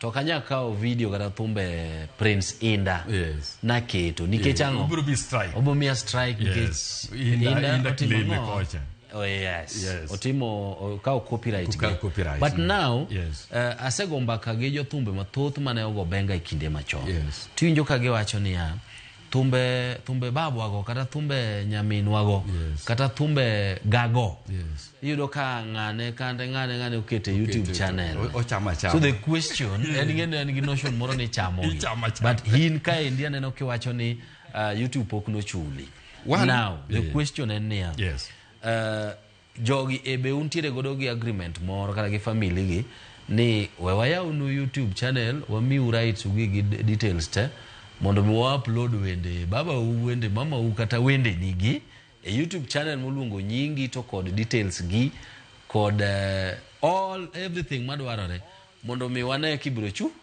chuli be untie gi winjruok kaina kapok ikawo giketo gi YouTube channel mari atito a record misiani kasa record misiani misiani no seto ne wan gi misiani kod winjruok akaw wend misiani aketi YouTube of course nyalo timo maendi mar mondo mithumbe gi kiklal adwa na chupri kanya nikeche jigonwa koko omera ere thumbegi kata nini segona sima tito omera ere thumbegi thumbegi asedware YouTube onge udwan watim nango.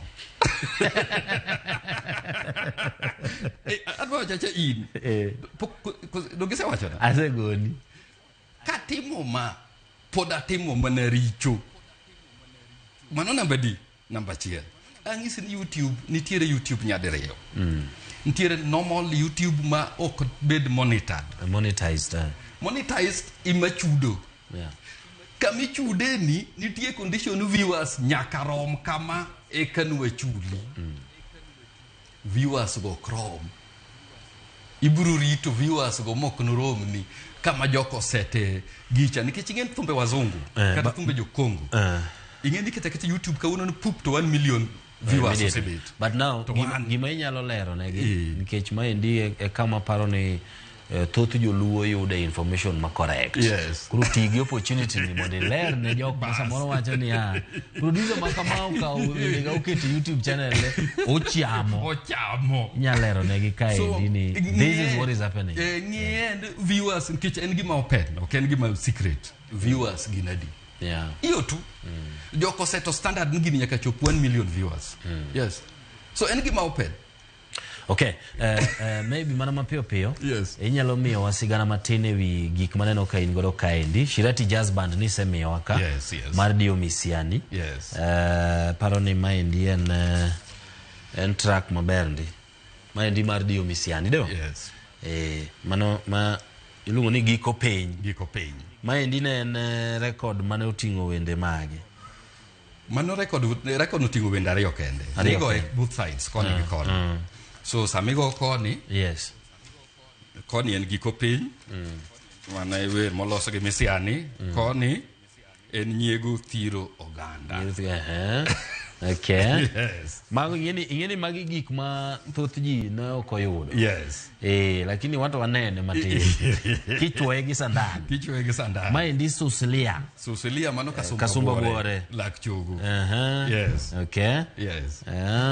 Yes. Kaso koni en magi lita. Yes. Okay. Mainga manowero wigo ma Susilia. Jabero se kao pacha. Koma Susilia. Okay. Yes, wer mano hit kabisa. Mano bene en benga. Mano noruto. Oruto joluo ma Tanzania. Yes. Okay. Koro an sani gima timo sani. Achoko thumbewa machon gi. Yeah. Mondo alos go heritage mar joluo. Good. Mondo kik gigi lal. Ingeno kuma ne intie chon cha mane un gi library kama no chokie thumbegi. To chal makacha bene ng'ato donje modhio interfere kod library. Yeah. Koro kumiyude thum machon dwa bet ma onge atito. So anachoko gik machon gi mondo ayud kamoro machiemoro kata ka ng'ato dwa timo research, ng'ato dwaro thumbe moko machon to yude. Okay. Imomine na kano gi maler kama yudo gi maler kama be ok yot. Okay. Yes. Sega Matata ni ndine jomage manowero Gor Mahia Thuon Luo part 1. Ma Sega Matata ntukudu iluongo ni Lebo. Sega Matata ntu Lebo ne ntie bwana miluongo no Gutu Jowi. Ne fundi mar radio. Yeah. Koro no buchako production label ne iluongo no Sega Matata. Ne o Asega. Sega Ugenya. Koro no record ng'at miluongo ni Kabaselo Chieng Kabasela. Yes. Wer mwero Gor Mahia. Mai wer ma ji osedwaro kabisa mayudo tek marach. Yes. Lakini in mikane link. Mikane ne kako ler. Okay. Yes. Sawa. Kasto wantiere kaendi gi Kasanga. Kasanga ni lebo mar David Amunga. David Amunga. Yes, en mano chako lebo mar Kasanga. En mano record thumbe dholuo machon mang'eny. Onyanga yo kigiri Owiturigo giri en mano record. Yeah. En mo record thumbe George Ramogi mabeyo kabisa. Okay. Kaka My Best Wishes to Koni. Kasto hundwe ni endita paro ne wasene. Hundwe mano Dr. Chieng Nelly kosa kian mano. Ma Chieng Nelly. Mano Chieng Nelly Mengo. Dr. Nelson. Okay. Yes. Sawa. Yeah. Kaso na neno kitingo maduong'. Tingo moko madongo kae. Maduong' kae Mar Dio Misiani. Yes. Maendi be gine malicha inya. Yes. Maendi ingeni mane borderline. Mane borderline. Yes. Kama ni ukoyo gwenga to cha. Yes. Aneno ka side 1 otingo thumbe kaka Kenya. Yes. BLBS ni en thuman. Nen nyako moro moketo gi initials mage en moko ng'eni mong'eyo okwadwa donje. Okay, sawa. Tho mar Dio Misiani no yudi kanye to ere kaka ne ukawe? Tho mar Dio Misiani no kaka in iwuon ni kawe kaka sama yuda ka anie duka. Sama anie duka to Linet Aluoch Pamba gona sim. Jojo jaduong' oyudo accident chal ma jaduong' otho. Ne en gimoro sa 7 kama. An ing'eyo sama ne wan ga gi Misiani ne jangera kabisa, ne wuoyi ma jago mbaka ma nohera kabisa. Kono ng'isa ga uma chiemro ni gomba ka ok nang'e Misiani ne ng'ama lich marom gi kana neno ka Misiani otho. Kara na tiyo gi jok ma jo piny oluoro to an ok ang'eyo. Itoke no to Ben Oluoch okelo gona sim. Ne confirmed Misiani otho. No yuda ka an e duka. Na an gi duka River Road ka i Nairobi kae. Bang'e no naringa dok mana ot. Nena weji e duka. Nikech ne wang'iyo kode kabisa. Ne en jaduong' manyalo kawa matera thurgi madhiang' na diel. Manind dalagi kata kana ndala dek. Ne ng'ama ohera kabisa. To ji ne wacho ga ni ne en ga jabelo, ne en adier? Adiyo gi Misiani ano kama Misiani anene kata nang'o bilo kaneno. Misiani neno na ng'ama janjore. Ne tugo kode tutiko kode sana. Atu sura ne beo kode sura moro ma kiseneno ko jo wang'e. Tiluore ringo kore kawe no ng'ama kiteraje. Story no ndalo moro kata mana Sito Kale no miyo. Yes. Ni Misiani no se oro ne polisi mo chwade sawa. Ochwado fans. Bas. Ne ng'ama tije tek kabisa. Ne ng'ama tiyo go tek be. Okay. Mamundi tigi Misiani to be ng'ama licha yi. Okay. Yes. Nitiere achiel kuom video moko mar Kolela, mar thum mar Kolela kano wero Yona kotho. Yes. To kanye mana ne nie e video no. Yes. Ka utingo sanduku. Yes. Tho mar Yona ne en achiel kuom jok mane gocho gi Kolela do. Yes. Ka okariambo. Yes. Tije maduong' ne en ang'o to nikech ochalo ng'at ma samoro ne chiegni sana gi Kolela. Mine los ne thum tok thon. Oyona ne jabul. Ja drum. Oyona style man Oyona go bul.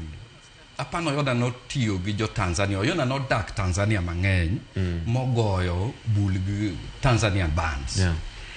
Koro ne en gi beat mopogre gi jok mane koni.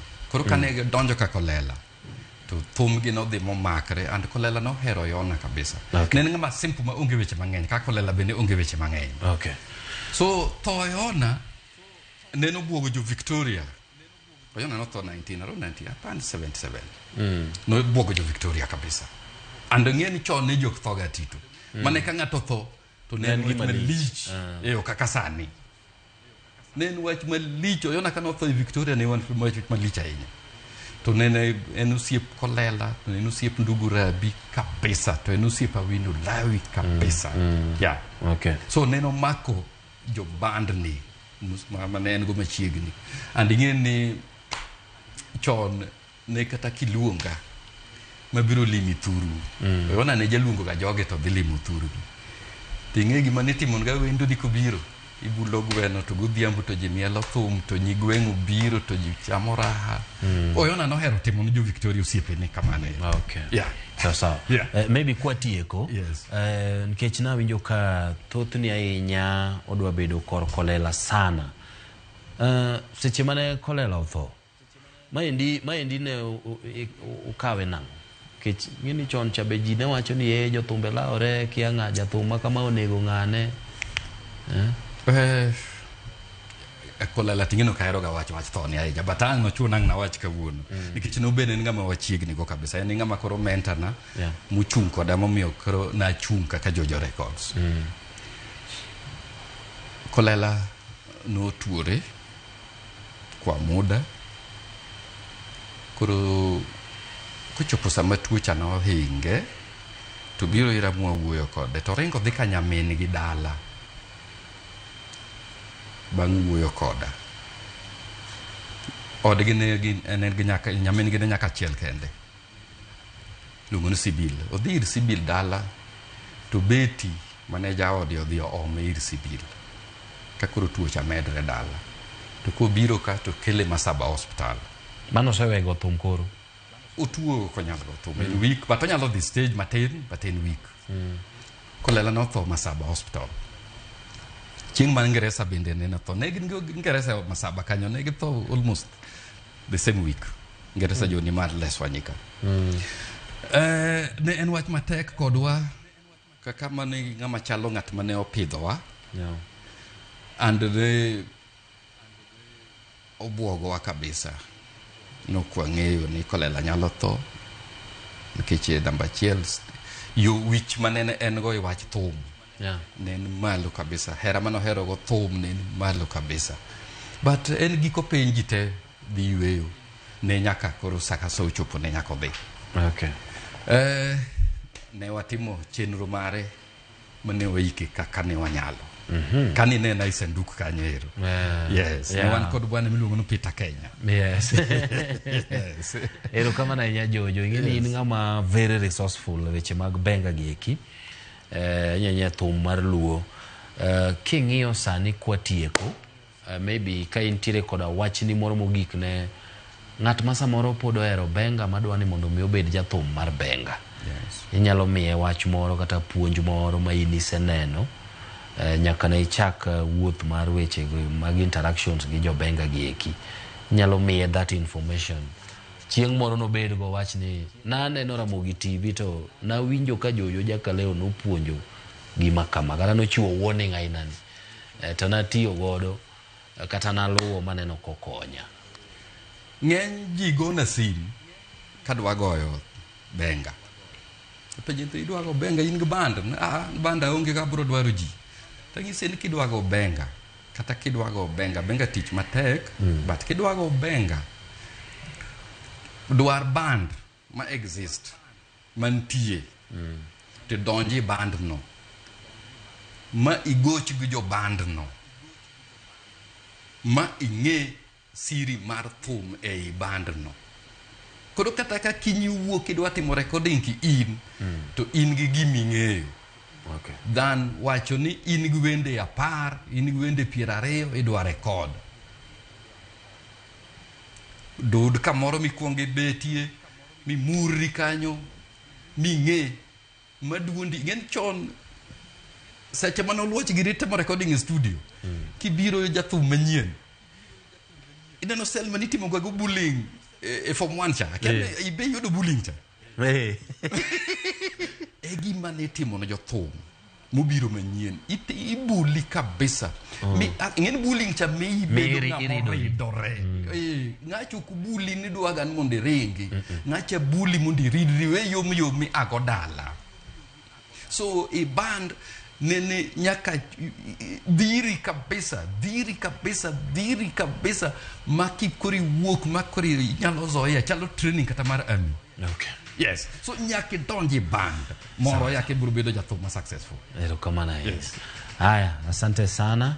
Ang'e maber ni nitiere gik mang'eny mada penjo lakini pudo biro luongi ka. Yes. Chieng' moro luongi wago kata mana mbaka e weche mamoko e wi jathum moro ma specific.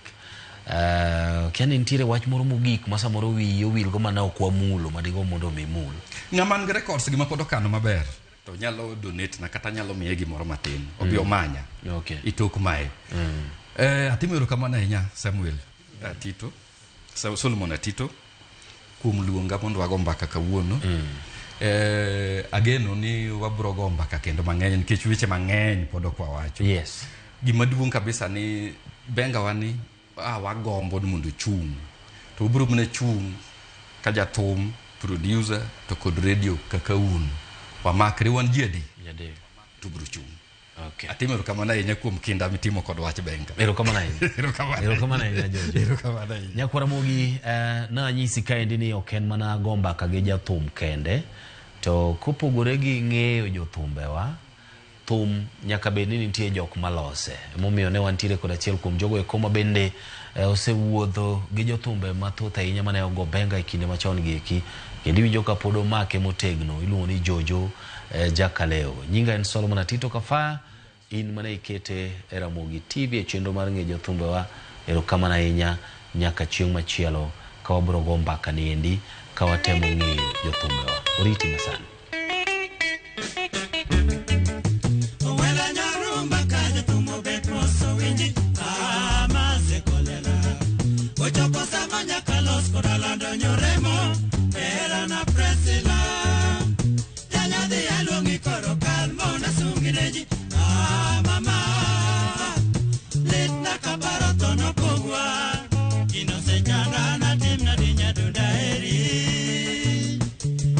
Now,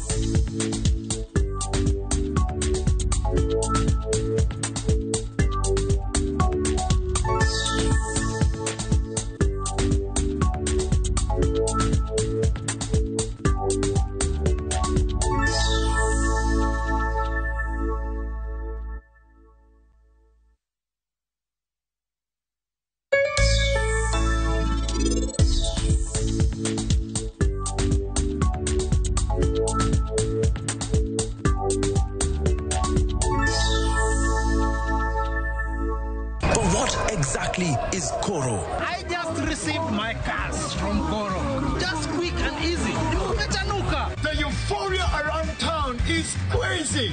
Download Koro and say hello to Easy Lending.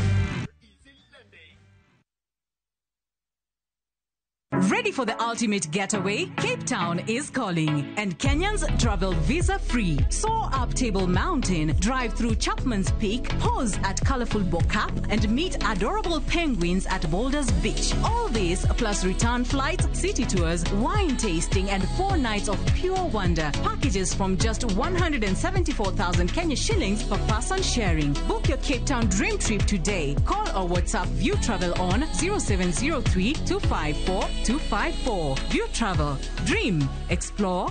Discover.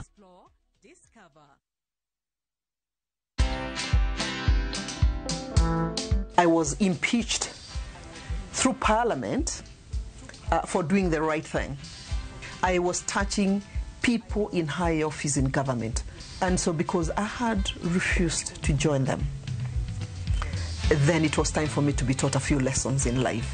Be comfortable knowing that as a leader, you must not have all the answers. I'm engaging with people of Nyandarua quite actively, and I'm listening. Watch this story and more. Download the Citizen Digital app or visit www.citizendigital.com and find the Citizen Originals portal. Kenya's #1 app, Citizen Digital.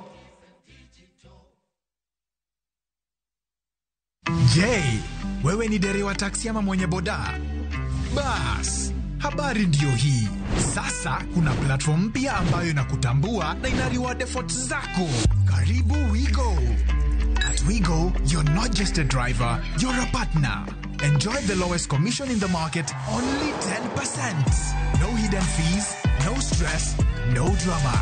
More of your money now stays in your pockets. Na pia kama unakagari kako idle hapo nyumbani ama kwa kayad, wewe pia omoka na WeGo. Kujiunga na WeGo ni rahisi. PSV license, good conduct, legit insurance, ID na logbook yako. Approval ni chap chap bila drama. Drive when you want, earn how you want, and enjoy the best driver commissions in the market. Download WeGo app leo kwa Google Play Store or App Store, or SMS WeGo to 20425. WeGo, let's go.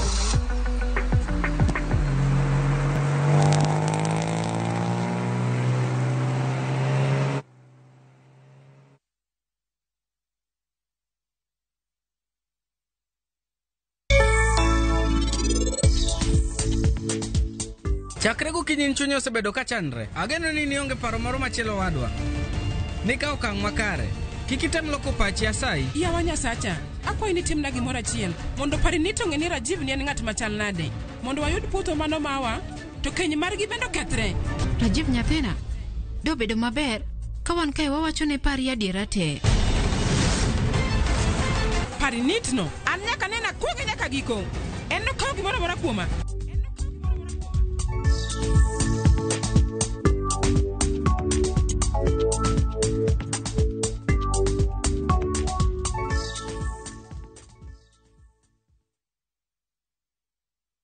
Mono Nyasaye.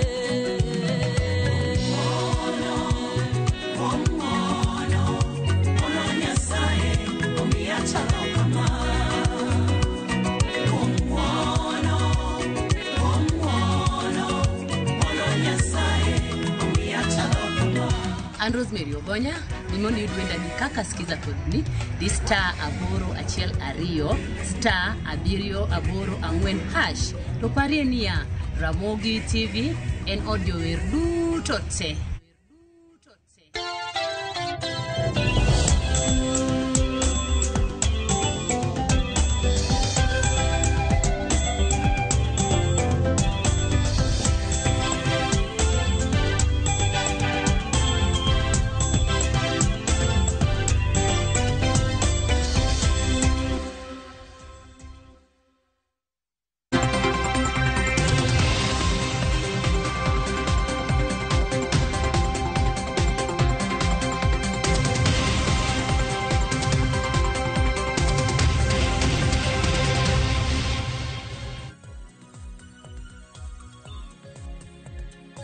Nyakorom gajwang dakika oskadho 23 tok saa 3 mar okinyi. Kamoro moro mintiere machiegni chenro mar mbaka oromo. Kawuono en chieng' tich abich nyaka rom gajwang' to chieng' tich abich e chenro mar mbaka oromo wajawinjo pach rowere kotenore kod thor weche mopogore opogore. Budget mano mar hikomenda mar higa mar 2025-26 nosomo odiechieng' manyoro gi jatend migao mochung' weche mag omenda e pacho ka John Mbadi. Mae budget mare mokwongo ma bende osomo chakre ne odonje e apisi mane migao mochung' weche mag omenda e pacho ka. Budget makore lach manosom mano mar siling trilion 4.29. Okiny makawuono odoro winjo pach rowere kotenore kod budget ma bende nosom nyaka rom gajwang' poko mopogore opogore ma bende no miss sectors mopogore opogore e kind mamoko. Okiny makawuono antiere kod rowere abich. Antiere gi nyiluo 2 kanyakla kod yawuot luo 3 ma bende odoro poro godo wach nyaka rom kanyo saa 5 mar onyango. In bende kama ing'iyo wae ok wawei oko. Itudri kodwa kokalo lai magwa magoti machok 3:600 mbui magwa mag oganda mano mar Facebook, X, YouTube, Citizen Digital. Inyalo luwo chenro achiel kachiel mano yudowa gi nying mar Ramogi TV. Itudri koda e mbui maga an wuon yuda gi nying mano mar Sharon Ong'ao. Gisani koro harwak rowere ma bende antiere goda chaka nagi Oscar. Kora mana ka pile ng'eyo TV mar Ramogi en mar onage. Kiwacho nyingi, tuwacho nyingi gweng' miwuoke gi gimitimo. Achaka ni kod Oscar machiegni. Erokamano Sharon, an iluonga ni Oscar Kambona, an wuod Homa Bay kamoro ni Ndhiwa, Kosewe ward. Koro kawuono to wabiro discuss weche mag budget. Erokamano. Titi mang'o? An janon weche uchumi. Yes. Erokamano ahinya kendo machiegni. Kopogore gi Oscar bende wantiere koda Faith okang' mokwongo mibiro TV mar Ramogi. Faith machiegni. Erokamano Sharon, an iluonga ni Faith Achieng' Odiwuor, anya Ugenya, kumoro ni Ilifunga Kobiero. Japuonjre school mar University of Nairobi, asomo law. Okil. Isomo weche mag chiki dwaro bedo okil kama loke pacho kae. Kamano. Intiere hiki maradi? Antiere hika mokwongo, adonje hika mar 2. Machiegni ahinya. Kopogore gi Faith nyaka rom gajwang' bende wantiere gi Dickson machiegni. Erokamano ahinya, an iluonga ni Dickson Owino Aluoch, aja Uyoma kamoro ni Chianda. Aja ndiko, atimo weche mag wuoyo, iwacho ni public speaking. An jasiasa be, an chair of Safina Party Youth League. Koro it's a privilege and ng'uono mar bet Ramogi. Erokamano. Macho ni iroko gudu mathoth. Erokamano ahinya. Kopogore gi Dickson nyaka rom gajwang' bedo okang' mokwongo wantiere koda Faith Achieng', Faith machiegni. Vivian Mos, Vivian Stacy Odhiambo machiegni. Erokamano Sharon, kakisa wacho no an Vivian Stacy Odhiambo. Migori, an nyaka Magamurongo. Asomo Technical University of Kenya, ani marangwen ika mogik, atimo accounting. Machiegni somo weche mag omenda. Manyiso ni weche mag omenda iwinjo kadisi. Kabisa. Erokamano ahinya. Bende mogik nyaka rom gajwang' wantiere gi John machiegni. Erokamano, an iluonga ni John Odhiambo, an wuod Ugenya, aja Kanywa, au kamoro miluongo ni Got Odiado. Yes. Erokamano ahinya kendo machiegni. Koro odiochieng' makawuono ber ni wantiere koda jo Siaya bende onyonore ka. Kinde ka kinde kwabedo gi rowere ma Siaya ok wajathoro yudo. Kawuono aneno kwantiere gi rowere mawuok e kaunti ma Siaya, rowere 3. Kokamano wachaka na gi budget mano somo odiochieng' manyoro. Budget mano mar hikomenda mar higa mar 2025-26. Budget bakore lach 4.29 mano trilion 4.29. To e kinde mane somo budget be nyakwa lose ka luore koda ng'anyo manadhi nyime. Oseka chako kodi ng'anyo nadhi nyime kinde mane somo budget. Okiny makawuono ka ng'iyo koda na gazede thor weche mabende gichiwo pek en kaluore koda ng'anyo mabende notimore ka bende rowere oganda jokendne ratich oganda na ng'anyo mar mondo mi Eliud Lagat mano jalupo gai mar obila othich oko e apis. Aparo ni wachaka na gi mano nikech chal ka gima mano noumo chal mar budget odiochieng' manyoro.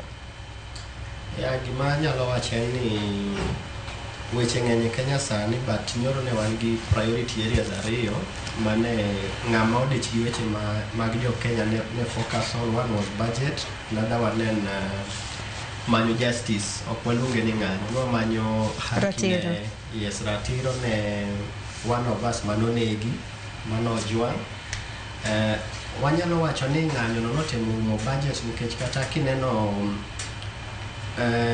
kawaida kaka itimo ga program mag weche mag somo budget nok watimore kaka en kawaida matin no dhi ataro gi gima itimo ga pile, but gima no necessitate mano ne wach ng'anyo.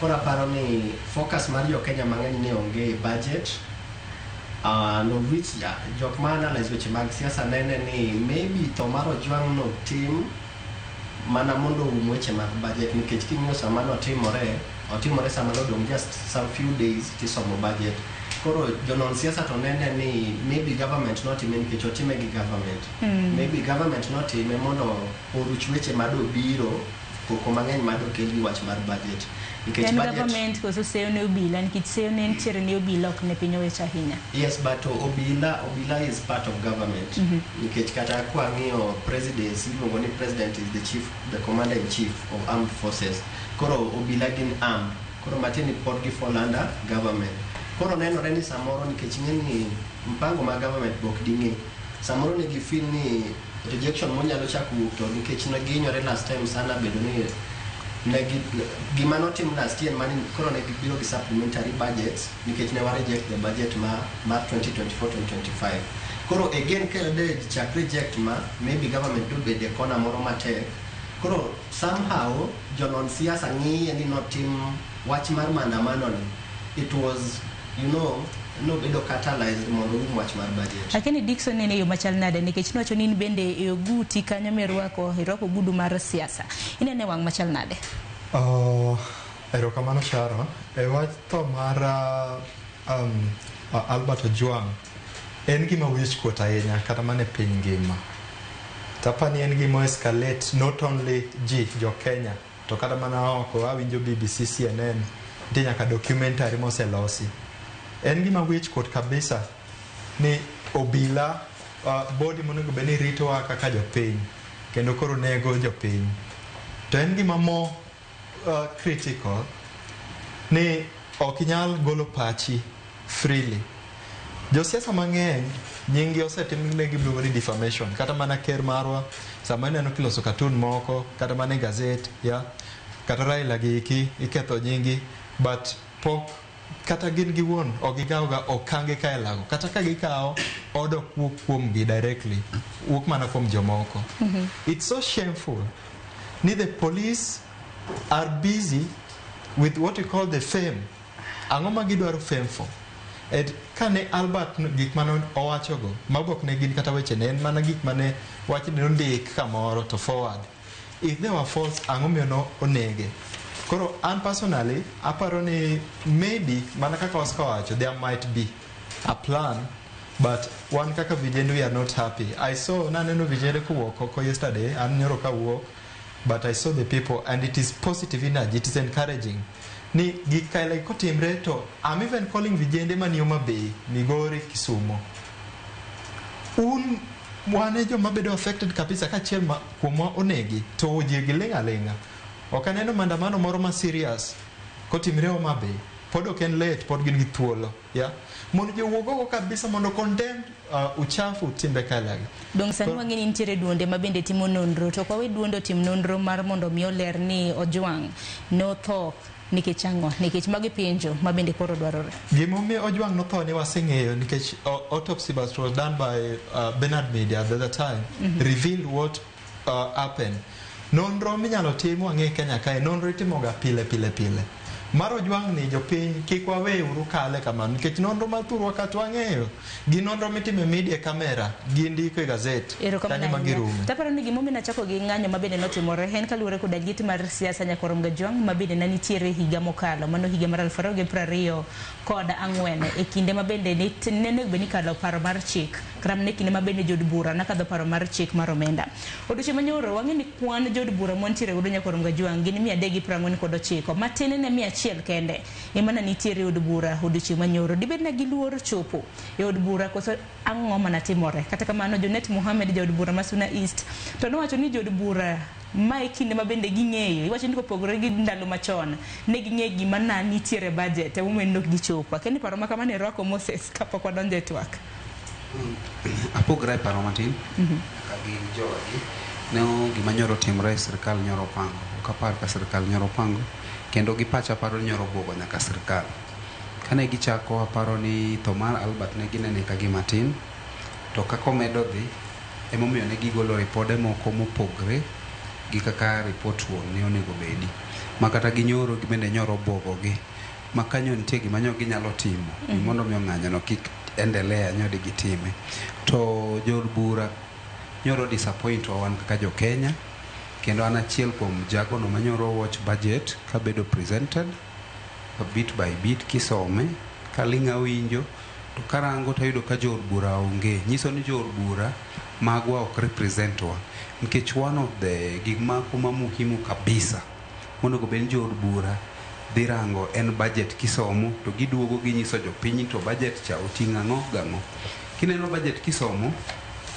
seche moko kisome gi dho ngere to sorry to jogwa moko ok winj dho ngere so jaod bura onego bedo kanyo winjo budget no maber to dok to explain ni jopiny to wacho ni jopiny ni mae gima nitie budget oting'o gima kama gi kama gi kama mondo miyo jopiny o understand gima nie budget to kochopo saman japiny ema winjo budget kendo take budget serious mohingo jaod bura to mano nyiso ni wan gi shida. Yes. Ero kama na nyani kechi motelo ne mano nyakwarum gajwanga jotenda rita bende na nitiere nyim committee mano marod bura mochung' ne weche mag arita e pachoka e kinde mabende ne dadhoge kalure koda tho mar rawera mabende en japuonj ma hike 31 Albert Ojwang ka bende ne dayo dhoge kata kamano jong'anyo ne dwaro mar mondo mi ong'ik chenro mano mar somo budget odichi manyoro kata kamano nanno ka budget otimore. Haparo ni Vivian gi Faith in bende wawinje pacho kaka jenzi koso kun jenzi pachoka Faith.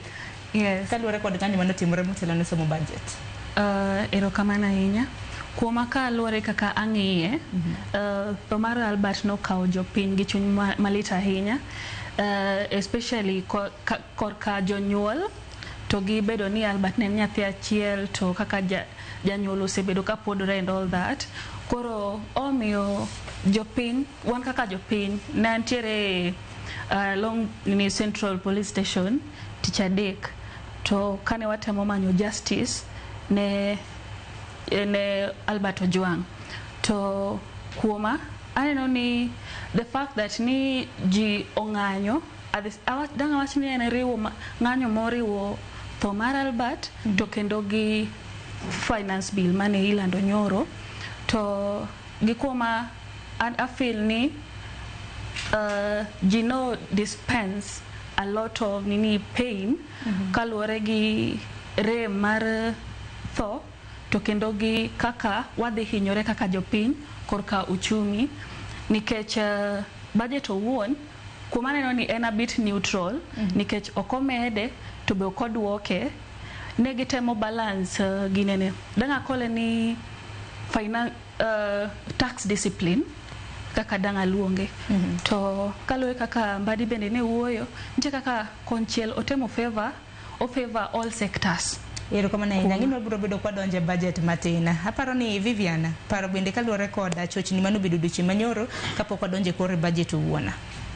Okay, kalure gi chochni manyoro aneno ni nyoro sana ji ne dhie maandamano ne gi focus ahinya ne tho mar Ojwang. Ido ka majority ne wigi kata no will ni somo nini yo finance bill budget yo budget ne gi focus ahinya gi yo gito mar Ojwang no kabisa ma korido ka koro sani koka kijende kwa gadonje rangane budget no maber sani korido ka koro after banga banda mano gimana mara kwa sedemo mosa settle ko kidoka koro sani kwa gidonje nono koro inya mar budget no donga kaka jenzige yo moso mongeyo analyze gimora mora koro kanyi makoro adiro the real thing the critiques in X explain in Twitter everything koro kanyi makoro adiro the real thing gi action makoro government take on the youths and everybody. Yabo meno kinywa ka wuone wana kaka karowere mano mar nano negi budget nikech wacho ni karowere kana ntiere odiche manyoro kana gi ng'anyo koro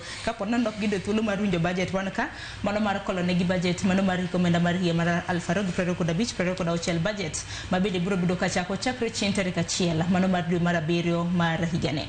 Ne korum gajwanga budget mano landi odiche manyoro en budget mar siling trillion 4.29 kipimo gi budget mar higa mokalo mano budget mabende biro bido karumo dwe mar 6 nen budget mar siling trillion 3.9 ki round off gi jokwano iwacho ni en trillion 4.0 mai budget makore lach ma piny Kenya poko bedo godo. To bende nen budget mokwongo mabende Mbadi na somo kaka jatend migao manyiena e migao mochung' ne weche mago menda e gine sirikal mong'ere kaka broad based government.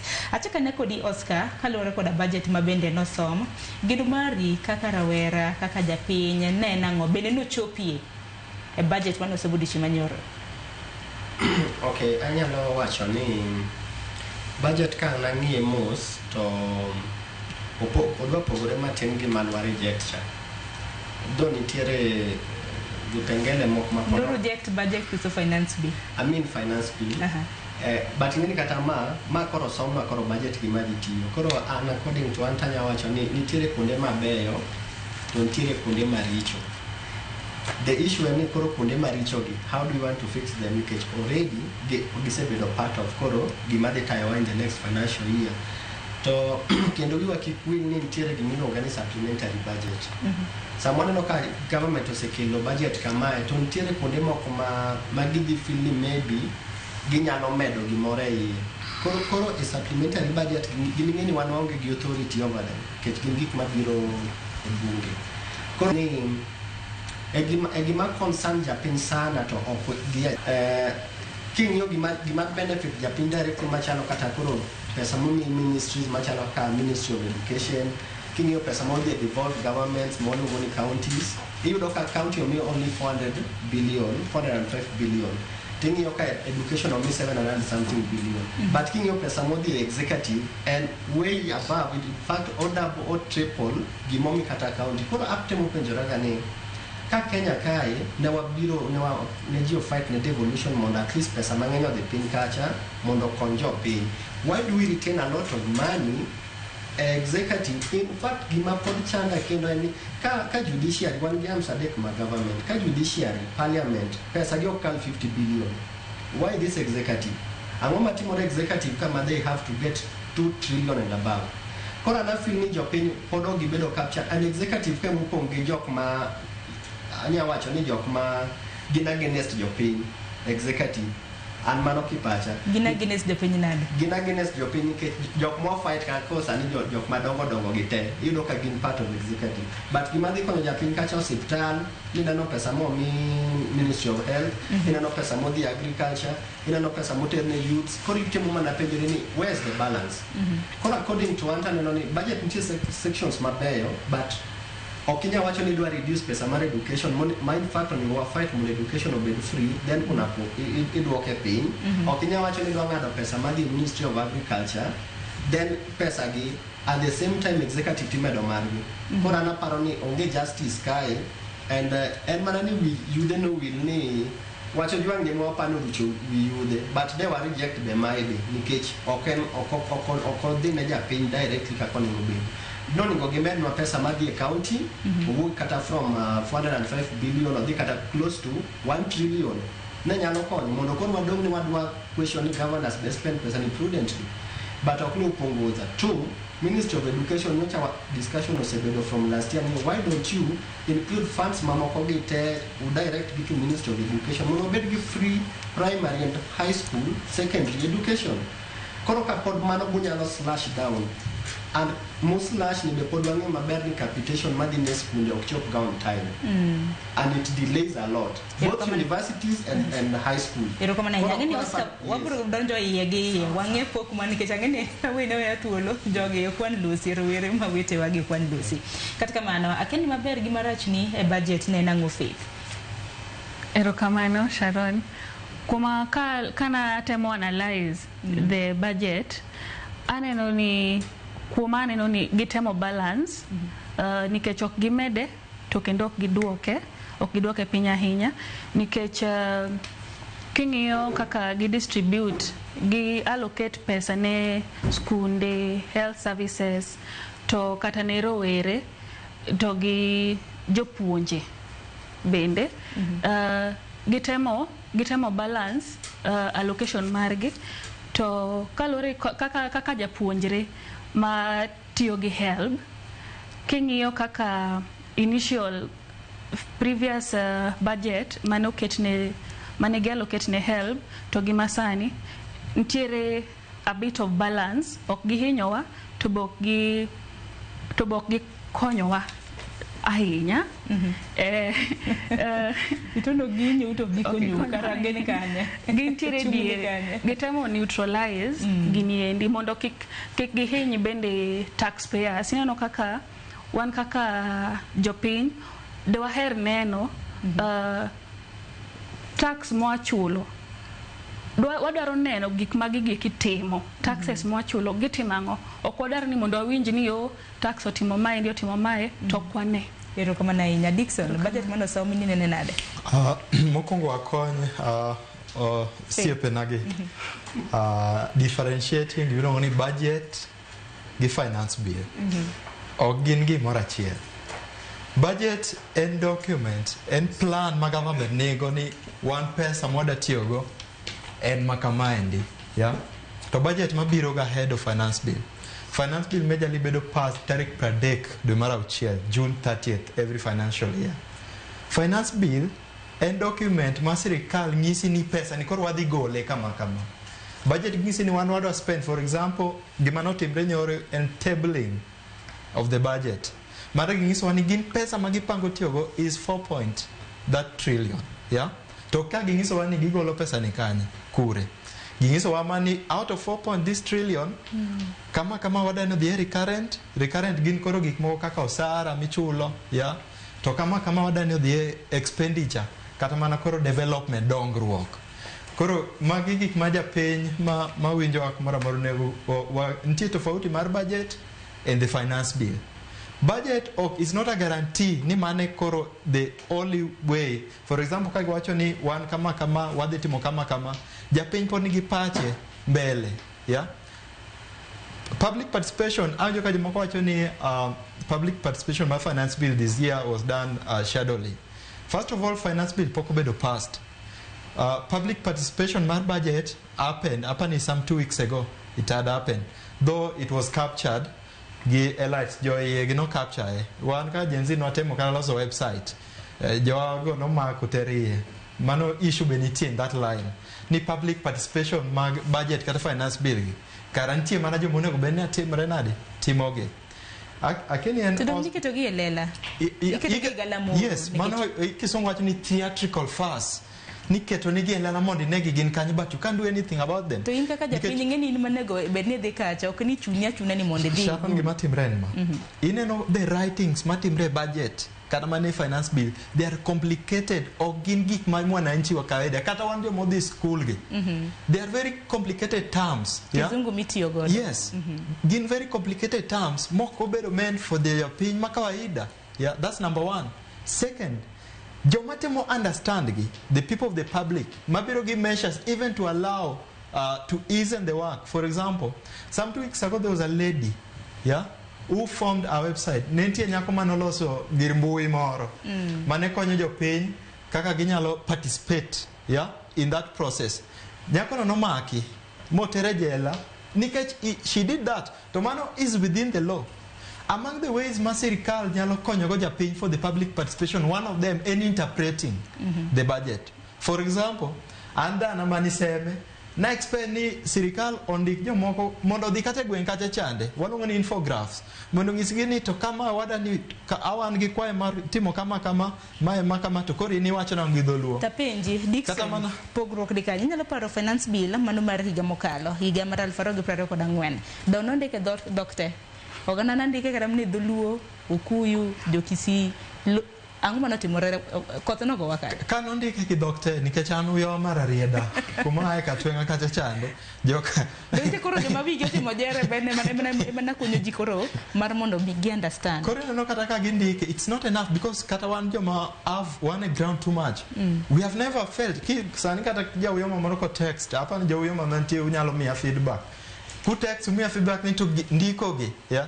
Have you guys usebe included a yor ndiko gi? Koro mano number one matimre ni public participation kata manyocho timre ni, yeah. Oknen open too much. Jopinyo ko feel ni they are included. We are on the budget. About the budget, mano that was tabled yesterday, kata mano som no. Ano ni shida nitie konyalo obiro bedo past mbele kaende. Iwacho ni government wacho ni gin gi kwano mar 4.4 2 trillion. Nitie gik moko ariyo ma jopiny onego ong'e. Budget obedo divided e yore ariyo. Number one, nitie gimiluongo ni recurrent. Spendings madhi recurrent. To adhi explain the meaning of recurrent. After nitie spendings madhi gimiluongo ni development expenditure. Yeah? Koro kata ka atamalo ma pesa madhi recurrent awacho ni gin gik moko kaka maintenance, ndara okethre iloso. Yeah? Jotich nitie county ichulo. Mago gik madhi recurrent. So out of the 4.2 trillion, atamalo 73.39 they're recurrent. Tiende ni pesa madhi development ere. Yeah? That's number one. Mateni in 2025-2026 financial year, jopiny mayuagre ne ndara rita nyaka 2027 onge. Yeah? Because pesa madhi joma yuagre kia ni school fee ubro rito, in fact ubro chulo mubed nyaka taxed. Mano ubro nene finance bill dhi biro mager aduwa. Yeah? Nikech pesa madhi development jogi ofinyo. There's no money for development. That's number one. Two, aneno ka government owacho ni nitie ola, nitie pesa magidhi olo. To pesa magidhi olo en billion 876. Ola iolo diriyo kendo. Yeah? Nitie gimiluongo ni offshore debt. Tene ni wadhi loka, wadhi kwecho.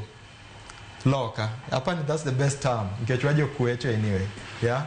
To kwayo gowi rach. Gowi dong biwacho ni bendok rach. Koro kanyo is another point which I'll talk about. Dixon adwaro mar mondo mi mak mana paro noge kanyo. Mar mondo mi bende wawinja na pach Vivian bende. Nikech ang'eni nyalo loso nyaka machato ng'adonge.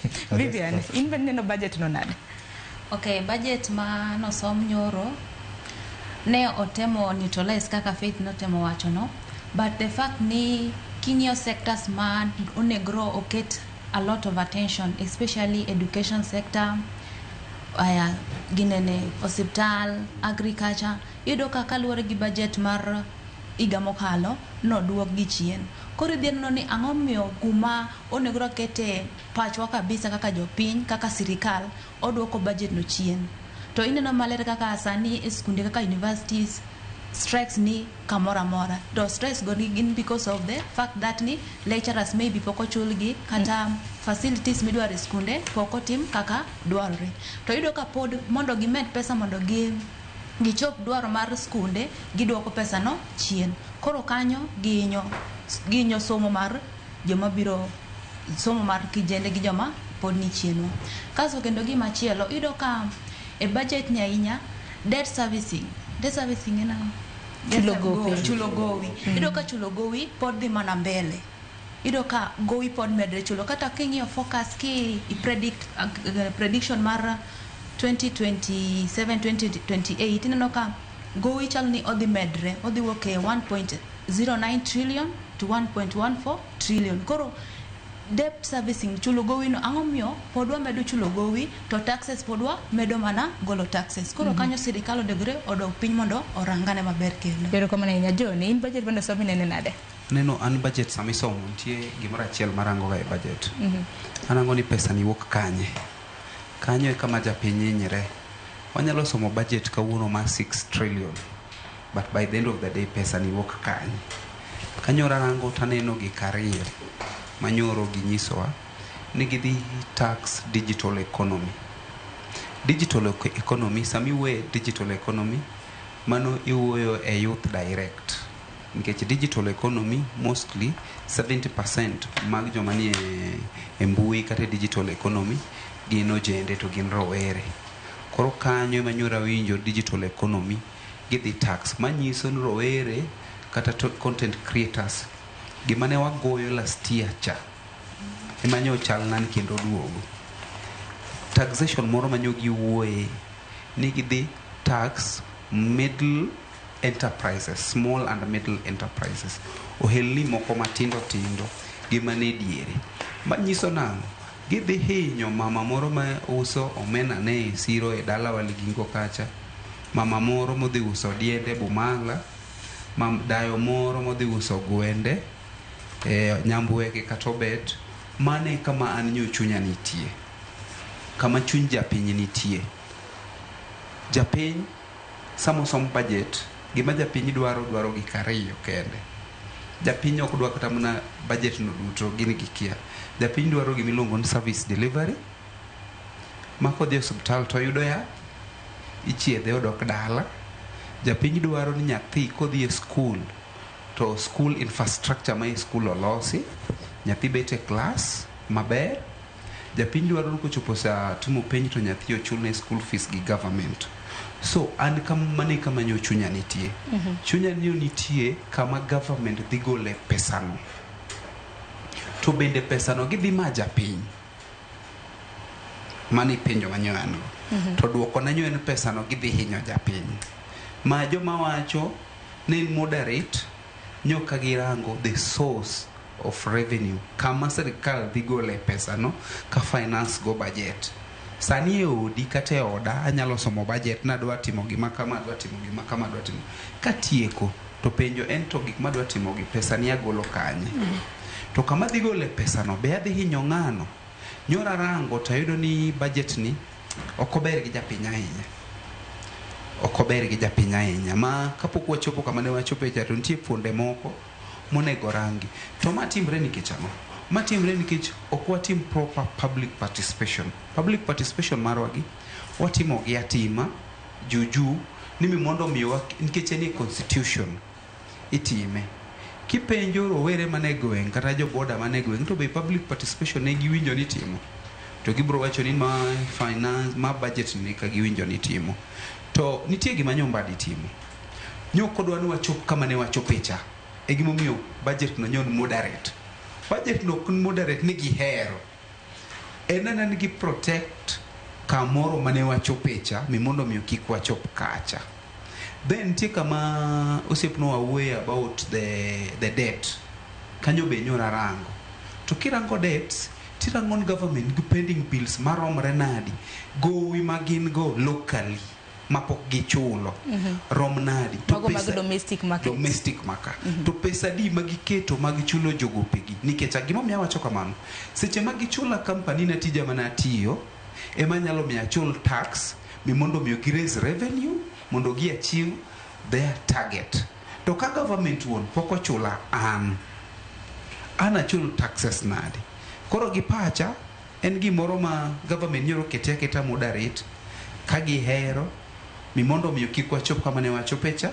To mar ariyo podo kane ka podo favor japiny kabisa. Okochopo kama chunya dwaro ni wachopie. Ero kama na inya penjo maduong' mabendo penj kada mna kanyo ma un duto te kada mna use bedo kada mna kupenjo ka budget en shilling trillion 4.29. Pesa madhi finance kada ma budget ni biro bedo kawuok kanyo momeno wantiere gi paro mar chik mar omenda mano mar finance bill. Kopogore gi mano bende budget ma wang' ni hinyiso kanyo ni zero based budget. Angeni japiny penjo ni mano tiende nango ken zero based budget tiende nango mano kaluwore koda kata mna taxes enango matimora ngeni Oscar gi jowete ubro bedo kram na kulero ne japiny tekino mago duto tetimere wangeni ntiere to kaluore koda gope mabende piny Kenya nitiere godo nyaka runga jwang nyaka sani piny Kenya nitiere koda gowi mar shilling trillion 11.5 so trillion 11.5 mano nywando gope ma piny wacho nitiere godo e chirni ma pachoka kanyakla koda pinje mamoko maoko tekino mago duto tetimore parni pod nitiere fuok e yeka fuok mar shilling billion 900 gi 23 mabende koro pod bro chuno piny owacho mar mondo mi odhi ochak okwa gowi mano bende tiende nango angeni duto te wabro bedo kwa lose bang' wiyo matin adwaro mar mondo muda just weche makamago maka wanoduogo dana man dala cha dani mantiere ni wacho ni gweng seme owinje e yo makare wako yo matija korum gajwang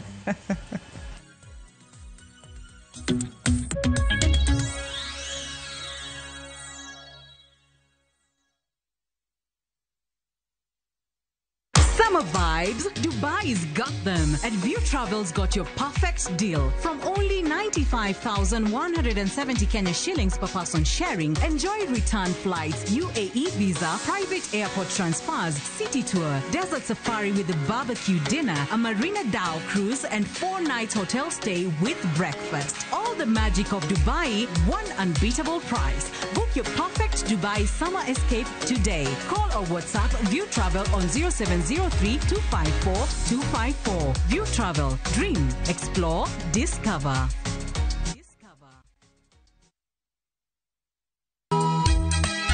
E piny ma ji dwaro ahinya bedo gi geno, nitiere kamoro ma yie manyien yudore. Bie chokruokwa ma juma ka juma mar Sabato mondo ilam Nyasaye kendo ipuonjri muma yo matut motenore kuom adiera mochwere. Paruru chieng' Sabato kendo ukete ubed maler. Nyasaye oseluongowa e kinde makende mar lamo. Kokalo kuom weche mamulo chunji kendo konyi sudo machiegni gi Kristo. Oganda manigi yie bedo joot kuom Kristo kendo luong mar tiyo ne jok moko. Injili ngima Sabato sari okinyi mana e Ramogi TV.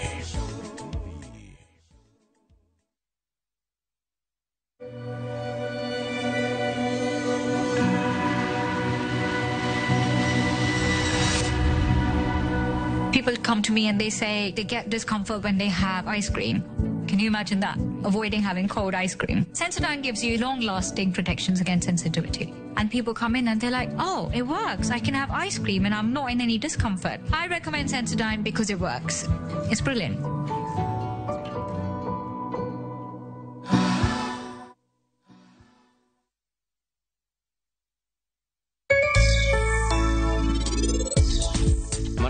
Play hard to get designs, but okay, you know to put a marco. A moment, chunga and mundangani keta kanya designs. Oh, the other projects. Oh, project. Ginana movie kajo madongo ibija.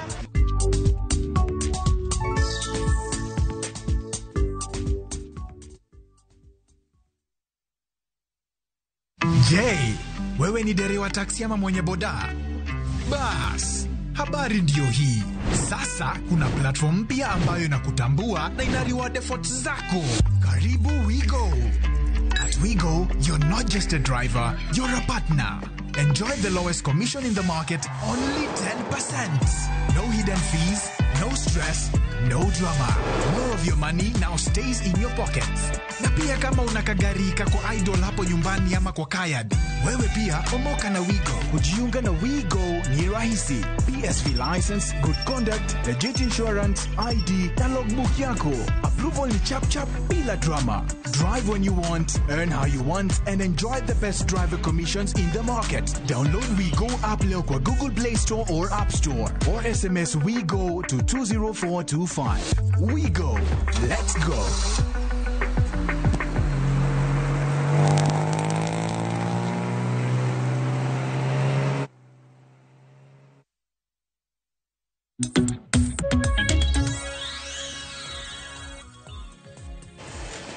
Nyakorom go jong machiegni okang' mar ariyo neno ote magi sang'wen oseromo kanye wang'e machiegni wadhi nyime geno no budget mano mar rikomenda mar higa mar 2026 ma bende nosom odiochieng' manyoro. Agini ote isebedo kiora biro bedo kasumogi kwadhi nyime koda twak makama. Kata kamano kapok nakawo yo matin nantiere koda penjo mathoth.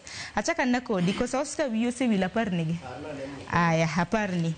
Wacho ni budget mano mar siling trillion 4.29 omenda madhi finance budget ni wuok kande wangi nontiere koda paro mar chik mar omenda mano mar higani ma bende poko kadhe kopogore gi mano deficit bende nitiere rema mano mar siling billion 923 ma bende wacho ni en fuok maneno e budget mano mar hikomenda ma higani machako dwe mar 7.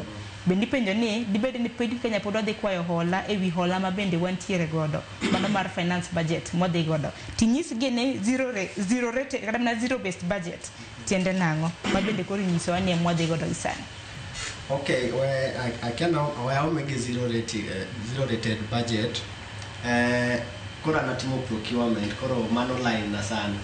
Zero rated budget ni kapo kibedo ga gi gima longo ni budget mora to an gimi longa ni user department en ngama kelo gimi longa ni requisition a request ni adwaro gima kama maybe next financial year kama edo nyabe de petty cash ama a big budget koro yudo zero rated ni temo nyiso nango ni zero rated ofulo ni ka government poko somo budget mora to nigo beni all the user department makoro lugo ni ministries onigo beni ok giken wa budget man gitiyo go last year they go fresh gibedo pin ginyo ni ok kwadhi gi budget ma previous nyaka ochakre from the user department makele maginyiswa ni ma is the new demand ma wan go okutinwa gi list ma previous list.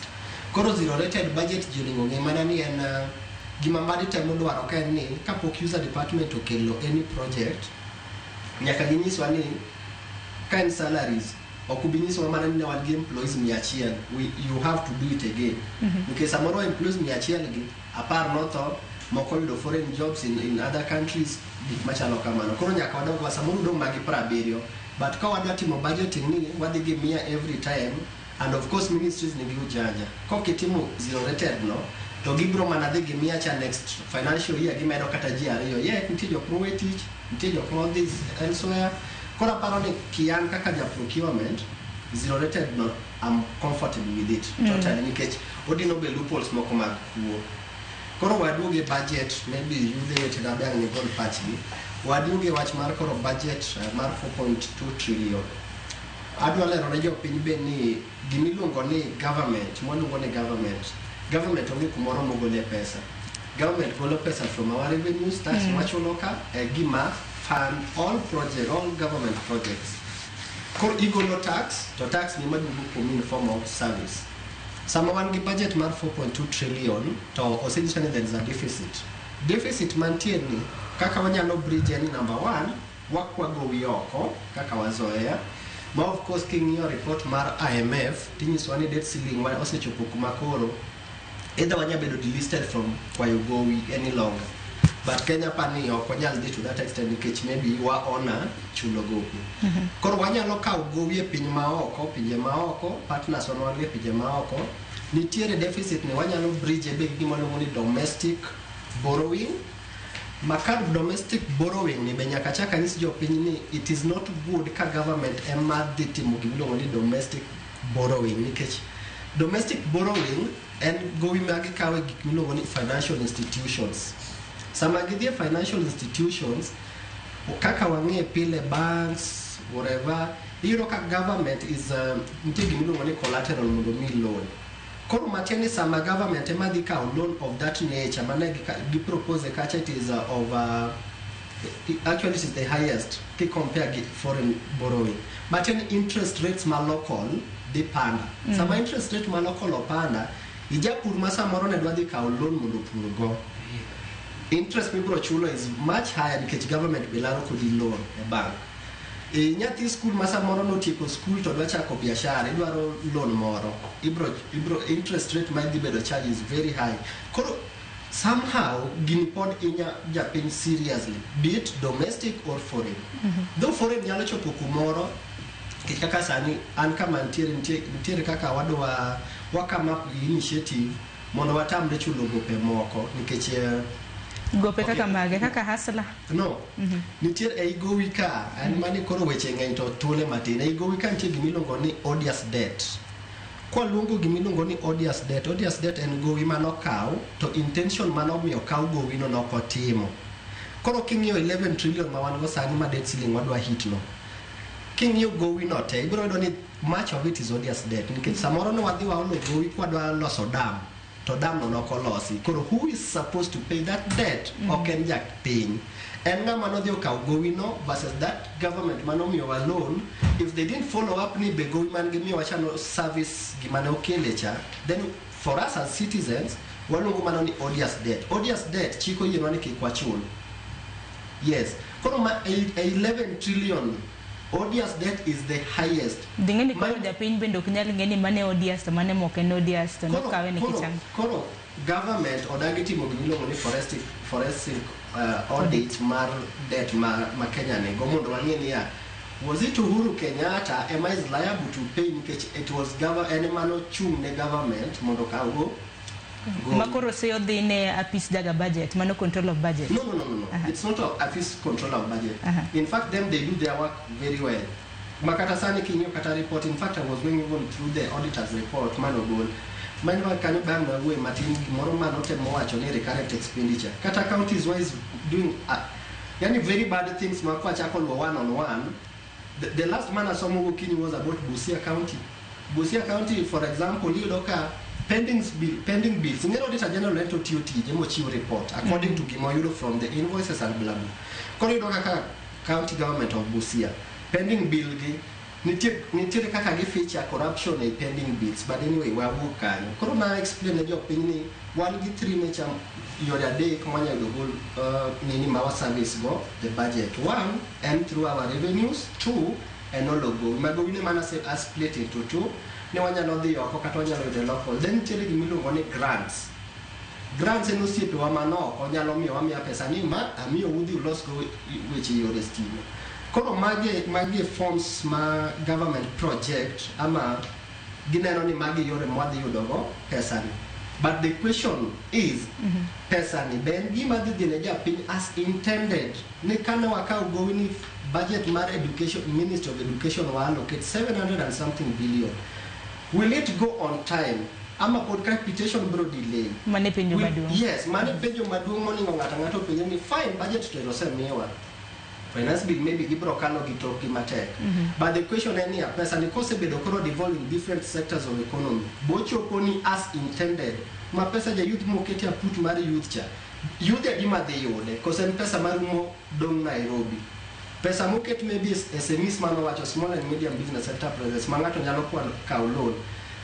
Chike moket kanyogo are there long bureaucracies mamondo me yud pesa ni iseo le korio nikech ange jodala ngeni wa most ne jodala jo Nairobi wan wajanja roka but ntinga mani dala ma en mondo nge kata ni there is pesa mobedo allocated mar small and medium business enterprise okonya ngiyo to samoro procedure kende barupe midwa ni ndiki kiang'o gigo jodala ok nyal timo.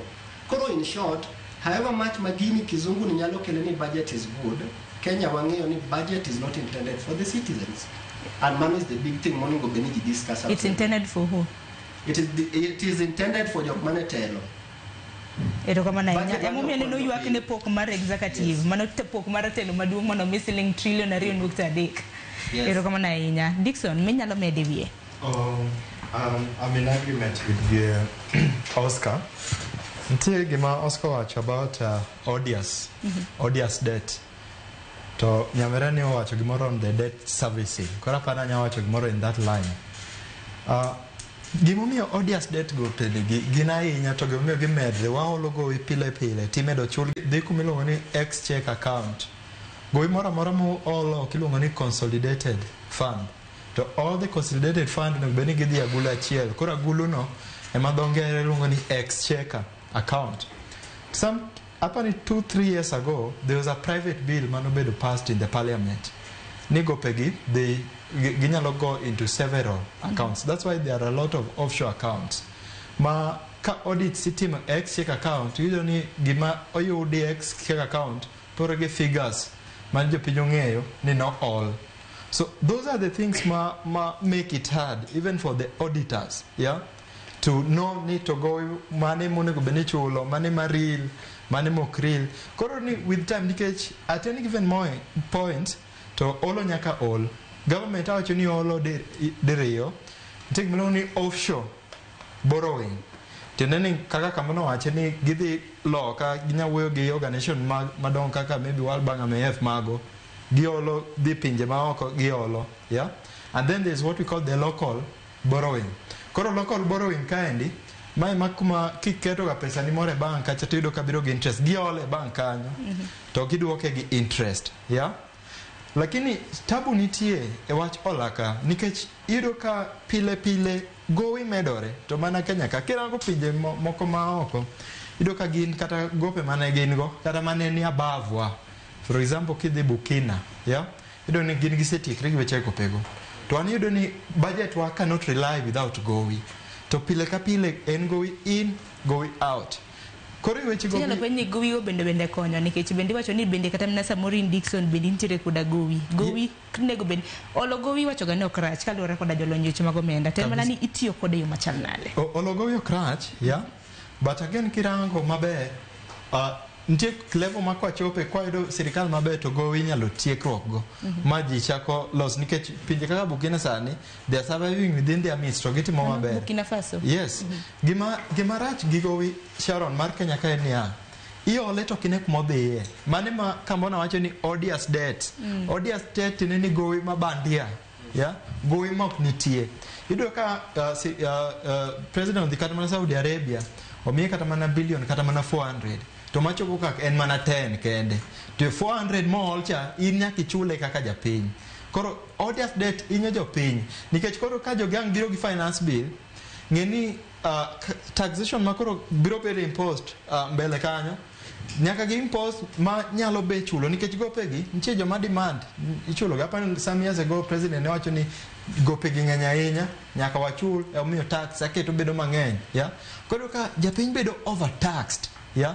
To chulo gi moko ne imagine okawo gowi mondo ger ndara. Yeah? Wacho ka ni pesa madhi development thin. Koro gowi ni chulo ngiso ni gowi ne wabro medo ushuru kama nikech tie gope moko man wakawo ni walos goda to indara no kinene. Koro apani that's where danger is. So the auditor generals, they have very tough work. Nikech offshore there are a lot of accounts. Pes gitak the exchequer. Tapani mano jopiny should kinda start demanding nikech mano inyo mwananchi wa kawaida. So I think that's what I can add. Ero kama na inya kapoka winjo paro mano mar Faith Stacy kanyakla kod John Nyakwaronga Jwang branyisi pok mago omenda mano chune sectors mopogore budget mangima siling trillion 4.29. Telo maduong executive mabende wenda na wacho ni omi pesa ma kore lach no migi siling trillion 2.3 to wang'e ni executive kada matelo maduong' bende nitiere koda chenro mopogore mabende giringo godo. Od bura maduong' pacho ka nochune gi siling billion 47.9. Hang'e ni hibro bedo kineno graphics makamago yamo. Doho Nyakwaronga Jwang nochune gi siling billion 27.8. Maparo ni bende jodoho bende osebedo ka kwayo mar mondo mi medne gi pok mano mar omenda. Penjo mabende pod inyalo penje ni nang'o ni doho ichune siling billion 27.8. Tod bura maduong' ichune siling billion 47.9. NGCDF ibiro bedo kichune siling billion 58.8. Counties mapacho ka wantiere koda counties 47 ibiro bedo ka ichune gi siling billion 405.1. Ibiro bedo kwa ng'iyo bende gwenge magwa makaluo wantiere koda counties 4. Nano kanyo ka county mano ma Migori gi county ma Kisumu ema biro yudo siling billion 8.8. Kopogore gi mano Homa Bay ntiere to pok matin na dhine county mano ma Siaya magi gwenge magwa makaluo. Katika mano kinyo counties duto te 47 Nyakwaronga Jwang, county ma Nairobi emano chune pok malach kiluogi county mano ma Nakuru. To bende ng'eni county mano chune pok matin mogik en county mano ma Lamu. Kopogore gi Nyakwaronga Jwang wang'eni sectors mopogore arita, thieth, somo kin mamoko. Somo nacho no oyudo omenda makore lach mano mar bilion 702.7. Wantiere gi gedo mago mag udi bende Nyakwaronga Jwang ineno figures makamago e yamo. Aparo na inyo na paro ma Faith nyalo chwalo kalure koda pok mago omenda makamago kapok adhi ir John mondo winj pache bende. Erokamano. Kuma kalure kaka ang'iyo budgeting kaka notim, dang' awach ni kaka gi allocate pesa korka somo, dongruok gi gik makamago eko, pesa magi keto kata dang' awach gima dang' awach ahinya kata gima dang' emphasize en ni kaka jopiny odwaro transparency mondo medre. Nikech kata ka bedo ni ing'eni pesa ni kata ka wapenjre ni pesa ni wuok kanye, wuok mana kuom wan jopiny. To mano wuok kuom taxes. Nyicha gineno endo bende giwacho ni there is that surveillance KRA. To maendi dhi timore korka biashara matindo ma wasikwa timo kaka joyudhe. Ing'eni ka gichako timo surveillance to gidhi monitor the transaction ma jitimo korka M-Pesa, PayPal and all that.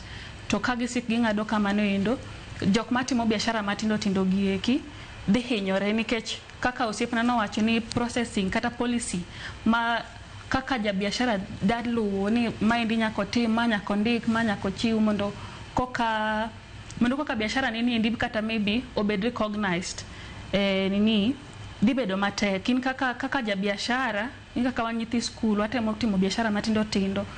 To there is at no point idhi chungo biashara ni ka ionge profit.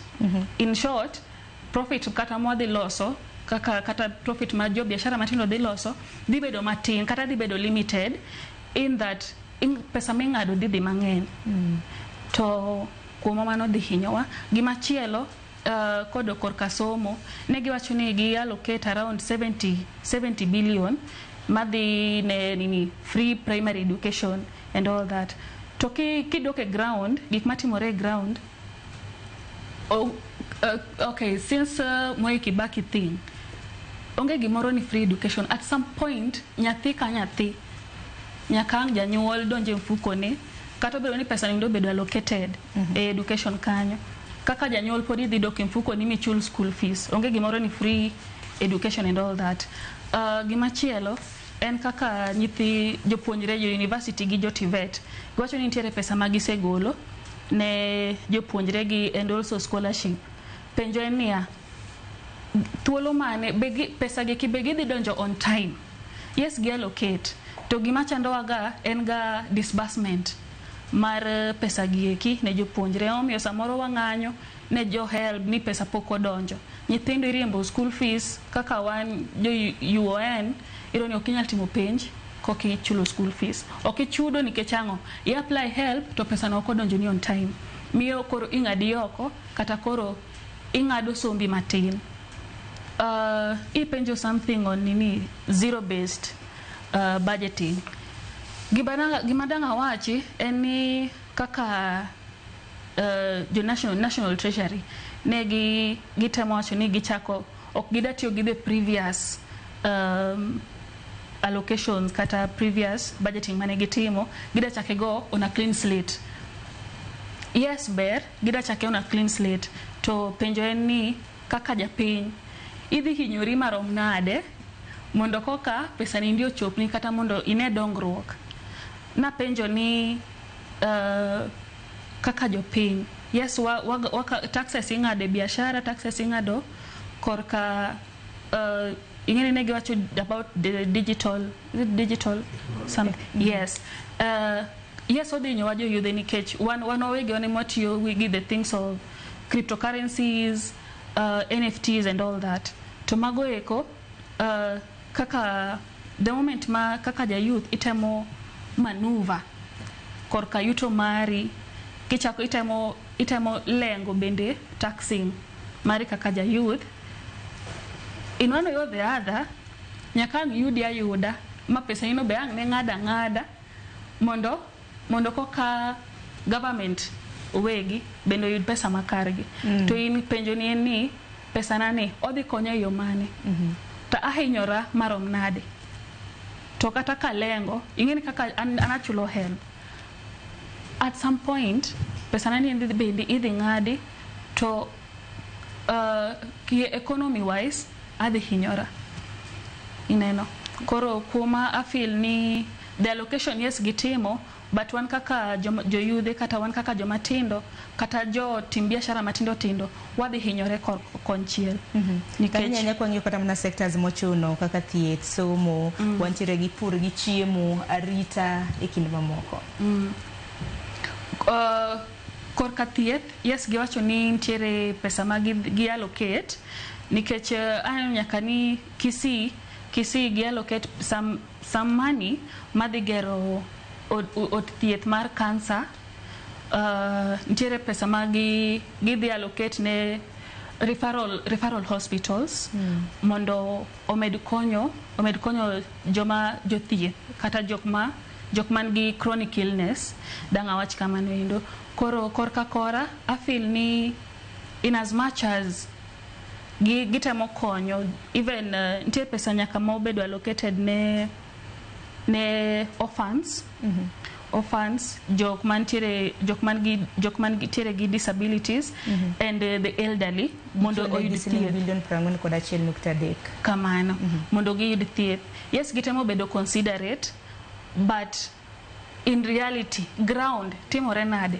Shagi nika be gitiyo ineno kaka dala yudo ni kumoro kaka Ugenya kujochonde kata even in Kisumu or some other counties jo elders kata jok mantiere gi tuoche ma chronic goeko gite gipenjo gitemo wacho ni SHA ok ti, SHA tiyo ne jok mamoko, pesa no endo maybe delay mondo ochope account mar ng'at matemo yudo thieth. Koro korka kora en ni wadwaro transparency when it comes to the disbursement mar pesa goeko mondo chope seche makare. Tuo en gima ok ong'ere. Tuo en gima nyalo yudo ng'ato anytime, accidents and all that. But the moment ma pesa ni ok obedo allocated in your health insurance cover, idhi timo nang'o? Idhi riembi ok idhi yudo thieth, to mage achiel kuom gik mamiyo tho bedo mang'eny. Koro korka kora I'll still emphasize on the transparency mondo omedre, obed increased. Kik gitemo umo kata gitemo shadow everything. Ero kama na inya Johnny neno sectors mopogore kaka ochune gi omenda. Migao mar somo ben wacho ni en sector mano yudo omenda mathur makore lach wacho ni bilion 702. En mana kata mno kiny makawuono kisomo kata na gazede hineno kanyo ni kotendre kod weche mag penji. Ngene ya sirkand manenja ten piny Kenya mar ang'wen Uhuru Kenyatta chakre higa mar 2015 okwasebedo kwachulo ne penji pachoka. To chal ka gima koro piny wacho dhi negotiate jonyuol ma ofuk gi mor chal ka gima koro biro bedo ka chulo penje pacho kae. Kachako ana wuoyo ka seche moko to wuoyo kaka japiny. Ok ahero ga interpret gik moko ma japiny ok winja, keto ga mondo mi japiny owinje. Nitie gik ang'wen kata adek ma japiny dwaro. Gik modong' mowacho gima gitwa wacha. Japiny dwaro ni kodhi e osiptal tichiedhe. Japiny dwaro ni mane e gweng' kunya kucha kata mana boke yo korwa kucha odwaro ndara monyalo ringe maler. Japiny dwaro nyathine nyalo dhi e skul maber, and then japiny dwaro chiemo e mesa. Seche maneno ka sirkal omiyo teku executive magimiyo pesa mang'eny, tariwo pesa momi agriculture, omi somo, omi chieth, gomi infrastructure manoloso ndara, loso gik moko, okrom kata mana gi nus ma pesa momi executive. Then mano nyiso ni wan gi sirkal makia gima timo kata kia gima dwaro. Nikech oteku ma e piny en kama ohala timre maber. Seche ma ohala timre maber, yaka sirkal bende yudo pesa nikech tax gichoko tax. Seche ma japiny nyalo yudo chieth, manyiso ni japiny healthy to ngima maber, mano bende maseche ma japiny nyalo chulo tax. Seche ma yore beyo, japiny nyalo move gi gige go ohala mare from point A to point B.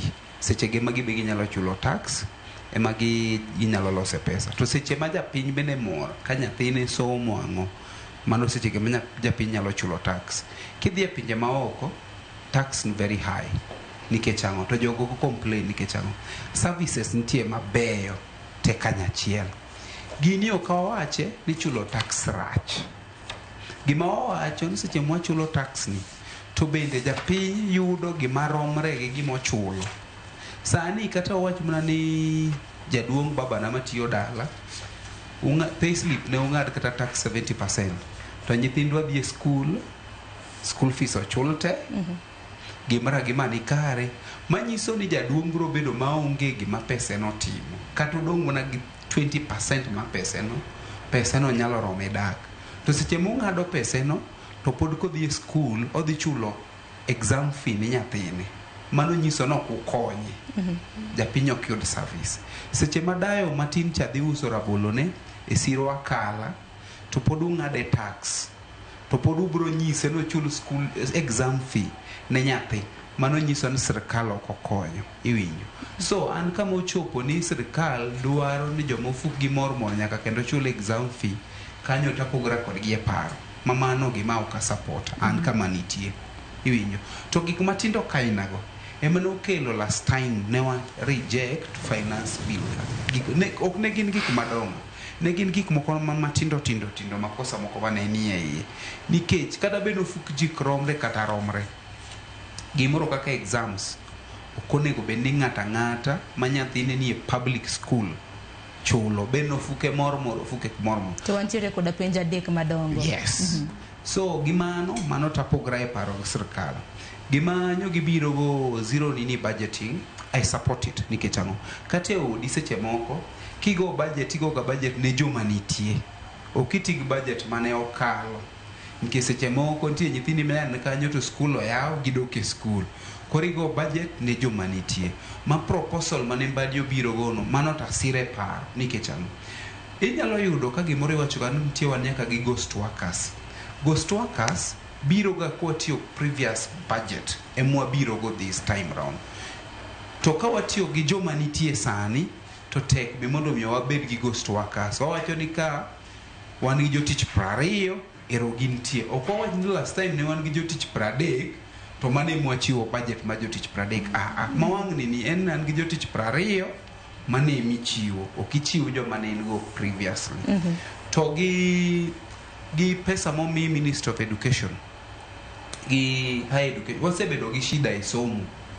Kirango nyaka yando wabedo CBC ni obete wasebedo gi shida. Rollout poko bedo maber. Magi pacha na paro ni government dhi miye priority mondo wabed rollout mondo CBC ni odhi smoothly. Aparo ni sirkal pesa magi ketoni gidhi ndiko go jopuonj mamoko. Shida mwan go waonge jopuonj. Jopuonj gi bende kopono ndigi to gimoro ma sirkal chulo gi cha tin.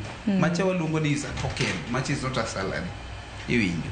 So waparo ni sirkal dhi keto policies moko mondo mi ochul gi maber, mondo mi jogi bendo chuli. To gima gimiyo e chieth chato gimiyo wa gimo. Inno ko mi omenda matin nikech thieth kanyo omiwa siling bilion 138.1. Chieth adwa wacho ni gimo miyo ayo wacho ni gima gimiyo chieth notin. Seche moko ginyalo wacho chieth bende gi devolve. Ma gi wacho ni hospitals moko ma gin under counties. But still gima gimiyo watin. Mano gima ng'ato chieth is a basic need. To en gima nyalo biro sasaya. To en gima you don't negotiate. E gima miyo kiwuotho kidhi e miere mang'eny boyudo ni giuso jamni, giuso lopegi ka gidhi manyo chieth. Mamano gi pacha an kan ng'ama advise sirkal kanyo ni umen gi mede gimoro kendo matin. To kinde ka kinde bende waneno ka lakteche bende ng'anyo, intern doctors gigomo mar mondo michul gi waneno kanyo ka jo UHC bende dwaro omenda kin mamoko. Mabe naneno kara mana omenda ma bende oketne gi kanyo. Omenda no pio kapoko ka ywe. Omenda no pokoromo. And then kwa uwe wach gope. Gope ka wan gi shida. To wan gi shida maduong' e gope ka. Gima da piny penjo no kotamre chulo gope. To penjo maduong' en ne gitie ang'o. To no hole gi karango. To no hole gi kanye. Iwinjo. Pesa mani holo di no ti ang'o. Ni hole karango. To ni hole kanye. We biro nyisa ni wan gi gone go achul. Nyisa ni go ni ne wan loso go ndara makama. Ne watiyo go gima kama. To ne wahole kuom ng'ane. To ne wahole sama kama. Japinyo kibedo winjo mateke chulo go uno. To mogik. Budget ni kikwa ketenwa keto budget maduong' wawacho 4.29 trillion. To pesa gi dhi end up e fuk jomoko. Iwinjo. Kiny ka iwinjo ni kama okwali e milion 100, kama oringo gi milion 20, kama magi gik ma wang'o i japiny. Mamiyo kata kiwinjo ka japiny seche moko hepo chulo tax. Ok wachul tax ka wawinjo maber nikech pesa waneno no kutimre nadi. Ok ti gi end up yo fuke jomoko. Tadwa relate gino gi case mar Albert Ojwang. To mar Albert obiro nikech case ma corruption. Ka usomo genesis ma story ni. Iwacho nitie story moro manondiko ni jatelo moro corrupt. Mane story manti.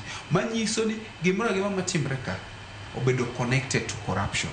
Pesa gi wakwayo sirkal kata sirkal ndiwa mag county. County kucha begi ni nitie. Sani wa fight ni giwacho na do med gi gimoro matin. To gimoro matini be ka no med gi to pesa gi be end up mane yofuke gi giwacho ni mana ne gichulo go pending bills gi bende kwa nyiso ke ni yawe urubugeu wanda in pending bill gi buge gi begi nitie gionge bugego. Ero kama na inya Joni, ero kama na inya Vivian aduogo iri makama kaparo mabende intiere goro nyakorom Gajwang dakika en 33 tok sangwen mar okinyi ka yo matina mana matina Vivian kikilalo parono wadhi nyime gi twak marwa.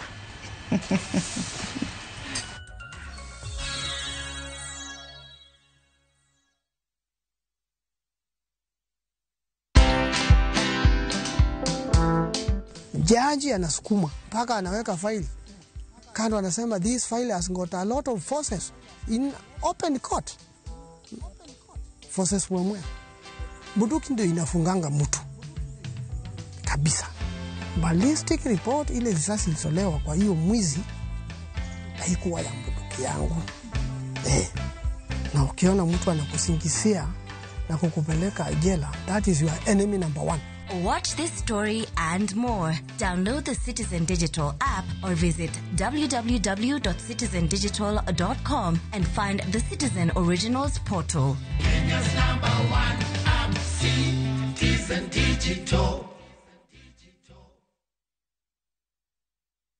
Craving an unforgettable African adventure? With View Travel, discover the magic of Africa. Explore Cape Town's beaches, trek Uganda's lush rainforests, marvel at Rwanda's beauty, explore Tanzania's wildlife, unwind in Zanzibar's paradise, cruise Egypt's timeless Nile, or dive into Morocco's vibrant culture. Perfect for leisure, business, school trips, or romance. We craft journeys as unique as you. Tembea Africa na View Travel. Visit viewtravel.com or call and WhatsApp 0703-254-254. View Travel. Dream, explore, discover. Je, wewe ni dereva taksi ama mwenye boda? Bas, habari ndio hii.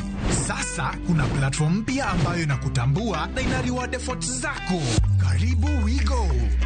At WeGo, you're not just a driver, you're a partner. Enjoy the lowest commission in the market, only 10%. No hidden fees, no stress, no drama.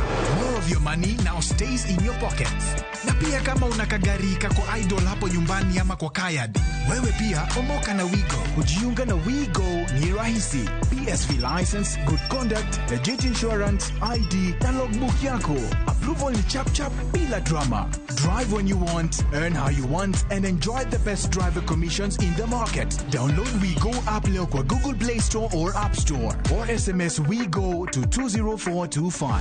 WeGo, let's go.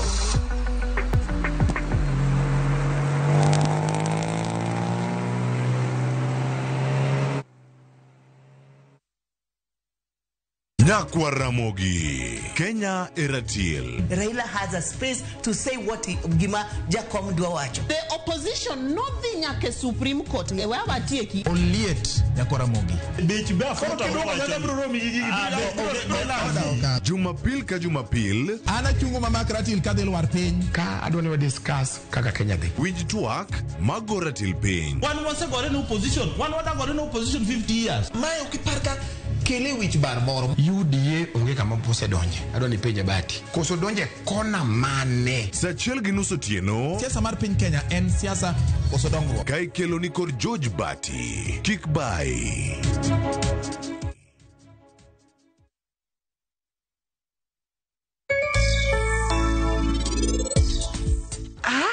Lo, kuesea. In Kendi. Ichalanga mangeo. My mother. Mae ng'ama tu. Jichalrega. Ng'ama biro mana tedo ne ng'ama ohero ni. Ora dong mana ni kata chiuma chamo nge dong mana chamo ngwecha. Adhi manyo kasa rangi watedo. Adhi tieko kasa duogo mondo awuok ko wadwa. Owadgi. Design, Odizo Silvizo. Wadwa. Ngano skama.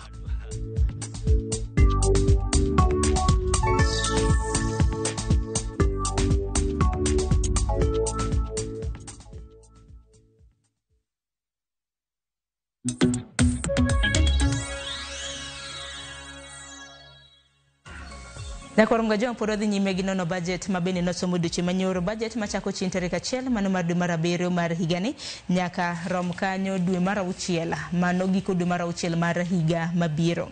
Katika mano ote magunya kwa mgajuanga noka umora hinya gi twak madhi nyime hinya gi kaka rowere osbedo ka losa. Ngini thuolo to nok wadongi matine dakika 20 mar tieko twak makama Vivian kapok loso landa kikwi wil gi mani do wacho kalore koda budget mabende nosom machiegni.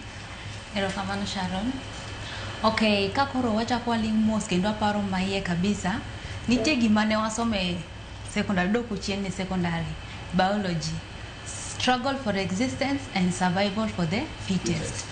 Kurango maber an ka chaka dog piny kena chaka ng'eyo gima sirikal paro ma sirikal nogodo kuom jopiny king'iyo matuta ahinya. Sirikal ok ni budget ni rach te ni orach te kabisa. Sirikal nigi moro ma iye kabisa ne jopiny ma wan kaka jopiny gi shida mwakale sani ok wanyal neno. For example, inno ka budget ni ne pesa obedo allocated for funds like Uwezo Fund, wan gi Hustler Fund. Talking you deeply in this Uwezo Fund and loan minya mi, but there is no interest rate. Koro king'iyo maber, wan jopiny onego akaw such opportunities nikech kuma piny osachopo generally piny te okata Kenya kende wadhi mbele onge dok chien. Koro kwa relax ahinya ni sirikal timono kama sirikal miyo tich matek, onego watika gino kaka opportunity to expand our brains, wapar matut kaka wanyalo create opportunities, kaka wanyalo create things, especially kaka one youths. We have got access to information, social media and everything. Koro onego atigi mago ekimondo wa expand our mind nikech piny dhi mbele, piny ok dok chien. To koponi watem mondo wa relax to ok wanyal chopo kuma wagomo wachope cha. Digital gima dhi mbele. Koro akia me ok wanyal at some point waparu na nana kendo guru a side machielo wa take advantage of these things, that the likes of Uwezo Fund. Another thing, this housing, the new housing models, something like that. If you think deeply, ka sanika kinja youth wacheka ka sanika pudwatindo ni wanyalo ka that opportunity to invest in those houses. Nikech maybe let me say in 10 years to come, ni isachulo isaka utego isachulo in 10 years to come ama 15 years to come, ibrodo ka bech udigo brobedo ma te kabisa. So at that point, maybe 20 years to come, ngima nyaka songi. Ido kako rupacho a time no, nyaka you have to live that life. Nyaki bede ngima mas current no. Koro kwa relax ni sirikal tax wa mangeny mondo giger udego bokwadua. It is modern housing. Okwabi dak e ute manya chon nyaka chien. Nyaka wa embrace such development. To parno ketne gi pok mar siling bilion 120.2 mano gero udi manya sani mi wachogo. An mana no kabera nya nikech ngima dhi mbele. Utego nyaka wabwadwar. Okwabodak e ute ma ot chala pinyo sa dhi mbele. Obed modern townhouse. Obed modern. Gik moko dhi mbele nyaka wa embrace such things. Kodo ka ji mangeny pingo but deep down gikia gima gipingo. Koro for example iyo Nyayo Stadium, Nyayo House uko Nyayo. Ido ka chon ndalo manige rutego ne bech gibet yot. To sani koponi dhi ni mondi kao inyie ot kanyo eki bech oidho sana. Kodo ka jomano onye utego chon, they took advantage. Kodo ka sani as youths, let us relax, wa relax uru mondo wang'iane iye kabisa mondo opportunities ma government tem mondo mi youth gi we take advantage of them. Pero kama na enya hanno ka Oscar kino wiye kanya Oscar umarach. What's talk wa nyamino no buyo maber. Ngini nyiluo be kare wi ber but correct sentence no. Wacho ni nyiluo be wi ber. Iwacho ni karabe. Bimbele. Okay, wakawachi ni bad faith. Na wacho ni nyiluo yani nyiluo re. Aya watch point mno kasi wadi Kisumu. But kama difa kode Martin ni kama pok understand ni government hide weche mang'eny e their statements ni. Kama wado ni Oscar dan manani akada na ngadi kwa mbele takaka wewe de county ma Kisumu taduogire kapoka ngadi donge na korongo jong chendo mar mbako romo hen mbaka michode studio ten mbaka migoyo bende oko adhine county mano ma Kisumu kama jafombo mar Millicent Adhiambo nitiere waje na pacho gande county ma Kisumu banka no sesam budget to koro gineno ni budget no heyo machal nade Millicent amosi ni hoya Kisumu chio nade nyalo mona ka otwak gi oganda e county ma Kisumu. Ero kamana inya Sharon, achiel kachiel kwa oke county ma Kisumu, kotenore kod thor wach ma wan go kinyi makawuone mbakoromo mar nono budget, wan kaende kod moko kuom rowere ma bende wadani wakao pachgi mondo ginyiswa ni to kotenore kod budget manyoro no som Odhiambo Manyoro kod jatend migawo mar weche omenda John Mbadi. Gin pachgi chalo nade? Budget no mangima no wayudo ni no tiyo gi siling bilion 4.2 ma bende nitiere sectors mopogore opogore bende ne opogi kuma mar somo en bilion 702 e kind mamoko. Adwani awuo kodgi mondo ginyiswa ni gin to pachgi chalo nade, ginyalo wacho ang'o. Machiegni abo chako kodi, inyalo ng'iyo kamera mondo ichak gi nyingi, nyisa ni kaka rawera pachi chalo nade wi budget. Ng'i kamera makoni mae amakoni. Okay, an mokwongo iluonga ni Nancy Auma Oyieko, Kisumu County kae. Amiyo an gi nyithindo madhi sikul. Koro korka budget to gima dagombo mondo mi sirikal dong'ionwa ahinya ten korka thieth koni do medonwago matin, kata korka somo bende budget sani oidho ahinya, do medonwago mar mondo mi wayud yot. Wa joma mine ng'eni wane matinde wadile yot ahinya, joma chuo gi tiyo dok chien. Koro do ng'ionwa korka somo koni, kata ka wamenyo to wamenyo kwang'e maber nonego beni gini konyowa. Korka chiemo koni be do ng'ionwa nikech chiemo ema miyowa teko mande wawuog godo oko ka wamanyo. Erouru kamano. Asante. Machiegni inyalo wacho ang'o e wi budget manyoro nosom kod jatend migawo mar omenda John Mbadi? Mokwongo erokamano. Iluonga ni Stanley Ochieng Lumumba, ajadak ma Kisumo kendo ajatich ma Kisumo. Adwa gone jatend migawo mar omenda John Mbadi erokamano kuom budget manye osomo nyoro, nikech budget manye John Mbadi osomo nyoro waneno ka en budget ma ok onindo sana kuom loans mikawo oko. Nyiso ni Mbadi no oketo budget ma odonjo kod ofukwa kaka jopiny kod ushuru mwanyalo golo kaka jo Kenya.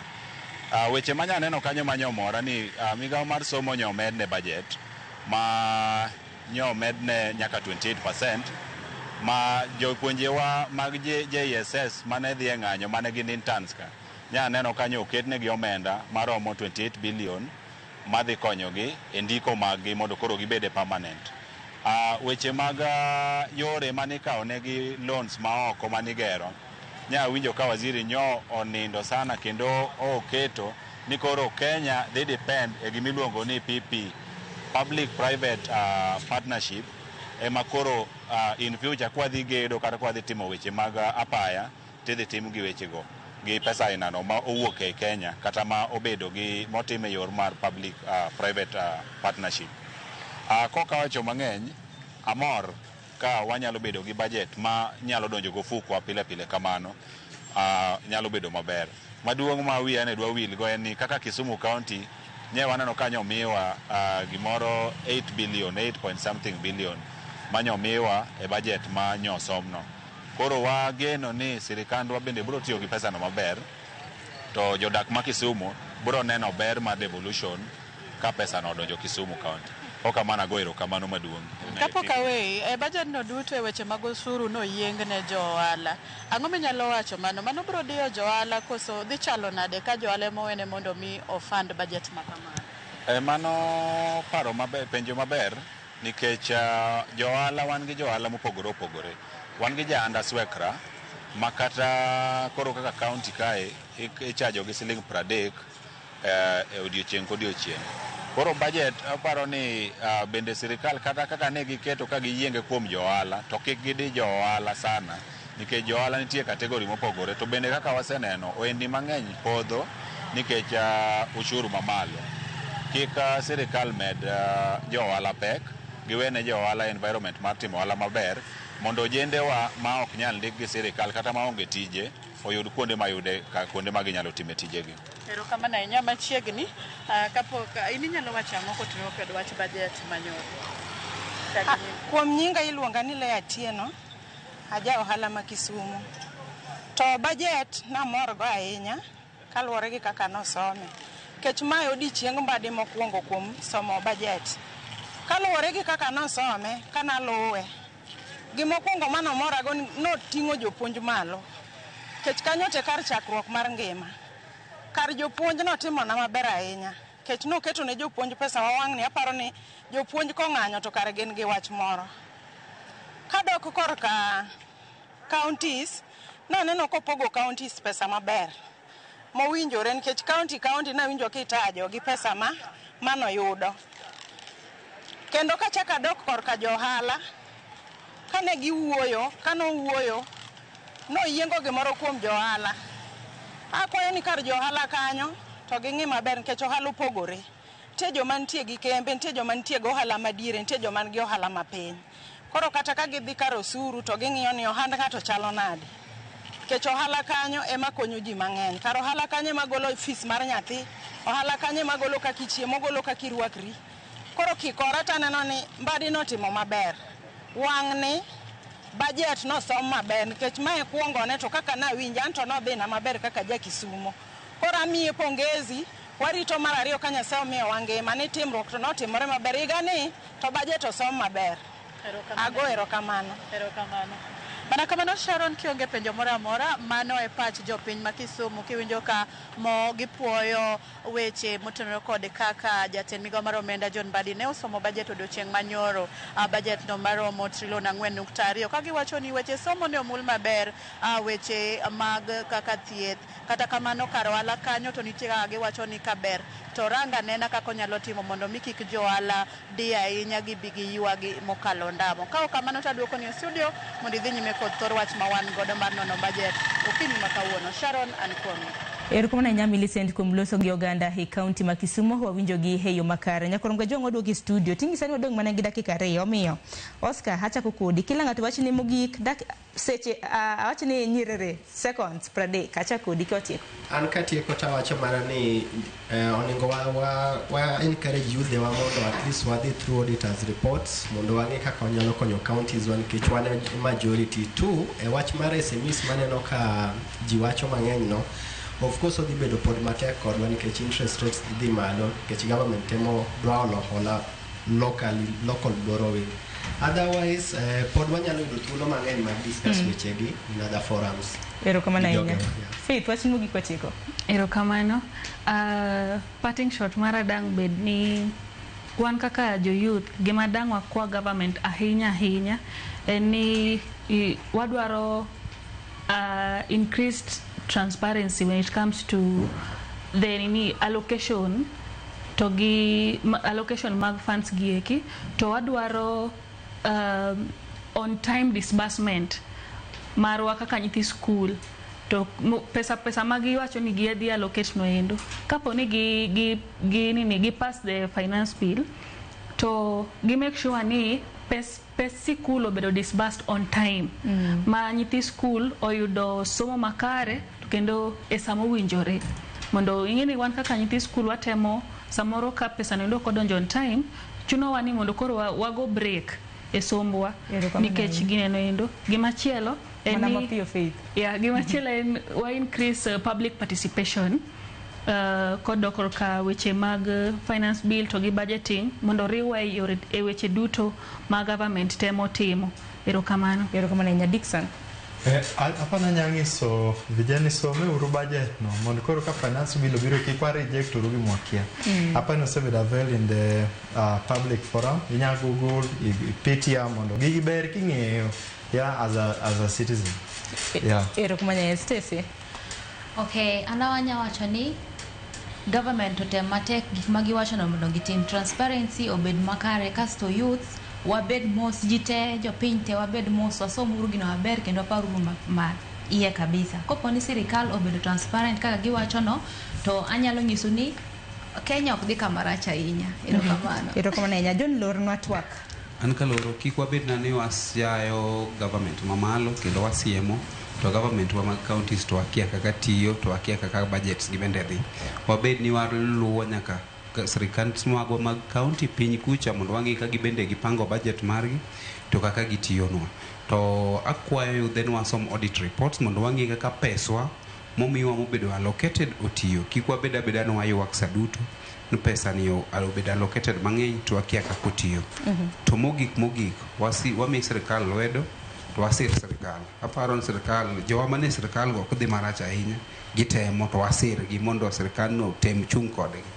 Ero kama na inya hapa rani to kubedo mararia puonj makare hawinjo kanyo kung'e weche mag budget weche motenre kod budget ahinya egudo ero kama na inya kumbire to kiny makawuono emani sa emong'ado wa kinde machielo kochako yudo to biro bedo kwa gwilu mar mondo mi wapuonj oganda chutho to rowere mang'iewo wa okinyi makawuono sa emong'ado nyaka ronga jwang' na en gombo mara mar mondo mi asom ote mopogore muoro kata kamano ote haneno ote huchwale ero kama na inya dakika hodong mana 7 kende mar mondo mi rom saa 5 mar onyango chenro makama na chako saa 12 mar okinyi koro atike gi kidienya mano mar mbaka oromo kiny bende odira akoyo ni odira makara ne chuo mana watni ya buti luo mantiere ka kapo nono ni nitiere achiel kuomu ma en janyuola koyo ni happy father's day chin tarik 15 nyaka rom ga jwanga Jumapil kata kapo nono samorin kata mana ner ng'ato in janyuola proud parent to Oscar gi ana bro janyuola ne